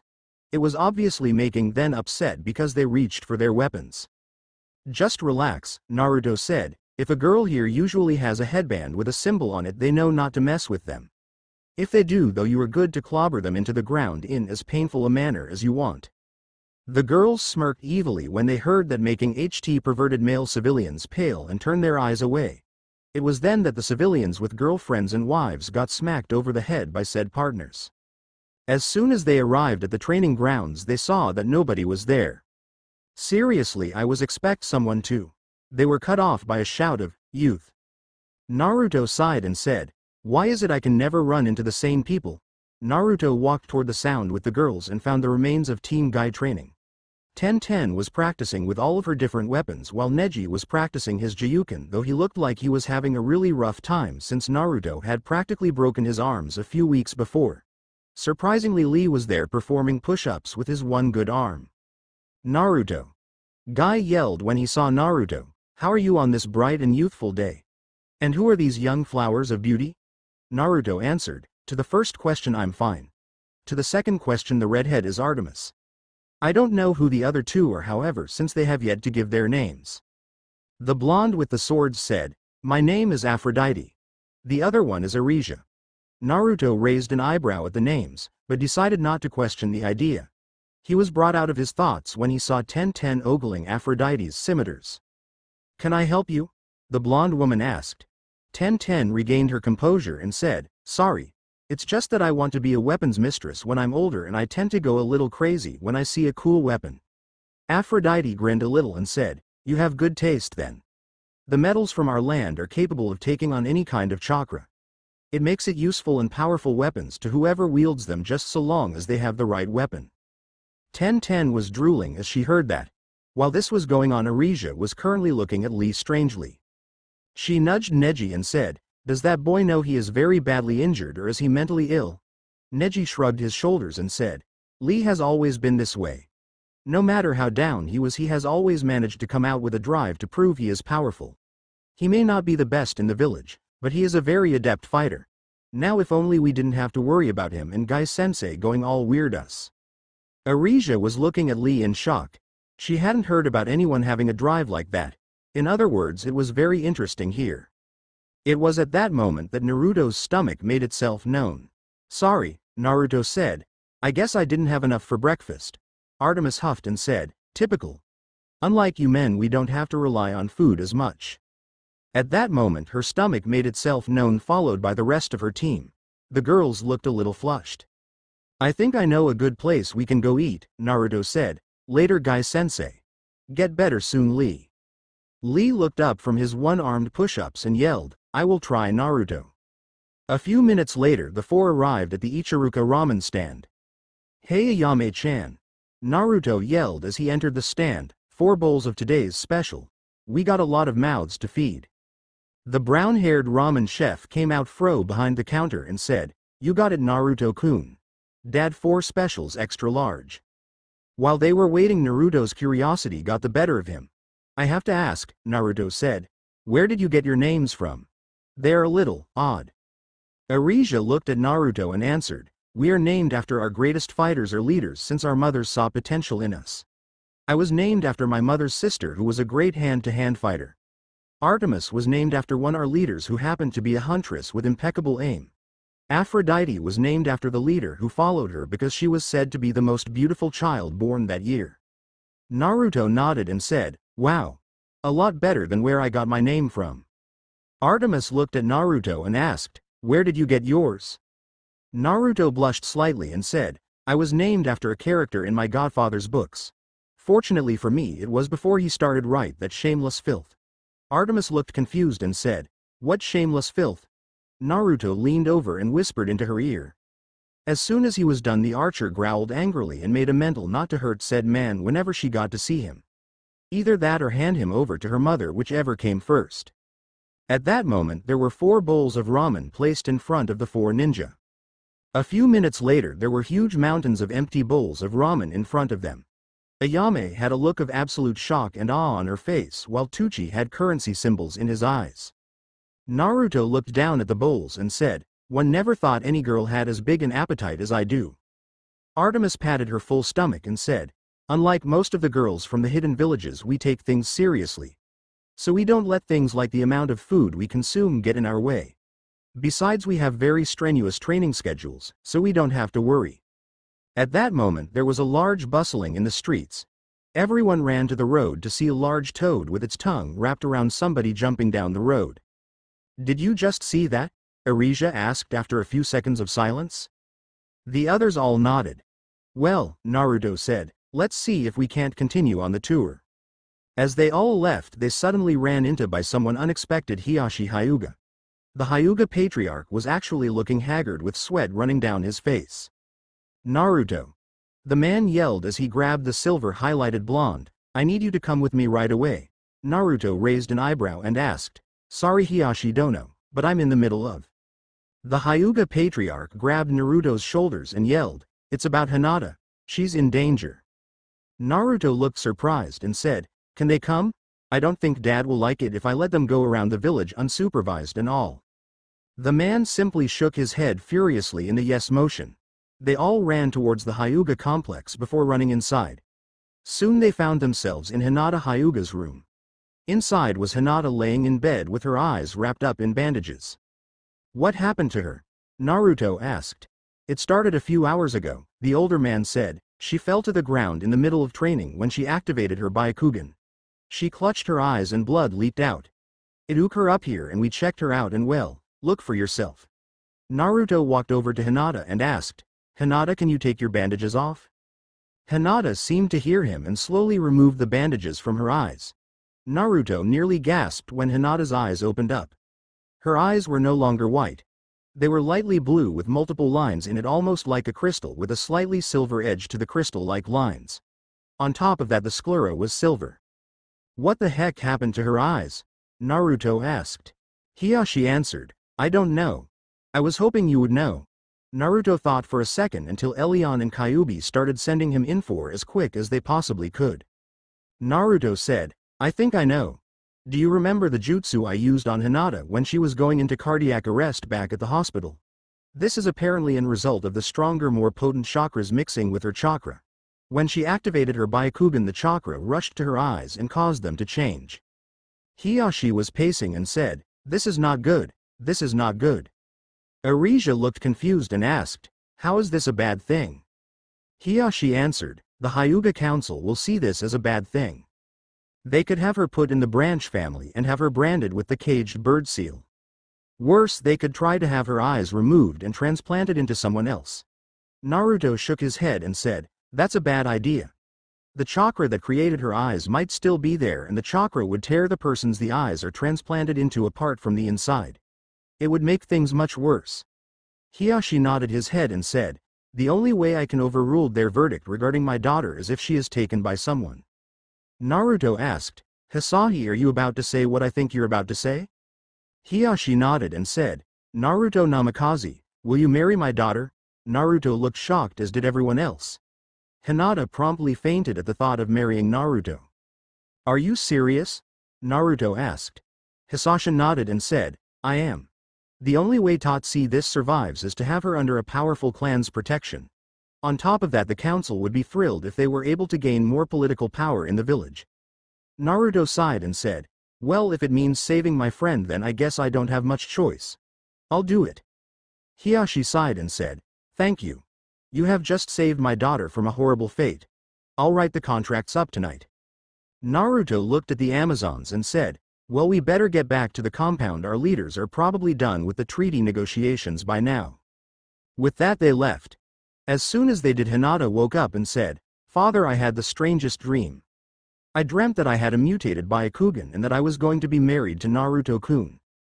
Hiyashi looked at his daughter and said, "That was no dream." Hinata was silent for a second as she blinked with her new eyes. Once. Twice. 3 times. Then the loudest high-pitched squeal echoed through the air and shattered glass and made the Inuzuka howl at the moon since the squeal hurt their ears. Hinata then fainted in happiness with a smile that almost covered her entire face. Hiyashi was bent over with blood coming out of his ears. Note to self: buy a hearing aid tomorrow, the Hyuga patriarch thought. It had been a few days since the girls from the Hidden Flower Village came to the village. In that time Tsunade had come back to village, albeit she was still reluctant since Jiraiya had practically attacked her with one of his toads, wrapped her up in its tongue and then pulled her along with it all the way to Konoha. The woman almost had a heart attack when she saw Minato and Kushina alive. She actually thought she was hallucinating due to all the drinking she had done over the years coupled with the stress of all her losses and keeping ahead of all those debt collectors.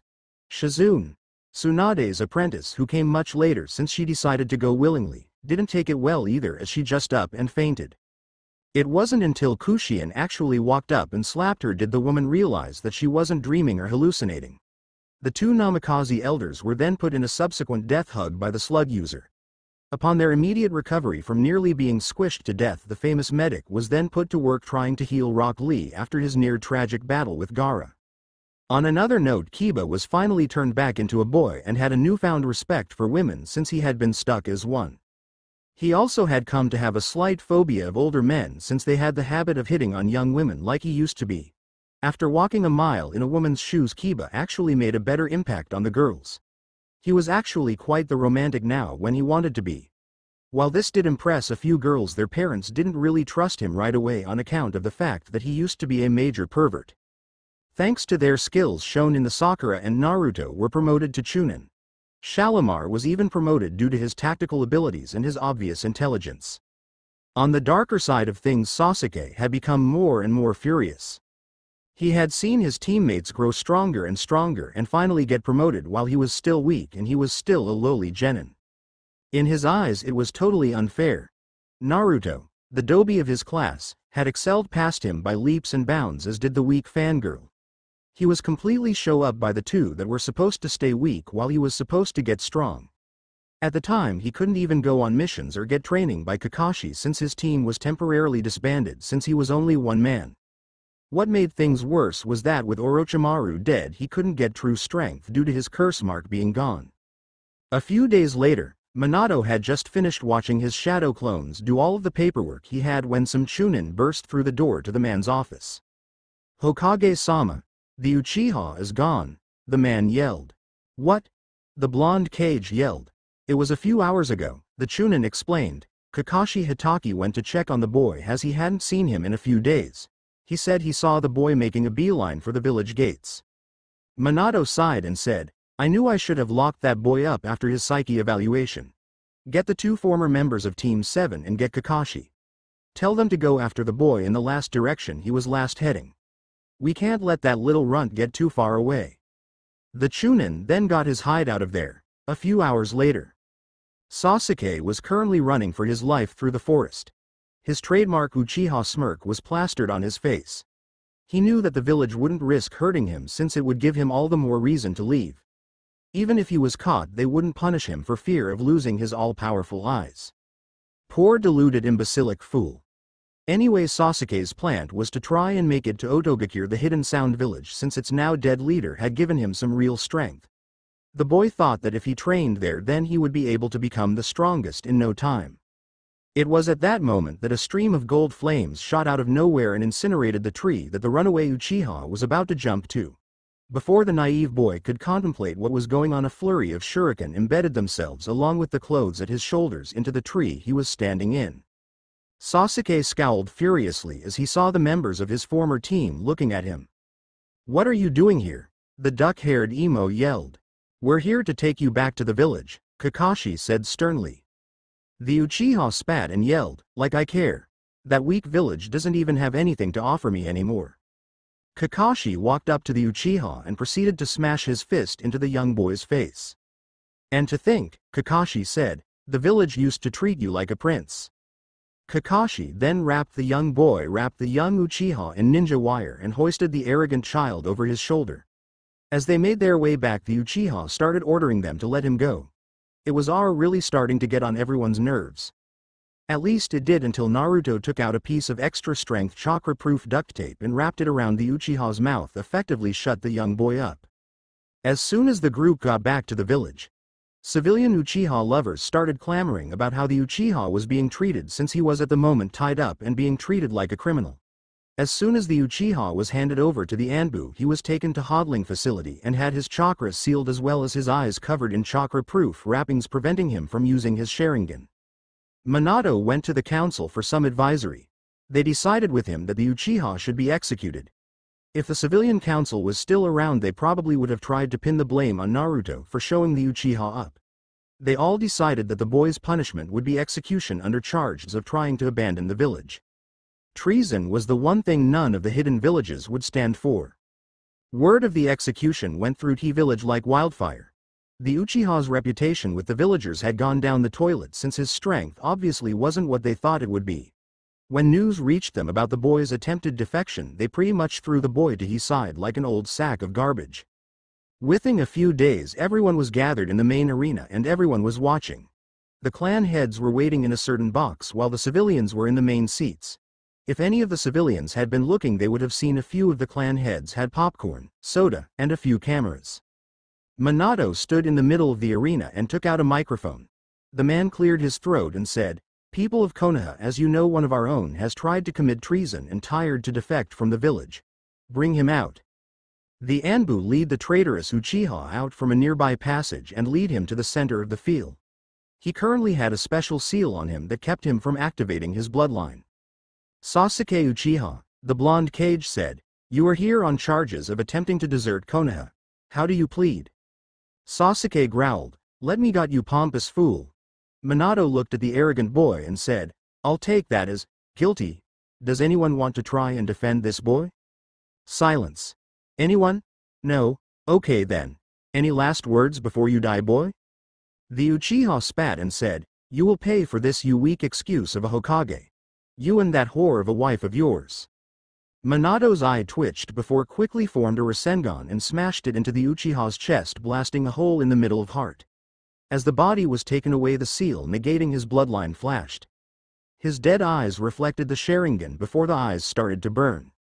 After the Uchiha's body was taken away, it was burned and the ashes were put in a coffee can.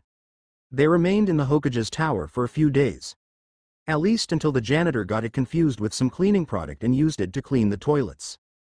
A few hours after the Uchiha's execution, Sakura and Naruto had been called up into Minato's office. When they arrived, they found the Namikaze matriarch and patriarch, Tsunade, and Jiraiya waiting for them. "What did you call us in here for, Pops?" Naruto asked. "We aren't in trouble, are we? Because if that's the case, I didn't do it." Minato raised an eyebrow behind and said, "No son, you aren't in trouble. We needed to talk with you too about something." Sakura asked, "What is it?" Kushina said, "As you know, things are hectic in the village right now. We have to deal with powers outside the village, mostly the other hidden village. There is something else out there that has caught our attention." Jiraiya stepped up and said, "Over the past few years, my spy network has been looking into all the hidden villages. Recently, my spying has found a secret organization called the Akatsuki. Now, terrorists' organizations are nothing new. What is new is the fact that these guys are after the Jinchuriki." Naruto gulped as he heard that. Jiraiya continued, "Each member of this organization is an S-ranked criminal. We know that they intend on going after the different Jinchuriki, but for what reason we are not yet sure. This puts you and those close to you in grave danger." Sakura suddenly asked, "What are you getting at, Jiraiya-sama? What does this have to do with us?" Tsunade answered for her protege and asked, "How would you two like to become part of the Sannin?" Silence. Then there were a pair of thuds. The adults looked down at the unconscious preteens. "Well, Minato, after a few minutes, they took that relatively well. A few minutes and 2 cold buckets of water later. Oh man," Naruto said, "I could have just sworn the old lady asked us if we wanted to be a part of the Sannin." The blonde boy was then clocked over the head by Sakura, who said, "Don't insult Tsunade-sama like that." Naruto rubbed the lump on his head and groaned in pain. When the lump was gone he asked, "How come we're getting this offer anyway? We already have you two, don't we?" Jiraiya nodded and said, "Yes, but with Orochimaru dead we're one man short of three." Tsunade then added, "Besides I'm considering retiring to become a medic nin. From what I've heard the hospital staff is somewhat lacking, and if I start teaching we might have a decrease in the amount of weak fangirls." Naruto thought for a minute and said, "I guess that makes sense. But what are going to do for animals? Both of you have summons already." Kushina then walked over to her son and playfully bopped him on the head. "You have a fox and dragon sealed in you, son," the woman explained, "and Sakura has a calling with falcons. You both have the ideals and the skills. All you need is the training." Naruto looked at Sakura, who looked back at him. The two shrugged. "Okay," Naruto said, "but how exactly do we summon?" Jiraiya suddenly said, "Before we do we might want to get to a nice open space before we do that. I really doubt the tower could stand something like that." The two preteens nodded and they all set out of the tower to one of the currently unused training grounds. Minato and the others stood away from Sakura and Naruto as the pair stood ready. Naruto, following instructions from Kyuubi and Elion, focused chakra into both of his arms. Sakura following Suad's advice and focused her chakra into her hand. The two slammed their hands on the ground and there was a humongous blast of smoke and debris. When the smoke cleared there was nothing. The kids were gone. "What just happened?" Minato asked with a shocked and horrified look on his face. Meanwhile, Naruto and Sakura fell to the ground and groaned in pain. "Okay," Naruto said, "what just happened? 1 minute we're summoning something. The next we crash into a stone floor. What just happened?" The pair were then aware of the sound of growling. The pair turned around and what they saw shocked the pair to their cores. They were in the middle of a huge council room made completely out of marble and diamond. The room looked like it could hold a council of all the village at once. What really freaked out the two were the creatures that stood in the room. In one corner was a large falcon. It had a black and white feathers with a gold beak and large dark green eyes that looked like they could see for miles on end. On its back was a massive scroll. In another corner was a large dragon. It had black scaled skin that looked more like armor with a reed outline and large curved horns on its head. Red Dragon Arch Fiend from Yu-Gi-Oh, which I don't own. The final creature was a large 8-tailed fox with deep gold fur and dark blue eyes. "Who are you guys?" Naruto asked, clearly nervous at being surrounded by such large and clearly terrifying creatures. The fox said, "We are the heads of the fox, dragon, and falcon clans. We brought you here because you tried to summon us without our permission. Is there a reason why?" Sakura said, "We were trying to summon you to help us in an upcoming war against a group called the Akatsuki." The dragon snarled, "What would a simple matter in the human world matter to us?" Naruto said, "They are after the 9 Biju. We don't know why exactly." The falcon hummed and said, "So they are trying to do that. Such madness, they're dealing with forces beyond their control." The falcon's eyes settled on Sakura, who looked a little nervous as she was looked at by the great bird. "You carry our mark, don't you, girl?" the falcon said. "From what I can tell the boy carries the mark of the dragon and fox clans." The fox and dragon looked shocked and looked down at Naruto and saw the marks on his arms. "I thought I sensed a familiar presence," the dragon said. "You have Elion sealed within you, do you not?" Naruto nodded. The dragon looked at the fox. The pair huddled together for a moment while the falcon looked to be in very deep thought. This continued for about 10 minutes. Sakura and Naruto were both very nervous at the time. When the gained lizard and fox separated, the falcon came out of his chance. "Fine," the kitsune said. "We will allow you to summon us as the issue you face may pose a threat to the summon world as well. We have but one condition." Naruto looked upward at the great kitsune and asked, "What?"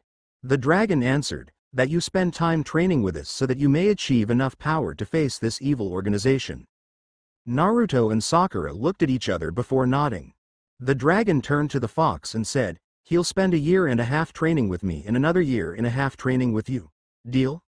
The fox held out its paw and shook claws with the dragon. Later in the human world, half the ninja force had been stretched thin looking around for Naruto and Sakura. So far they had turned up nothing. Even their best ninja hounds couldn't pick up their scent. Minato and Kushina were devastated at having lost their son again. The two arrived late at home trying to figure out where kids had gone when they came across a strange sight. In their living room, laying on a couch, was a small white fox with 3 tails swishing behind it.